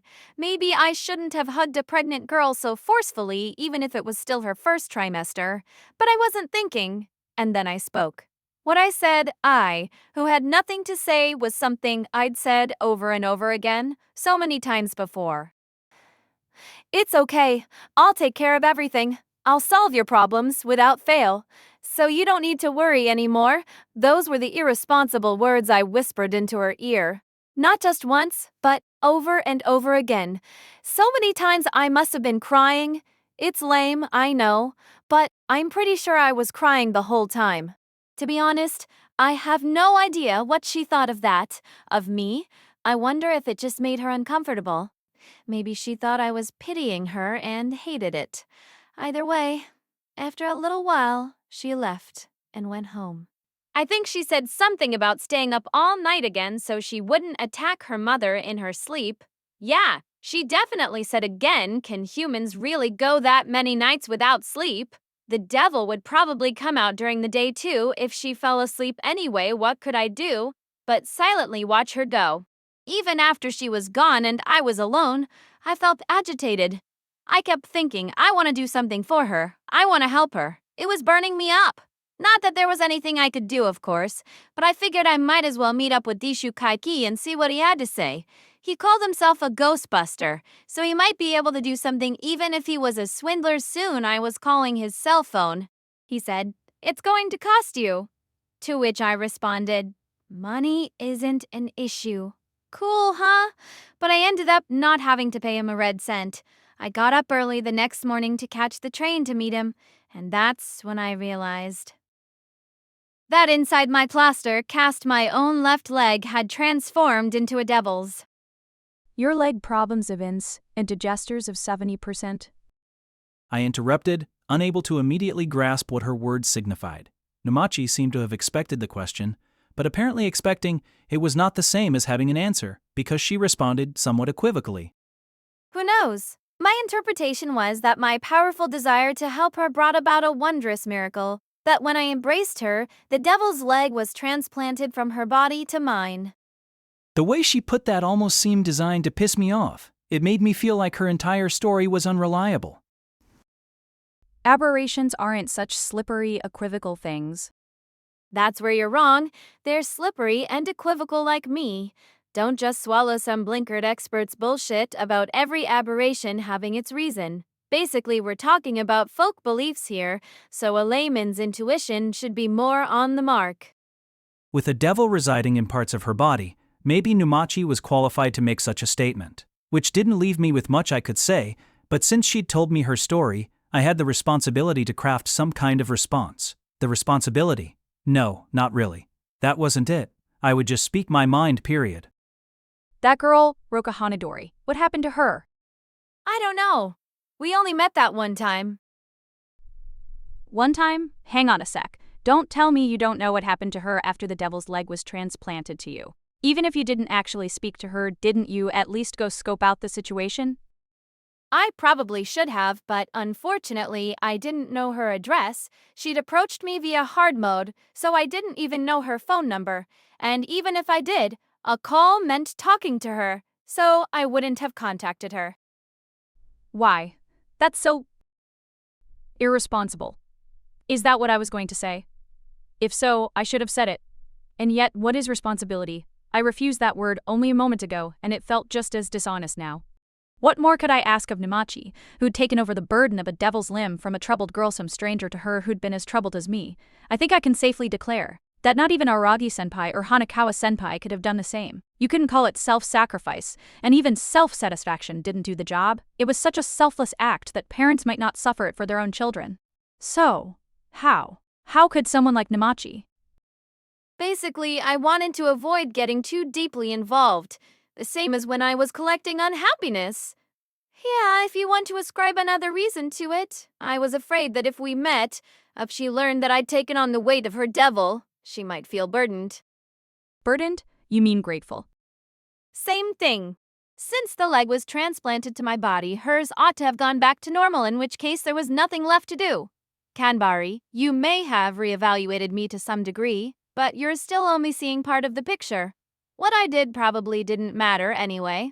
I couldn't do a damn thing about her pregnancy, about her relationship with her mother, or her relationship with the flaky boyfriend who got a high school girl pregnant in the first place.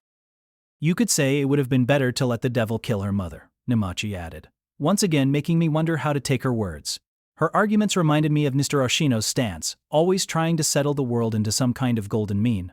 But I also had the feeling that there was a decisive difference between him and Namachi. The difference between expertise and a layman's intuition. Or maybe more a disconnect than a difference. I can't put my finger on it exactly, but I feel like it has something to do with willingness. The willingness to stick your neck out to get involved that Mr. Oshino didn't exhibit. What's more, what I did really wasn't altruistic. There was something to be gained, and I knew it. By getting my hands on a devil's leg, I replaced my own ruined one. As weird as it sounds that I got my hands on a leg.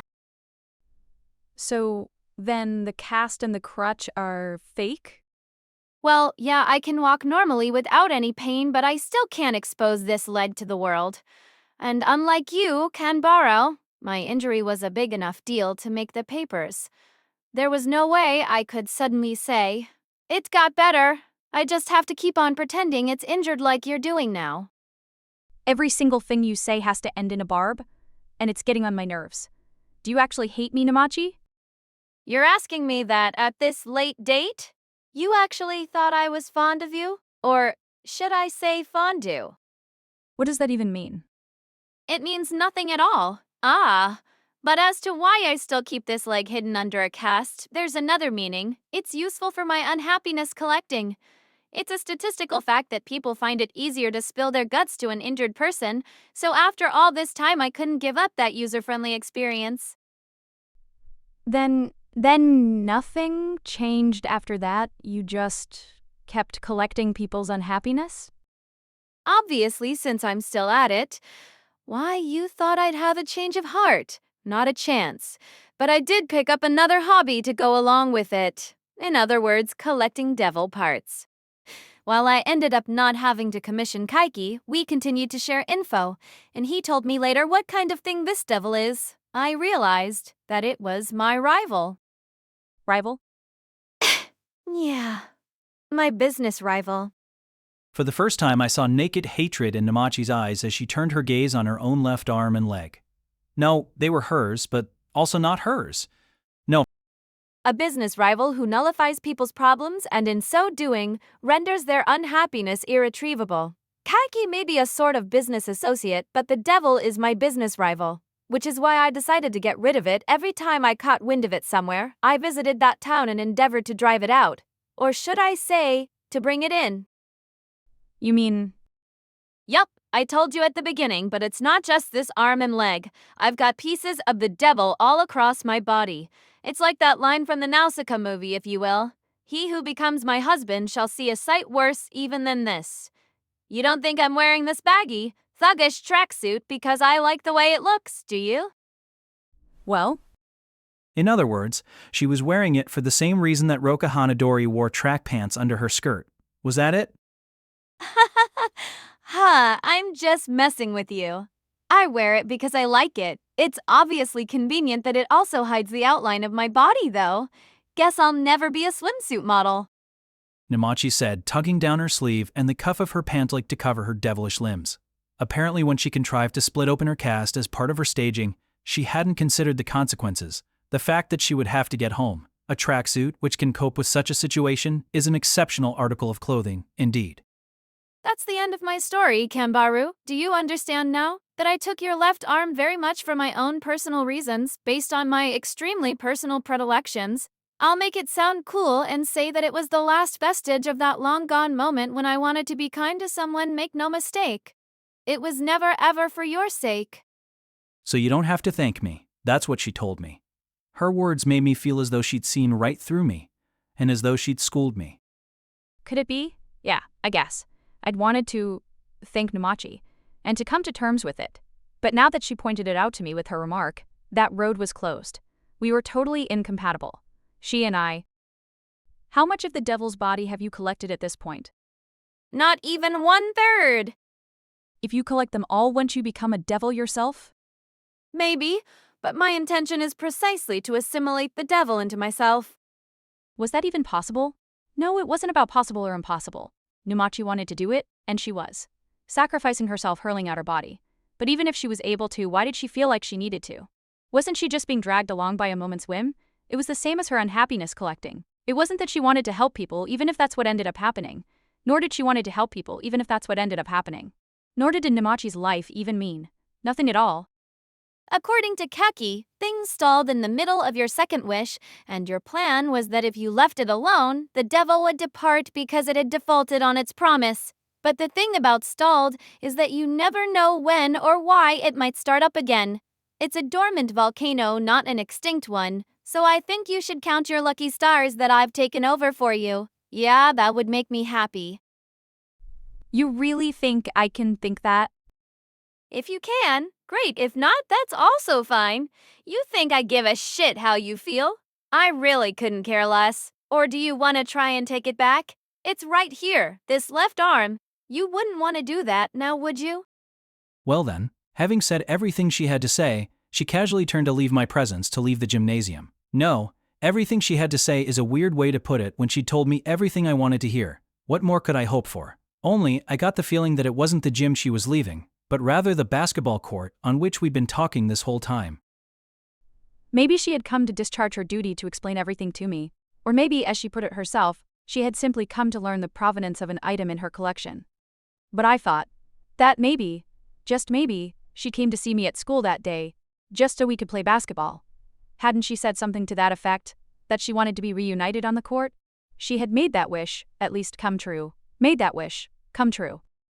Sure, her injury had been nullified, but she had that left leg, and pieces of a devil all across her body. Even so, she played the sport at a level that left her with very few partners, very few with full knowledge of the situation apart from me.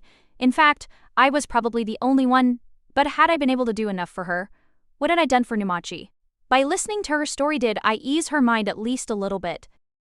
Okay then, Kanbaru. I don't think we'll meet again. But do me a favor and take care of yourself. I mean, do all those things people do. Study for your exams, make new friends, find a boyfriend, find a job. Get married, raise some kids, fight with them, all that human stuff.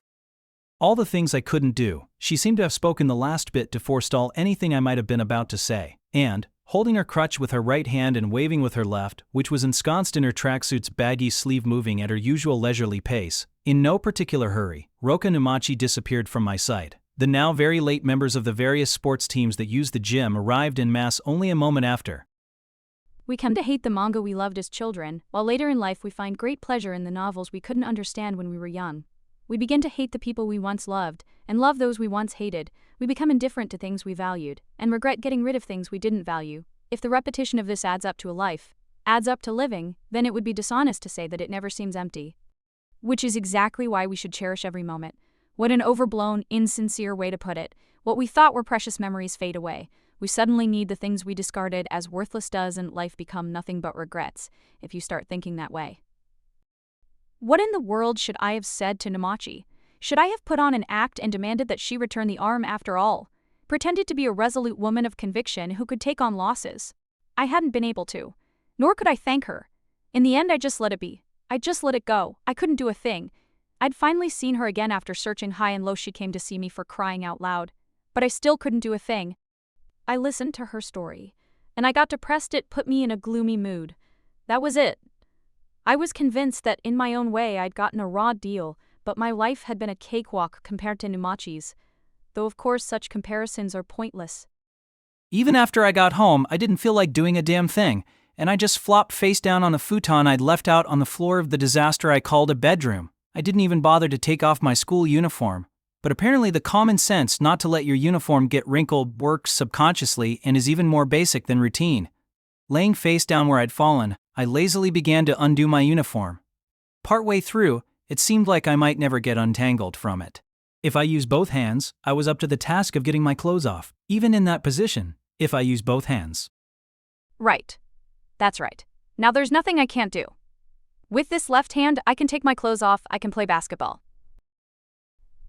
And I thought how wonderful if I've forgotten everything when I wake up, like it was all just a dream. But that wish didn't come true. Maybe no more of my wishes would come true, now that the devil was gone. Just as I was beginning to drift off, I heard the ringtone of my cell coming from the pocket of my discarded skirt. When I reached out for it and took a look, Karen's number was displayed on the LCD screen. Miss Suruga. Sorry. No, it's fine. I was just lying down for a minute. Sorry, I'll be brief then. I'm calling because I have info on that Roka Namachi person you asked me about yesterday. Oh, I see. Sorry, when you went to all that trouble on my behalf, but I actually ended up running into her today. Running into her? Yeah, I thought maybe Karen was hung up on the implication that I hadn't wanted to see Namachi if I could avoid it. But that wasn't the issue.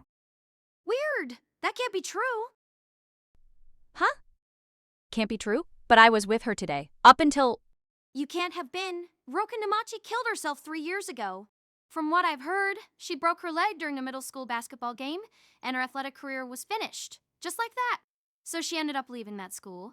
And before she graduated from her new middle school, she slit her wrists. She took a box cutter in her right hand and slashed through her left wrist. Slashed through her left wrist. Her left. Karen's halting words rang in my ears for some time after she uttered them. It was the first time I'd ever heard her sound like that, and I found my mind wandering to the irrelevant thought that such a dark tone didn't suit her at all. When it rains, it pours, I guess, and as if to hammer home the point. Higasa called me right after Karen hung up. It seems that after our conversation she took it upon herself to conduct her own investigation into Roka Namachi and was bothering to call and inform me of the results. Bothering, huh? What a cynical way to put it. When did I become the sort of person who said that about a friend who was looking out for me? No. I bet everyone has moments when they become that person. For instance, when you're confronted by the fact that someone you were talking to up until a little while ago has been dead for 3 years. That kind of moment. Apparently, it wasn't just her leg. Seems like things had also gotten really bad at home. The girl who told me about it said her mother might as well have killed her by her own hand. Even though it happened a long time ago, it was only natural to be shocked by the news that someone you crossed swords with back in middle school had died, and I could hear it in Higasa's quiet, gloomy tone too. She always seemed to be above it all, so I never imagined, but it seems she had her reasons. Since it was after her family moved far away, I guess no one around here talked about it. But suicide? She asked, as if to say, I can't think of anyone less likely to commit suicide in the whole world. No word seemed more at odds with her swamp-like playing style, but it was an unshakable fact. Karen emailed me a newspaper article that Tsukihi had copied at the library. It was a short article from a local paper in a different region of the country, probably even shorter than the article about her breaking her leg, but it was definitely an obituary, presented with information from multiple sources, not to mention concrete proof. I was forced to accept the fact that Roka Namachi had died, and 3 years ago, no less, she'd ended her own life. So who was the girl with the dyed brown hair I'd seen only a while ago? Another person with the exact same name? A lookalike who assumed her identity? That couldn't be. Memories of appearances tended to be vague, and her vibe had changed along with her hair color, and in fact those things could be researched, but her basketball style, that couldn't be faked. They used to call her the poison swamp for crying out loud. The quagmire defense was hers and hers alone. There was no question about it. That girl was Roka Namachi. The one I knew, my former arch-rival Roka Namachi. Okay. So, in other words, that Namachi was a ghost. I accepted the possibility calmly, easily, not based on a facile view that if devils exist, ghosts must too, but rather because it explained a bunch of other things if it was true. First of all, her brown hair. She said herself that if she hung around our town with such a conspicuous look, people would be talking about it in no time. When I thought about it, there was no way I wouldn't have turned up some kind of intel on her after 5 whole days of searching. And clearing everyone out of the classroom and the gym, that couldn't be explained away as happenstance. It fit together much more neatly if she'd made it happen. Even without her devil parts, she must have been that kind of supernatural presence, and no wonder time couldn't heal the wound, the unhappiness. That was Namachi's injured leg if her time had come to a dead stop 3 years ago. 3 years ago, her hair color was different, but her height and style hadn't changed at all, not even a tiny bit. Also, the transplantation of devil parts would go much more smoothly if she herself were an aberration. For them to move to her body like an infection just from hugging or touching someone, it had to be because Namachi herself was an aberration. There was an affinity between them. And it was only with the perfectness of hindsight that I question this now, but any way you slice it, it's unrealistic for a teenage girl to roam around the country for 3 whole years even if she's not in school. Japan is too full of meddlesome people. I hear Hanapowa-senpai has been having real trouble on that score since she left Japan to travel the world, and she waited until after graduation. Seems like you have to be a middle-aged man like Mr. Ashino for people to finally leave you be. Maybe the part about an insurance payout for her leg was true, but it wouldn't be enough to support a vagabond lifestyle for 3 whole years, however. If she were a ghost, any concern about expenses vanished in a puff. A newfangled item like a cell phone had thrown me off, but on second thought, they're ubiquitous enough nowadays to be featured in ghost stories. Even I've got the hang of them, after all. If we're really going to get down to it, my seniors had told me about a ghost that haunts this town, that haunts its streets. Haunting the entire country is a pretty huge difference. But it's just a difference of scale, and if you look at the cases themselves, they're pretty similar. A ghost. If the lost cow is an aberration that makes people lose their way, then was Numachi an aberration that gathers people's unhappiness? An aberration that gathers unhappiness? Even I could think of a few aberrations that shouldered misery for people. A misfortune picker, a collector, if her idiosyncrasy, which bordered on the pathological even if we were to mince words, could be attributed to the fact that she was an aberration, then that odd urban legend feel of Lord Devil started to make sense as well. Urban legends? Chinese whispers? Campfire tales, if it was a tale? But then, why was I able to see her? Going by experience, only people mired in unhappiness were capable of espying Numachi's unearthly figure, so why no hang on?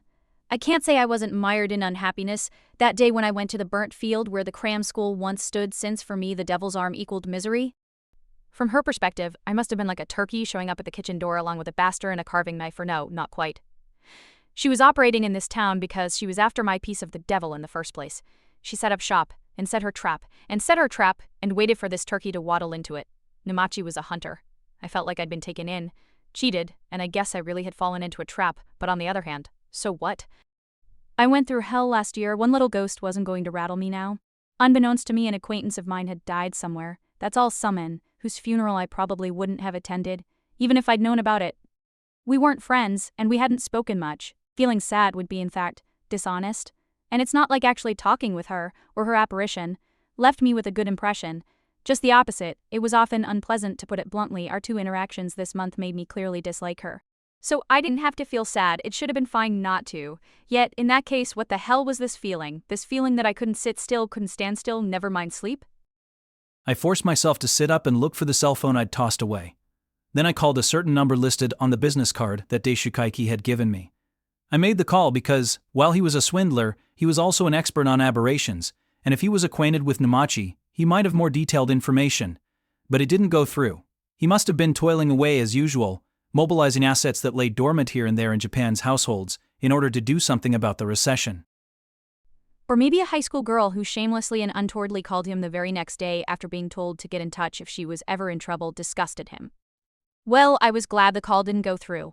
I found myself breathing a sigh of relief. Even if Kaiki did have more detailed information, he would only share half of it with me in keeping with his personal principle. Plus, I felt like maybe I didn't want the details. Yes, I think I could be forgiven. It wouldn't be a sin in the first place even if I just forgot about it. If I filed everything concerning Numachi under, I guess it must have been a ghost, and forgot about it, I might not be able to right away, but eventually I'd forget. If I focused on preparing for exams, since seeing my left hand would no longer force me to recall the past, this thing we call memory is vague. Even seemingly unforgettable traumas recede into the past at some point. A little encounter with a ghost at the beginning of my last year of high school?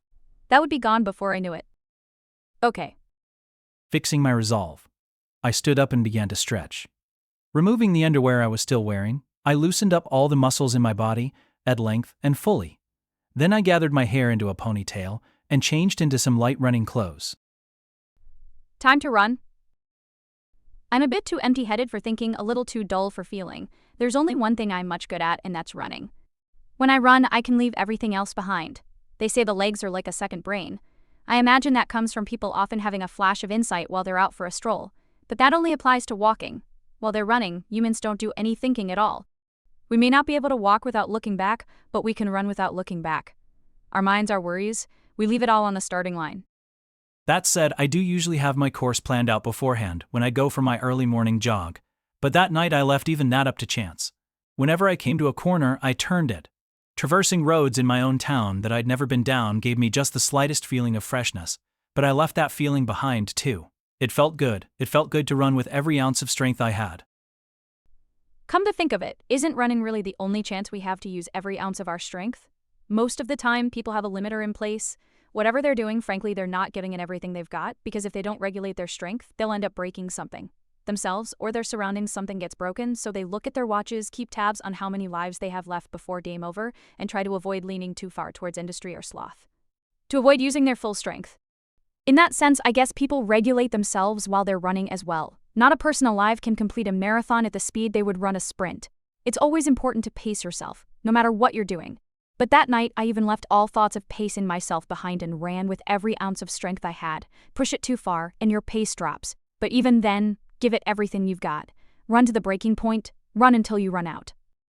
It was an ugly run, without proper form or anything. My gait and breathing were all over the place. The appropriate expression to describe it was probably less mad dash than running blind, or more likely running around like a chicken with its head cut off. But I ran like that until dawn, all night long. I ran for over 10 hours without a rest. I don't know how many circuits of the town I made, but I must have run over 60 miles. I was probably in for worse than just a few sore muscles. I could very easily have pulled the muscles in my thighs or, yes, suffered a stress fracture. Given that I slammed down hard onto the asphalt after pushing myself to the point that my legs literally buckled under me.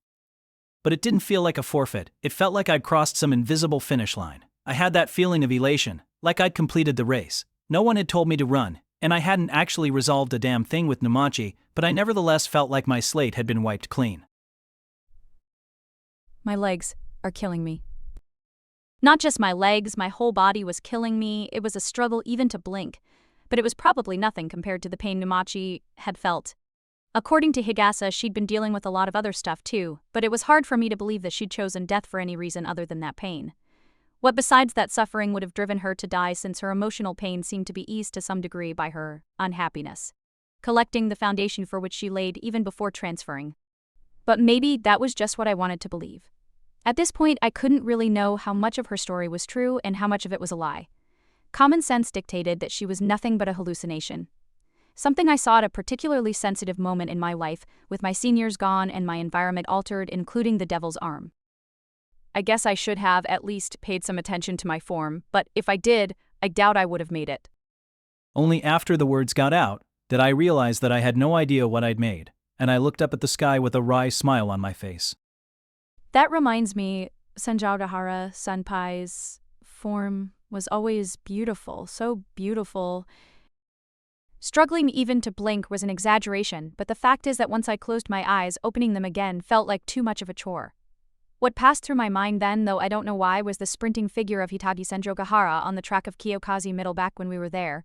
She'd been a celebrity. I hadn't known, but according to Numachi, Hanakawa-senpai had been just as famous, and apparently she'd been the harder of the two to approach for everyone. Knowing her now, I bet it was because she was too perfect.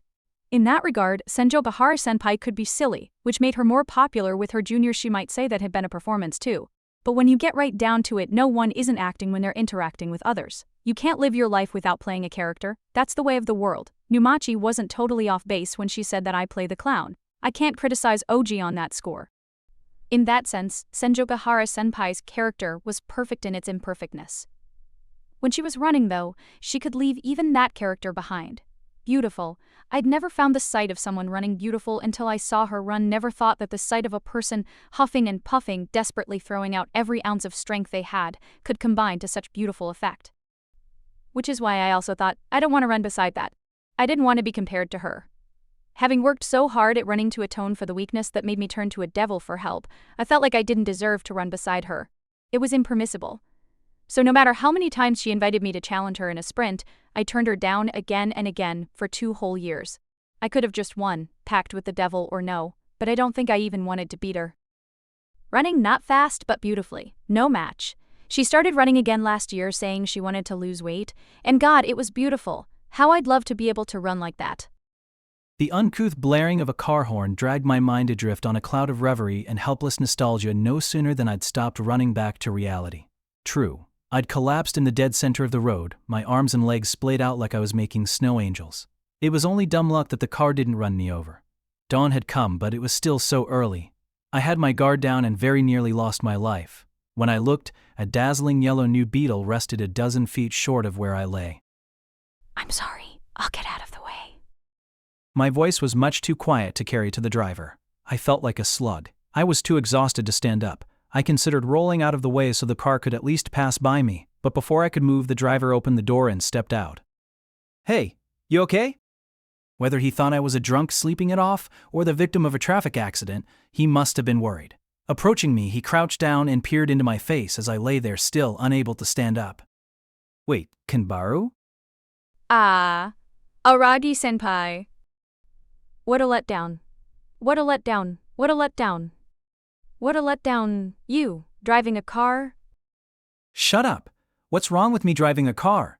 Do you have any idea what I had to go through to get my license?" But you said your bicycle was your life. You said you wanted a racing bike. Secretly, I was still feeling guilty about smashing your mountain bike, and now you've made a fool out of me. Keep feeling guilty about that. I thought it was going to be a motorbike once you graduated. You used to go on about getting a license. I've been trying to.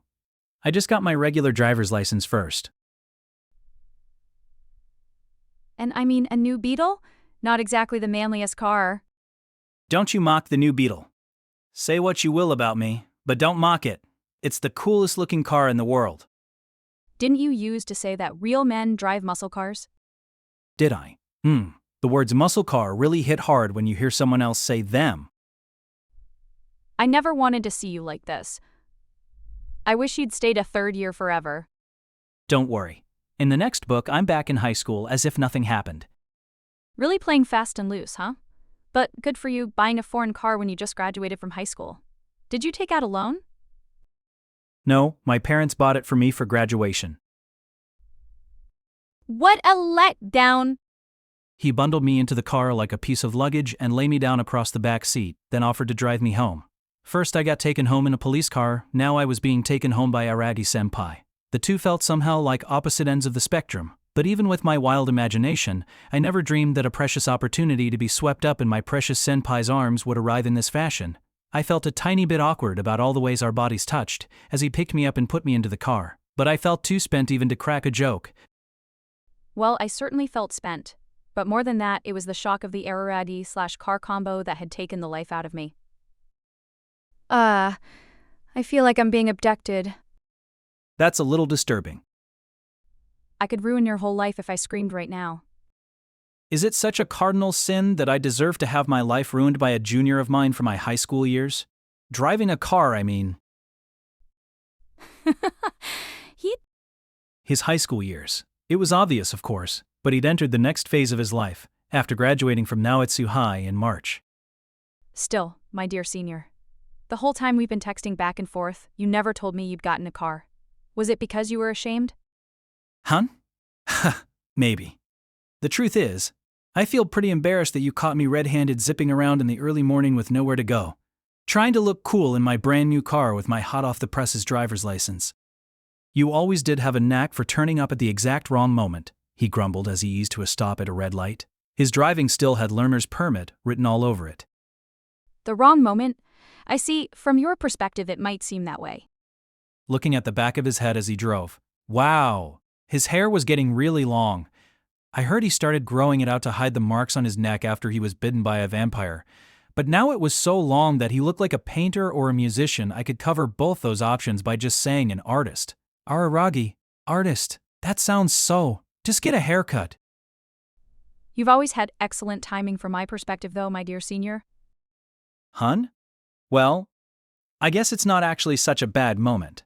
As in, you're the first person besides my little sisters to ride in this car. Except for Shinobu, of course. What about Senjo Gahara-senpai? She doesn't trust my driving. Sounds like something she'd say. Anybody would sooner ride on you while you crawl around on all fours than in a car you're driving. Anybody would sooner? Where do I fit in? Ha! Her acid tongue has gone NC-17 since she graduated from high school. Regulations? Huh? What are those? She says. Guess she's not done turning over that new leaf. I am in college now. I'll be 19 soon, so those regulations don't apply to me anymore, top or bottom. Your imitation is a little too close for comfort, but didn't they get rid of any regulations having to do with age? They sure did. To put a positive spin on it, the government is putting an attraction to little girls on equal footing with an attraction to cougars. In a sense, you might say they've recognized lolicon as a basic human right. That spin is so positive it's scary. I'm not sure about Senjogahara's use of top, though. And she also said, publishers ought to have the guts to turn this situation around and profit from it. In particular, beat the government to it and set up independent civil review boards that will issue lenient rulings, claiming at the same time some of the big bucks the nation and the PTA are throwing around. Sounds like a little too much entrepreneurial spirit. Moreover, the review committee can expect a little something extra from the creators to grease the wheels. That's low. Yep, if possible, I don't want that kind of person in my passenger seat. You'd give Hanekawa-senpai a ride though, wouldn't you? My driving technique isn't up to snuff yet. I couldn't display it to someone who drives military vehicles around minefields for NGOs in conflict zones. Is that what she's doing with herself? That's some hardcore self-discovery? Did something happen? Asked my dear senior gently, bringing the conversation around to me. If anything triggered it, it might have been the light turning red. But I'm pretty sure that wasn't it. I found myself thinking that even if he replaced his bicycle with a car, even if he grew out his hair or nails, he was still very much Koyomi Araj. Whether he changes or not, whether he matures or not, he's the same old Araji senpai. Things aren't working out for me. Things just aren't going my way. I feel really unstable. You being unstable is nothing new. Yeah, I think I'm just really lonely by myself, with you and the others gone. There's Ogi-chan. Chan? Finding the diminutive odd, was he the kind of guy who ever applied it to boys? I shook my head. When he put it that way, I had a gasa. I've actually got plenty of friends, and I enjoy talking with my juniors from the basketball team. And yet, the disappearance of my stalwart seniors has poked a gaping hole in my heart. You know, Senjogahara's sad too. She misses you. And you? Of course I miss you. I miss you a lot. You're the only one who can follow me to the banter underground. Underground. On? That remark made me happy. Even if he was just being diplomatic, no, he never was the type to be diplomatic. Therefore, I. What's not going your way? It's not like you to run until you collapse. Not like me. I've completely lost track of what is or isn't like me. Lost track? Uh-huh. What the hell does it mean for something to be like me? What do you think it means for something to be like you, for instance? That's a good question. I don't know. I was always just struggling to live up to the role of your dear senior. In that sense, maybe it was you who decided what was or wasn't like me. T decided. In the end, maybe we play whatever character people we want to like us will like, though. There's gotta be more to it. There are things we lose that we lose track of when we put on such a performance. Things we lose, right. I feel like I've already lost all kinds of things. I was thinking of the arm underneath me as I lay there. It was still wrapped up, so he probably had no idea what it looked like beneath the bandage. This past week really brought home how that left arm had become very much a part of what was like me, but also how it had been something I needed to cut loose sooner or later. If that arm was the punishment I had to bear for my sins, then it had been necessary for me to complete my sentence. I'd been terribly wrong in thinking that checking the momming paper and the TV news and tying up my arm before I went to bed for the rest of my life would serve as my atonement. Atonement was something more, much more. T wonder if you'll be done someday too. With what? Nothing. Sprawled across the back seat, I let out a sigh. There was such a gap between the burdens he and I bore that it didn't even bear comparison. Nor was it something I should ask about lightly, so I asked something else instead. Hey, Araragi-senpai, how were you able to make yourself do so much for everyone, even to the point of sacrificing yourself? Like I ever did. You're talking about Hanekawa. It was different with her, I think. What she sacrificed wasn't her own life, but you denied yourself, and kept on denying yourself, to arrive at where you are now. How were you able to do that? I asked him. Maybe I was criticizing him more than asking him. The fact is, I did want to criticize him. Because I knew how hard, how unbearable it had been for Senjogahara-senpai to watch him be that way and keep silent, and it had been hard unbearable for me too, especially at the beginning of second semester when the ruins of the cram school burned to the ground along with all our memories, and during that other case right before graduation. It had been so bad that I'd wanted to die in his place.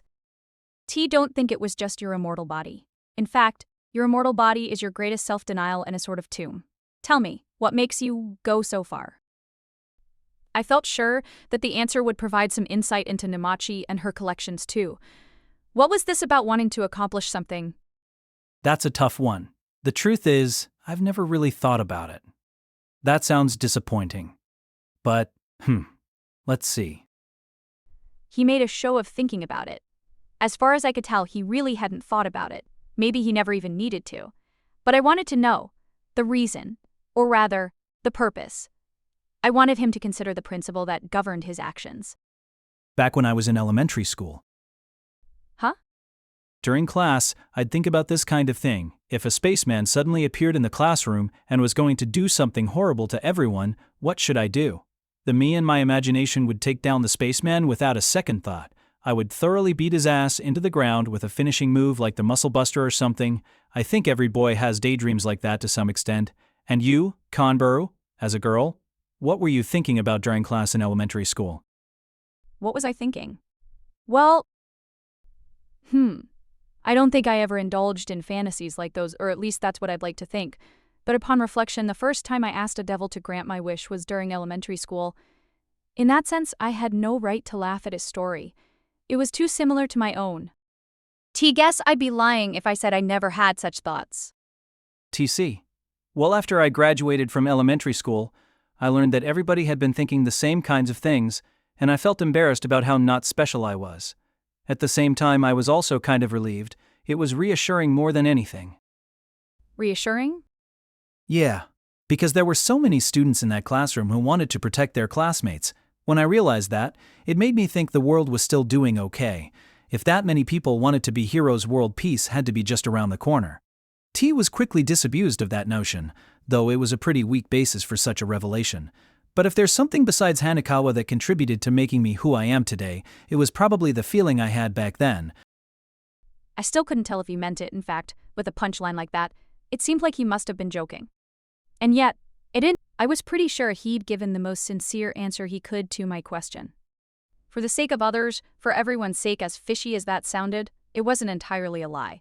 Self-sacrifice. Denying yourself, it actually isn't impossible to understand, we just don't want to. And me doing so would be odd, I seriously feel. There's not a damn thing I want to accomplish so badly that I'd die for it. A woman who has something she wants to accomplish so badly, she'd die for it, who even in death keeps on gathering, keeps collecting unhappiness and a devil. Listen, Arati-senpai, you have a friend who's a ghost, right? The word friend doesn't begin to express our relationship. I sometimes wonder if she and I were the same person in a past life. Yikes, that's creepy. Anyway, what of it?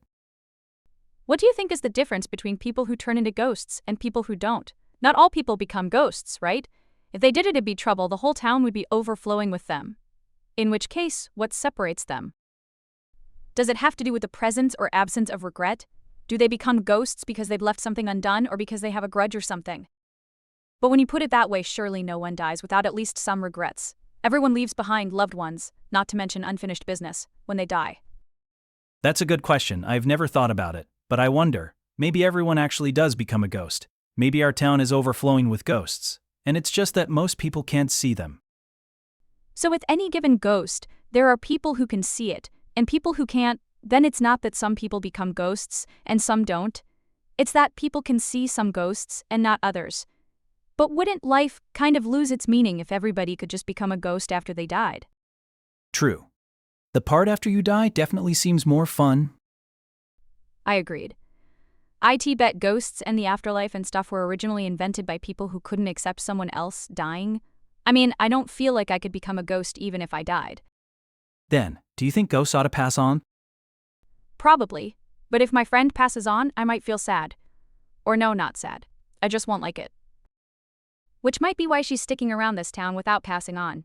As he said this, he took a curve, and I thought, does that friend get to ride in the passenger seat of his car? Well, I guess that picture reeks of a crime. T want to do something about this situation, but leaving it alone, I somehow know would be best. Best? How come? Because no one is suffering. No matter how miserable the situation, if the person seems fine, you shouldn't interfere, right? What's the point of going out of your way to tell them you're unhappy? If they're enjoying their unhappiness, then there's nothing anyone can do about it. And as it stands, many people are even being helped. If a lot of people are being saved by a situation that I want to do something about, and not a single person is suffering, it can't possibly be okay for me to stick my nose in for my own selfish reasons. Hearing all this, Aragi-senpai probably felt clueless. I doubted he'd heard anything from Karen, and I hadn't explained a single thing, only let out this torrent of angst, so how could he dispense any advice? Search me. All the same, just talking about it made me feel a lot better. I think, damn it. Did that mean Numachi was right? Would time eventually take care of this feeling as well? Yeah, probably. Aimless and forlorn sorrow, too, would someday be a memory, which you would then be able to forget. In which case... But you know, Kanbaru, it's not true that no one's suffering. Huh? At least one person, you are suffering, and that's plenty of reason for you to act. The fact that you yourself are suffering makes this case huge as far as you're concerned. And if you're suffering, it pains me. Okay, and Senjogahara too, okay?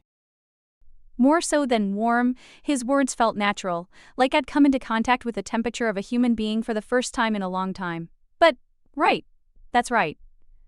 He was the kind of guy who said stuff like this all the time. Not to sound like Oshino, but the only one who can save you, if you're in trouble, might be you. Still...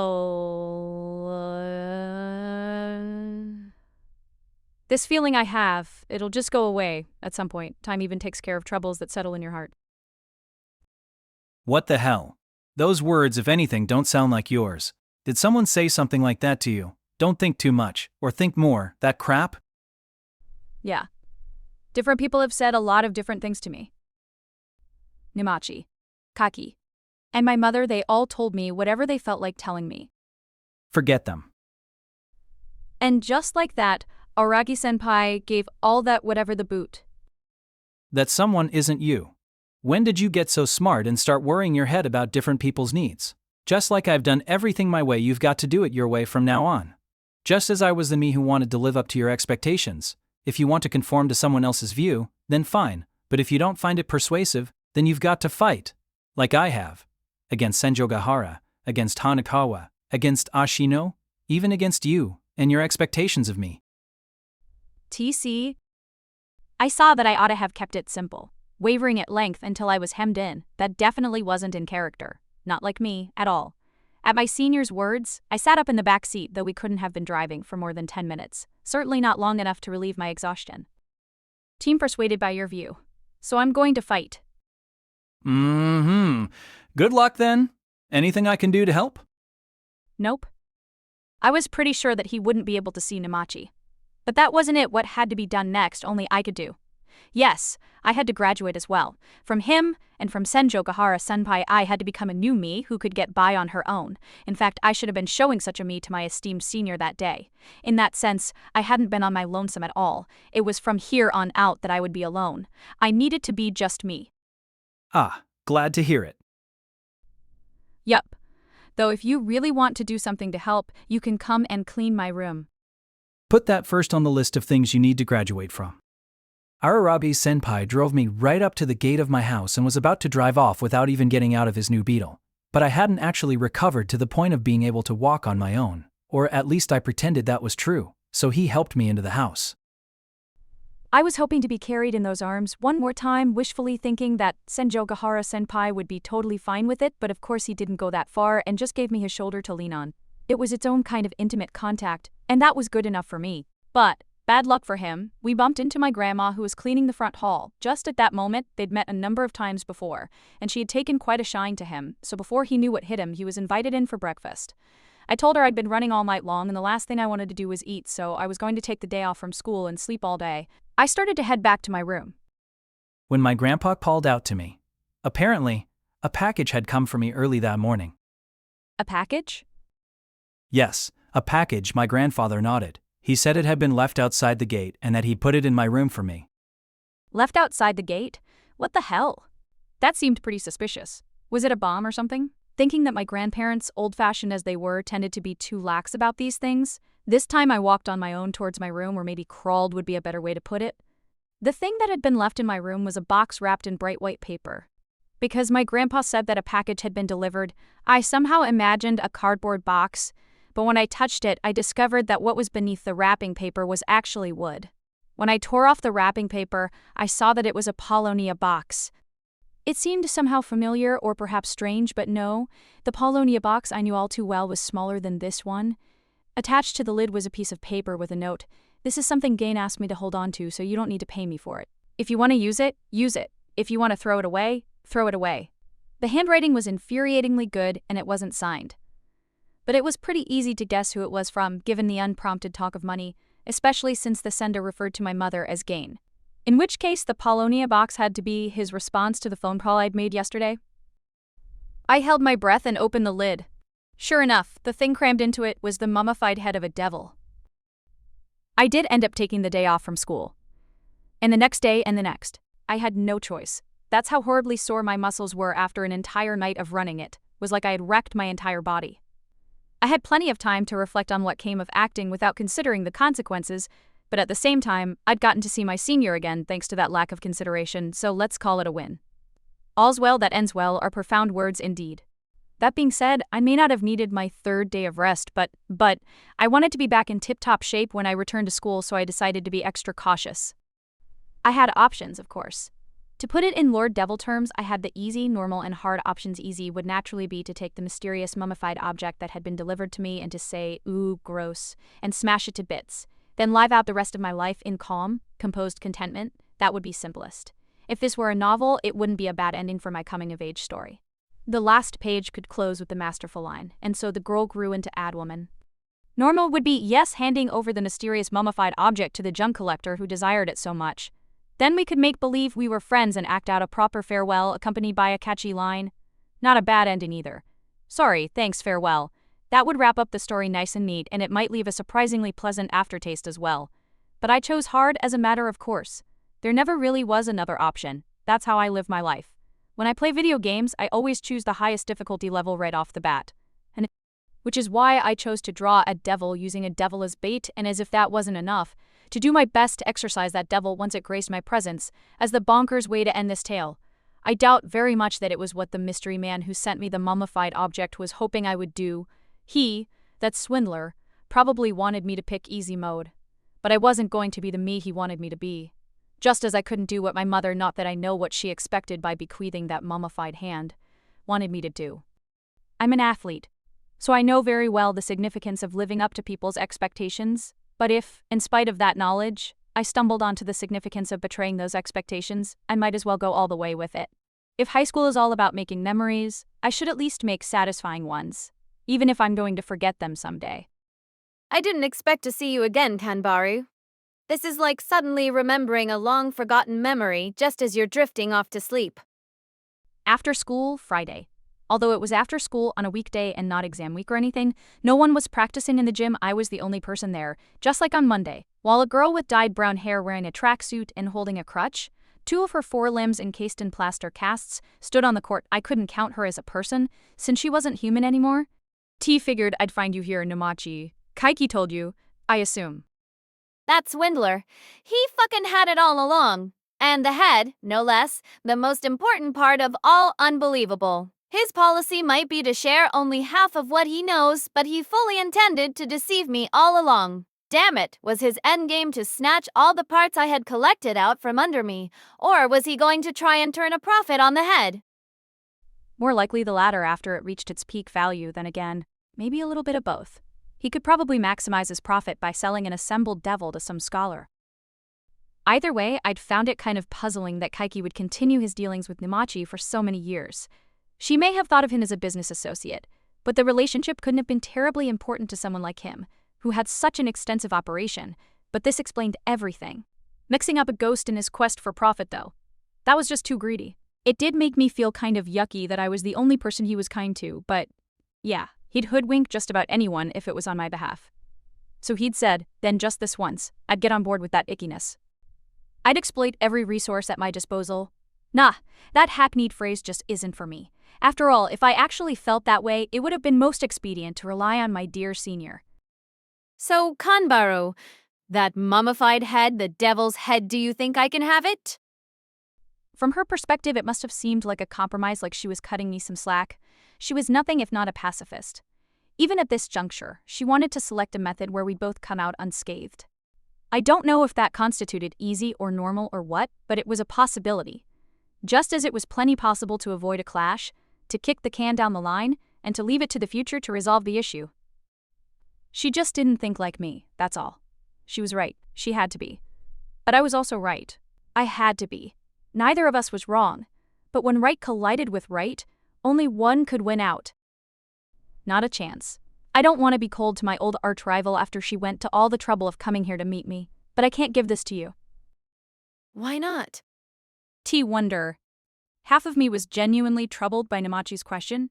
If I have to give a reason, then how about this? I'm worried that if you finish collecting all the parts of the devil, you'll turn into the real thing yourself. Play with a devil and you'll become a devil. Is that it? I'm not a weakling, unlike the rest of you. Who knows? I mean, this is the head, the brain, of all things. But no, you won't, you're probably right. You're strong. You don't need to ask a devil to grant your wishes. If you have a wish, you'll grant it yourself. So if I have to give a reason, I just can't stand to look at you. Can't stand to look? That's fine, just don't look then. She seemed suspicious, and I shook my head. Sure, totally. But I can't help it, because I can see you, whether I like it or not.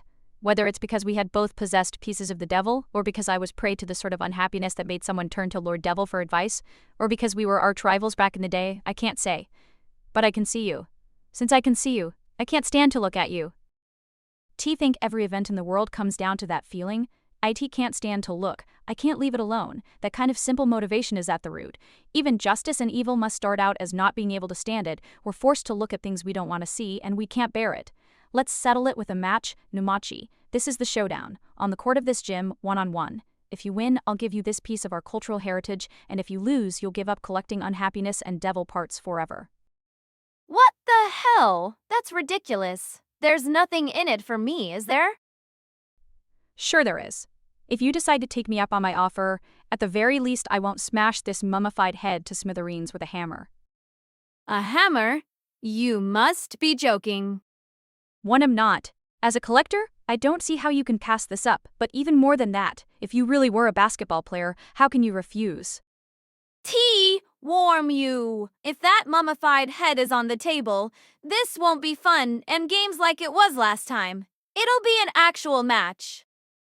Yeah? I was sure you were playing your hardest last time.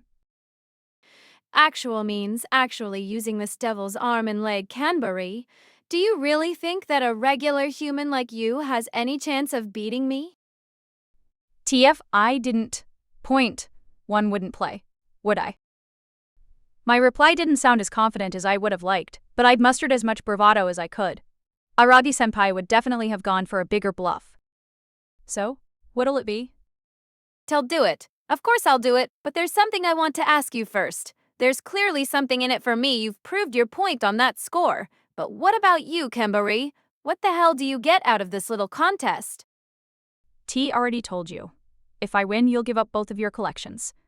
I can't do much about the unhappiness side of things, but I'll take responsibility for disposing of the devil parts you've collected so far. Sure, that's to my detriment, but it isn't really to your benefit, is it? That's where you're wrong. Your loss is my gain. Okay. You hate me. Exactly. Though with a personality like yours, you can't possibly have thought otherwise. But Kanbaru, with this arm and leg, I can take that box from you regardless of the outcome of our game. No? I can just knock you down and take the devil's head from you by force. No? Aren't you afraid of that?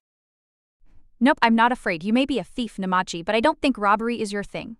You're not that kind of girl. At least, that's what I want to think.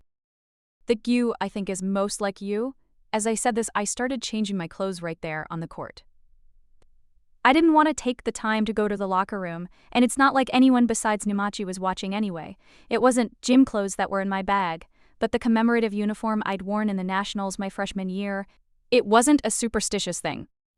I turned my room upside down to find it out of the extremely realistic expectation that much like using a familiar ball, wearing it would elicit the best possible performance from basketball player Suruga Kanbaru. I also wore the high tops from my playing days. Talk about an actual match. That's how I saw it too. It couldn't be more actual. You're so trusting. Leaving the box on the floor like that, getting naked in front of me. You've got a bit of an exhibitionist streak. Then it must have been hellish having to keep your arm hidden for a whole year. Yup. Alright, let's get this showdown on the road. Once I get my hands on that devil's head, the rest of the parts will just fall into my lap. As you put it yourself, it's literally the brains of the operation. And so saying, Numachi busted open her casts just as she'd done the other day, revealing what was underneath, the truth of her devil's body, for all the world to see. Not stopping there, she took off the jacket of her tracksuit, so that she was sporting nothing but a heat-tech shirt on top. Aha! Underneath that single layer of cloth was a hellish sight. There were pieces of the devil all over her body. She somehow reminded me of a waxwork, just as her name implied a poorly made one in poor taste. And one more layer down, under the skin, some of her organs almost certainly belonged to the devil as well. She said she still had less than a third of them, but it looked like over half her body was already composed of devil parts. Wanting more when she was already in that state went beyond the spirit of a collector.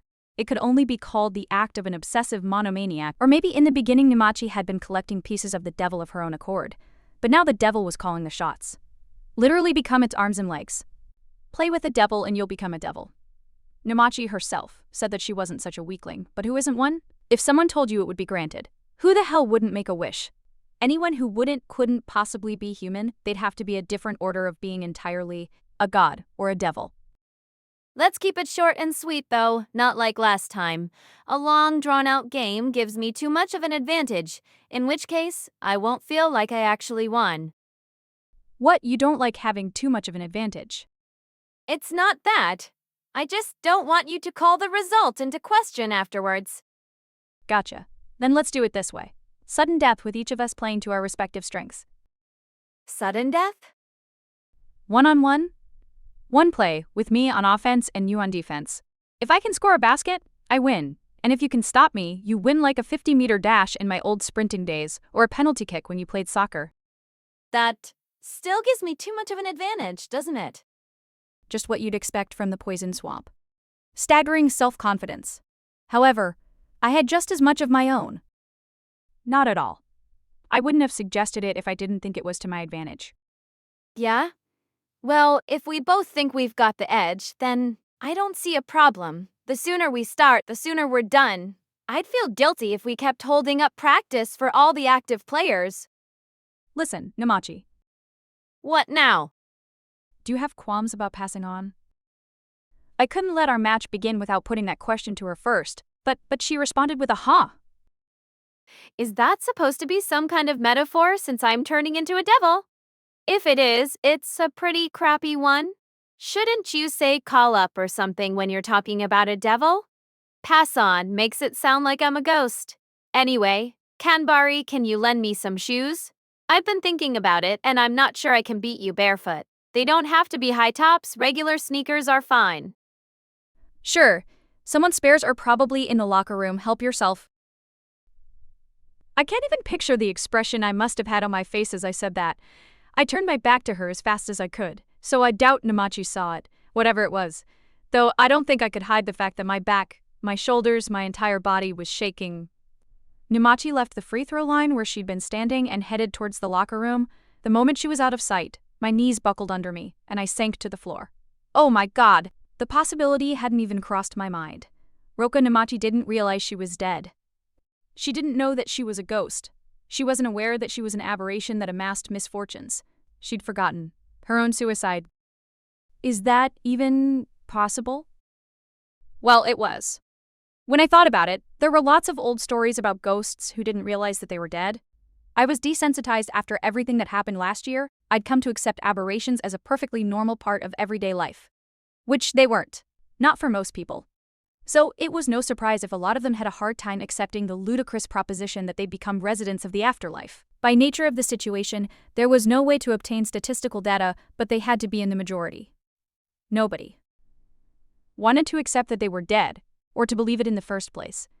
However mentally tough Numachi was, however above it all, however much she liked to sound enlightened, it didn't necessarily mean she could accept her own death. She hadn't been lying to me.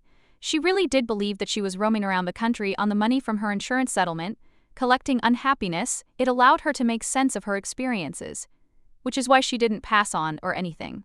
She was collecting unhappiness, gathering up the parts of a devil, like nothing had changed.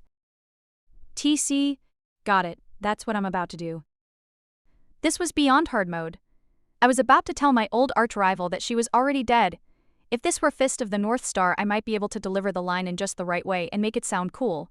But here in the real world, it would just be cruel. Still, I'd do it, and inflict that cruelty. It was too late to turn back now. I'd already set my course.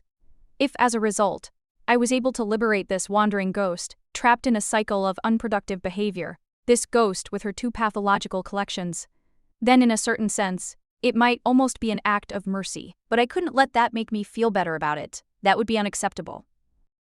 A benevolent end in no way justifies the means. Namachi's activities happened to help people too, and this was no different. Benevolence and justice need to be willed. It mustn't ever be any other way. I wasn't trying to save her. Simply put, I could very well have ended up like her so. Yeah, since I couldn't stand it. I wanted to put her down. No more, no less. As her former arch-rival, I want to put an end to her. If I didn't, someone else would. Time would take care of it, just as it did the problems that high schoolers brought to Namachi. If I left it alone, Mr. Ashino, or maybe Kaiki at any rate, someone would take care of her. But I was going to be the one to do it. I wanted to. I won't say it felt like my duty, like I had to do it now. When we really get down to it, it's probably much simpler than that. I just wanted to properly beat the woman. I wanted to beat to Namachi. I wanted to be sure that she wasn't me. I had to make sure. Sorry that took so long. Ready to get started? Namachi came back from the locker room wearing a different basketball shoe on each foot. One of the shoes appeared to belong to a boy. She had to find something that fit her devil's foot, so it was hardly surprising. It wasn't just her borrowed basketball shoes, though. She was unbalanced across the board, unnatural, unstable, and so, while I felt like I could find all sorts of reasons why I couldn't leave her be, more would present themselves the more I thought about it, I only needed one. Yes, I wanted a showdown with her. Despite the fact that I'm not much of a fighter, that's what I wanted. That and nothing more. To settle, once and for all, the winner, the loser. Either way, I didn't have the right words to convince Namachi to pass on. I had no message for her. No words to send her on her way.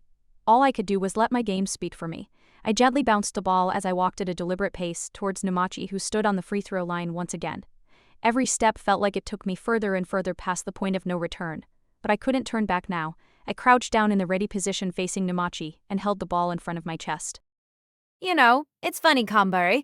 Back in middle school, people always said we were arch rivals. But this is the first time we've played a real game against each other. Is it? I feel like I remember playing against each other a million times.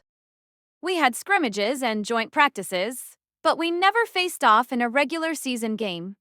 I played against Higasa's team any number of times, in fact, but fate is really something, isn't it? Even playing in the same tournaments, our teams never faced off. T can't believe it. I somehow felt like we'd spent all of middle school competing. We must have sensed something in each other, and not just because our playing styles were diametrically opposed. But once you graduated, you forgot all about me, didn't you? You only had eyes for Senjogahara. T definitely forgot all about you, but then I remembered. Till forget all about today as well, and then remember it again somewhere down the line. Hey, Namachi, what do you think about the saying, it's better to regret doing something than to regret not doing it? That's just the whining of a whipped dog. Regretting not doing something is obviously better. Right, I think so too. Only some irresponsible third party who hasn't tasted the remorse of having gone and done it would suggest otherwise. And yet, what's best is to do something and not regret it. Toop. And with those words, I spring into action. To be precise, I tried to spring into action, because Namachi was all over me in an instant. Covering me with more than enough pressure to keep me hemmed in, I'd barely twitched, but she recognized instantly that play had begun. I was facing Namachi, no mistake. At the same time, I felt keenly what a joke our one-on-one the other day had been. It had been child's play, nothing but an extension of our old scrimmages and joint practices. This was the big game. No, it was more than that. She was giving her devilish power free rein. This was Roka Namachi's real-deal quagmire defense. A diabolical defense. Usk. I hadn't been taking her lightly by any means, but this was so overwhelming that all I could do was groan. Yes. Numachi wasn't going to let me get away with anything. I became keenly aware that the nickname Can't Jump Swamp only captured half the truth. It wasn't just about jumping. She wasn't going to let me do anything but groan. She wasn't going to let me dribble or shoot. She was covering me closer than a face guard, stuck to me so tightly that she reminded me of nothing so much as a sticker. A particularly sticky sticker stuck onto my bare skin that might take a piece of me with it if I could peel it off at all. Numachi didn't say a word, which was only natural. Nothing to say in the middle of a game she was playing for keeps too, with all the tenacity of someone who's come back from the dead. Everything she was, everything she had was riding on that defense while I had nothing to lose, just an itch to scratch no scratch that. I did have something to lose. If I didn't beat her, I'd lose sight of what it truly meant to be me. I refused to let you or anyone else manipulate my life. Besides my momentary groan, we didn't say a word to each other, but nevertheless we were deep in conversation. When all is said and done, I guess Numachi and I were both athletes to the core. God, how I do love basketball. To be able to engage so deeply with literally anyone. With someone I can't stand, with someone I can't understand, even with someone who's dead. Boo. Exhaling the oxygen from my body, I took 2 steps away from the basket. However immobilized I may have been, it was only in terms of forward motion. No one can mount a perfect 360-degree defense all by themselves, and in retreating I gave Numachi the slip. Though it's probably more accurate to say that she let it slide and simply didn't dog me. At that distance, a basket was no sure thing. I wasn't a complete novice when it came to three-pointers, but my chances of sinking the shot were drastically reduced, and I wasn't about to win on some desperate gamble. That would be like winning a coin toss. Who the hell could be proud of that? This was a showdown. With my old arch-rival, no. My current arch-rival. And her eyes were asking me, what have you got up your sleeve? Having taken 2 steps with the ball, I couldn't move any further. It's the first rule that anyone learns in basketball traveling.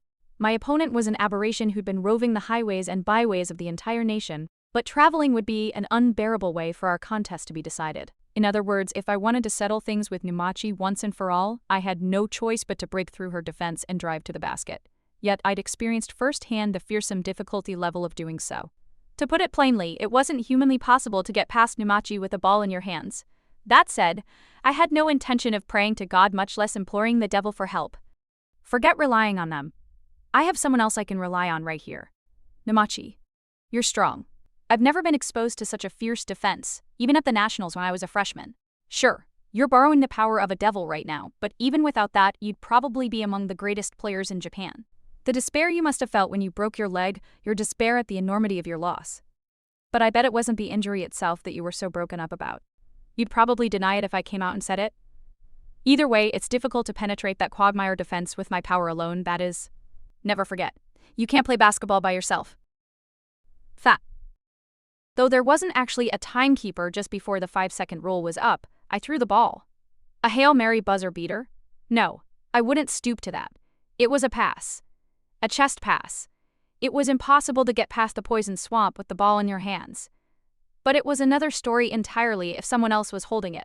But who would catch my pass? Who did I pass the ball to? Isn't it obvious? In a one-on-one matchup, it's 1 against 1, so there's only one other person on the court to whom I could pass the ball. Yep, Roka Numachi was mono 1 matchup. Be you human or devil, your arms react instinctively when a ball comes hurtling towards you. You catch the damn thing. I was off at rocket speed before I even knew for sure that Numachi had hold of the ball. I was counting on her to catch my pass. Sometimes your arch-rival is more dependable than any teammate. We were closer than teammates. That's what it means to be arch-rivals. I disliked her. I hated her, but I knew what she was capable of. I blew past Numachi with every ounce of speed I had, and naturally, I stripped the ball from her hands as I did so. A steal. And because this time she was the one holding the ball, Numachi's movements were dull, I flew past her and took the ball like it was a synchronized dance routine we had worked out. And then I planted my foot and took off the ball, which I had only dribbled once, firmly gripped in both hands. I leapt toward the rim, with only one thing in mind. I didn't want to win a contest based on probability. I wanted a decisive victory. So, forget probability. I would properly propel the ball through the hoop, with my own 2 hands. What? But in that moment, a cry of consternation escaped my lips because something occurred that was completely outside any pattern of events that I'd envisioned. A hand interposed itself between me and the hoop, Numachi's hand. Even as I'd slipped past her, she'd pivoted and instantly regrouped to get back to defending. And she blocked me. But it was unthinkable. She was the Can't Jump Swamp. Her sluggish movements were her ace and the whole sounds good, right? But that same lack of agility was also her Achilles heel. It was why Numachi, who excelled so thoroughly at defense, was a mediocre offensive player. She lacked the requisite split-second judgment. That aspect of her character was also the source, I think, of her patience to put off a problem until it was neutralized, which is why I figured she'd be flustered longer than the average person by my scheme to pass the ball to my opponent. And I had been right, or should have been, but she rallied instantaneously. How is that even possible? Was it because she had so much of the devil in her body? Did that arm and leg enable a drive that was otherwise unfeasible? That had to be it. Or maybe not, because the hand that Numachi slipped in between the ball and the hoop wasn't her left hand, it was her right. To lose! Neither do I. At that point, it wasn't a question of skill or strategy. I shoved the ball through the hoop by brute force wrapping in Numachi's right hand. Our intertwined bodies fell to the court in a tangled heap at just about the same moment the ball hit the floor. I very nearly landed right on top of Numachi, but at the last instant I was able to thrust out my arms like the poles of a tent and avoid disaster. This put us in a position that was the exact inverse of when she'd lain atop me, as though this time I'd been the one to push her over. Perhaps we were even closer to each other now. Yes, at least our faces were. Listening to the sound of the ball bouncing on the surface of the court, Numachi and I stared into each other's eyes. Our faces separated by only a couple of inches. Kea! He.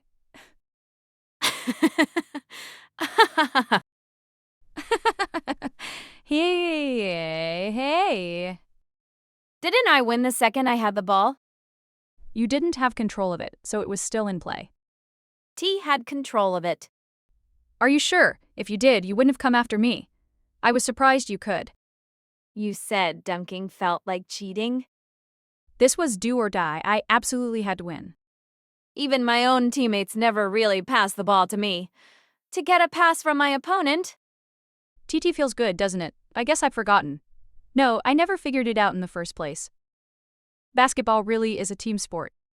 I stopped playing. Without ever understanding that, Numachi said and closed her eyes. I thought maybe she wanted me to kiss her. But, well, that couldn't be it. If we stayed in that position forever, though, it was going to get awkward, so I heaved myself up on my arms and then stood. I hopped to make sure I wasn't injured from the fall.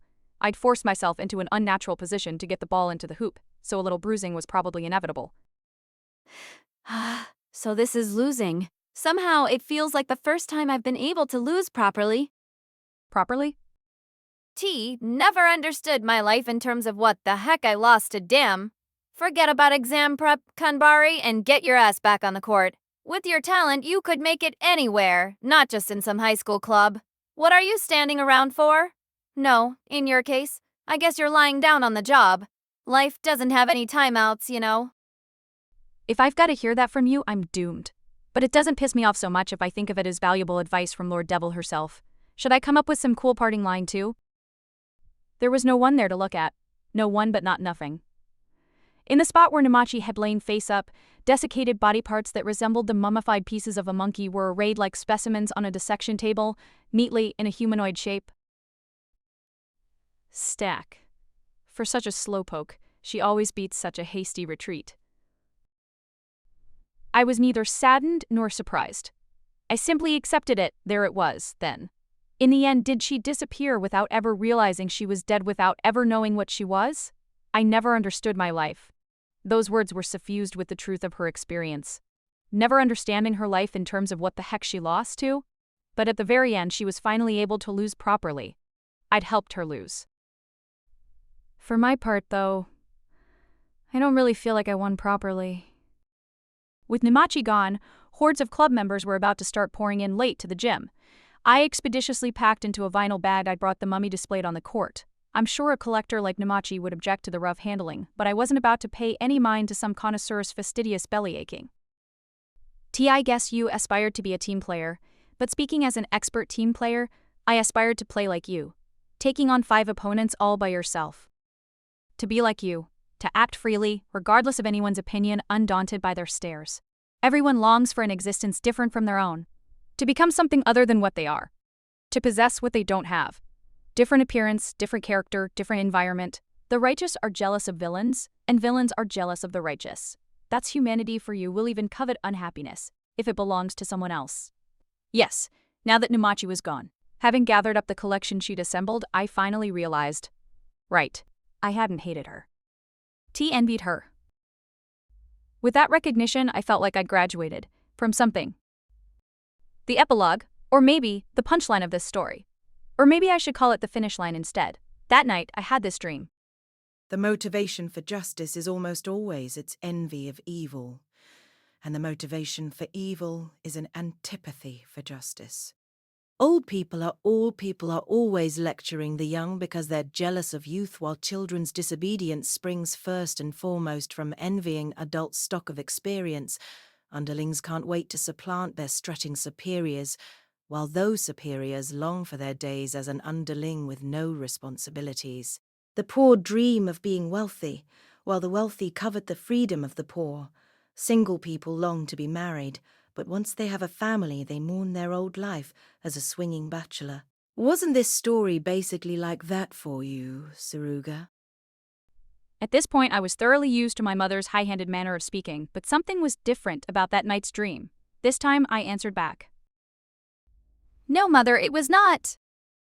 Recalling as I said it, oh yeah, this is the stiff formal tone I used when I spoke to her. It wasn't that I felt distant from her. It's just that I felt like I needed to adopt that attitude in dealing with her. That's the kind of person she was. There was respect, but there was also fear. Either way, it was no way to talk to your mother. But I kept it up anyway. It was too late to change. This was a story about having fun with an old acquaintance I happened to run into. My mother appeared to snort derisively at my words, and from the fact that she said nothing more, maybe she took them as nothing but bluster. Well, so be it. The Electra complex aside, mothers and daughters had to confront and to face off against each other because I knew that occasion would present itself someday.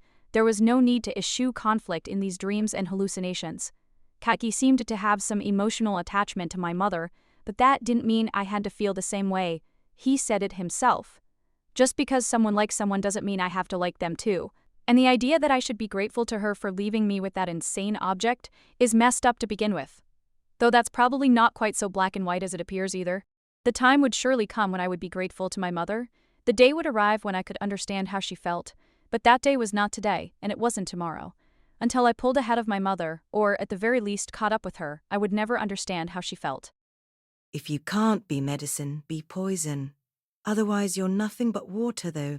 That girl, who wasn't medicine or poison, and was water, might have been muddy water.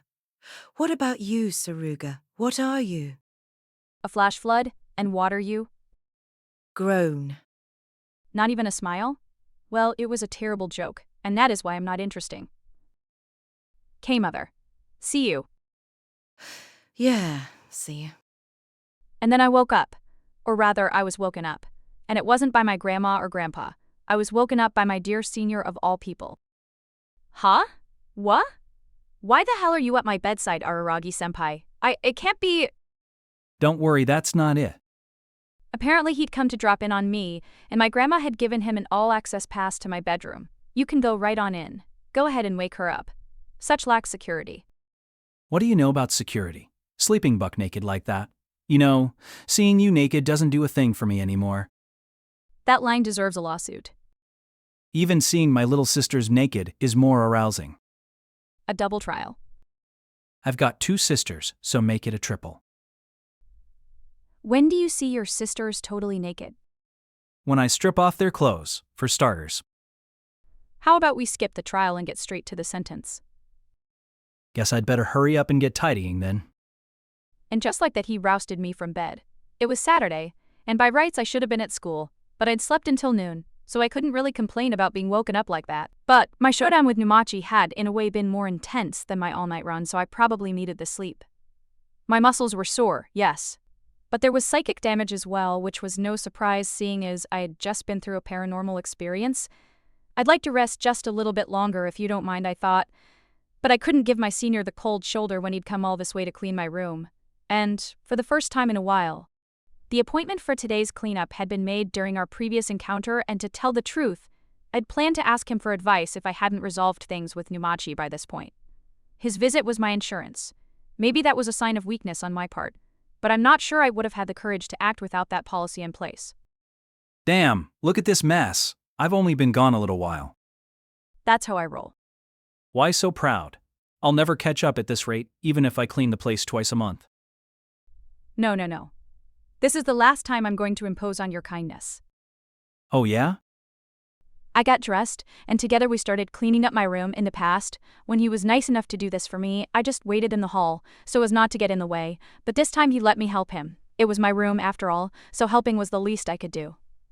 As we worked, I told him about everything that had happened since the start of the new term. Now I could tell him. When all was said and done, and when I said everything that had been done, the whole thing didn't seem like such a big deal still. I wanted to tell him she tunrel tunda. Wow, you really stuck to your guns. And sounds like it was rough. No, it wasn't so bad. Sure it was. You're always too hard on yourself, for better or for worse. If it was me, I would have thrown in the towel. But it was you I was trying to emulate. Haven't I told you? You're really overestimating me. You're a way more amazing person than I am. He wasn't just blowing smoke up my ass, and he wasn't saying it just to make me feel better. He must have meant it. But I still think that if it were him, the tale would have developed in a neater way. Oh, Aragi-senpai, I've got a favor to ask. TT's about the mummified devil parts I collected from Namachi. I'm having a pretty hard time disposing of them. Do you think you could take care of them for me? T, don't see why not, but what should I do? T was thinking you could give them to Shinobu as a snack. Ah, gotcha. That'll certainly take care of the problem once and for all. But don't they have some kind of cultural value? The second I got my hands on them, they ran out of luck. They were fresh out of their infernal luck. I could always sell them to Kaiki, but if I did, who knows what nefarious uses he might put them to. It felt right somehow for them to provide nutrition to a little girl. A fitting end for a devil. Other people's misery is like sweet nectar, huh? Doesn't make much sense to me. Listening to people's pity bragging would just bore the shit out of me. T bet it would. There can't be many people unhappier than you, my dear senior. Dumbass. I'm the happiest person in the world. Sure you are, but what would you do? If you could wish for anything, what would you wish for? Tough call. I've got too many wishes, I don't think I'd be able to decide. I guess that's true for most people. That's the thing about wishes. There are too many to choose from, and you shouldn't choose. You really shouldn't make that kind of pick. Because the second you choose your wish stops being a wish and becomes a strong will. The kind of strong will that's apt to wound you and others. You've got to be conscious of that. You can't just lightly, childishly pick a wish like you're blowing out the candles on a birthday cake or sitting on Santa's lap. Even 3 wishes is narrowing it down too much. You should be choosing not from among wishes neatly lined up on a shelf, but something else entirely, like who you are, or how you live your life, or what path you're going to take, that kind of thing. I want it to be that kind of thing. Only one, huh? I think I know what it would be. If only Karen weren't my sister. Anything but that. No, you're right. If she wasn't my sister anymore, that would defeat the whole purpose. Maybe if she was my stepsister, no. But the stepsister thing would be like exploiting a legal loophole. I'd feel guilty. I want her to be my real sister, all open and above board. In which case, yeah, I'd want the law to be changed instead. Is Karen going to be okay? What are you worried about? Karen's going to be fine. I'm going to take good care of her for the rest of our lives. I was speechless. Where was life going to take this guy? I was more unsettled than worried, but as long as they're mere wishes and nothing more, then no restrictions. Never mind 3, have however many you want. In any case, it doesn't matter whether wishes come true or not. Wishes are something you grant yourself, which means they may not actually come true. But I think the act of wishing is already worthwhile, in and of itself. Wishing in and of itself? Yeah, whether or not you can get what you wish for, knowing what it'd be is a good thing to learn about yourself. What do you desire? What do you want to be? What kind of person are you? If you don't learn that about yourself, you'll lose your way in a snap. T wonder if that's why that person left me the monkey's paw. That person? Oh, you mean your mother? Yeah. Actually, who knows? Children will never understand what the hell goes on in their parents' heads. He sounded oddly emotional about the subject. Maybe he was thinking about the car his parents bought for him because he'd always said he didn't get along with them. I didn't know what the deal was and I wasn't going to ask. I see, I always thought that person had never treated me like a child. But actually. She may have treated me like a child, but actually. She may have treated me like a daughter all along. As her dear and only daughter. Well, that's what you call wishful thinking. It took hours to remove all the strata of useless junk from my room, and when that was out of the way, my plans for the day were only half complete. After enjoying a little tea with my grandparents, I spread out some newspaper on the floor of my now sparklingly clean room, put a towel around my shoulders, and turned my back towards my senior Aragi, who stood there with scissors at the ready. You sure this is what you want? Yup, go wild. What a waste. This hairstyle really suits you. Yeah, I like it too, but it's no good for playing sports. You know, this is the third time I've cut a girl's hair. What a life. So I'm actually pretty used to it. But don't you have a salon you go to? Do, but I wanted you to cut it. How come? Because this is a watershed moment. He nodded. I don't think he had any idea what I meant. And I truly appreciated that he didn't ask. Oh, Aragi-senpai, do you mind driving me somewhere? Sure, where? T was thinking of visiting Namachi's grave. Ah, in that case we can have Tsukihi find out where it is for you. Yes. Part of me wants to carry on Namachi's legacy and find the remaining pieces of the devil, but I don't think I'll actually do it. That's for the best. You can't take the whole burden on yourself. With devils, it's safer to have them scattered in pieces anyway. Okay, ready, here I go. He announced his intention to begin and misted my hair with a spray bottle. Roka Namachi, she'd compared her own life not to a tale, but to an afterword. I guess she thought of it like the reminiscences of a former thespian looking back over her career, in which case her collections, both unhappiness and devil, were like the hobbies of a retiree. I don't believe for a second that I saved her. In no way is it true that I rescued her. Sure, maybe I liberated her from an unproductive pastime, but who in the world could deny her that wasted time? That I saved her and severed dies. Now in way is it true that I rescued her. I'm certainly not her parents, so who am I to deny someone her right to waste her time? So in the end I feel like I butted in, and what an ungrateful wretch that makes me, if Namachi was the one who returned my left arm to me. But what else could I have done? And now, what else can I do but pray? Pray that our showdown, our first showdown ever, was fun for her, like putting faith in God, like importuning the devil. All I can do is pray. Even if her end as a human was wretched, her end as an aberration was an in use and frest God. I like to think that what was keeping her was the regret that she'd never seriously pitted herself against me, Suruga Kanbaru. She didn't want to play with the devil. She wanted to play with me. Thus those 3 years of hers. It would tie things up nicely if I close with some pretty line like from now on I'll play for the both of us. But I'd never be so shameless. I'm not that kind of person. Still, I want to learn from her tenacity. Because the tenacity to cling to your pursuits even beyond the grave is something I lack. Which reminds me, I haven't checked the newspaper yet today.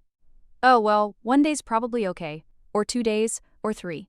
And maybe I can sleep soundly? Blaming yourself isn't the same as remorse. Nor is beating yourself up. That kind of self-flagellation isn't punishment. Having immersed yourself in an unproductive pastime, constantly looking back over your shoulder, reviewing the past, you need to come around and face up to the rest of your life at some point. Meetings and partings, seat assignments, and class assignments. By learning and graduating and then doing it all again, I'll become an adult.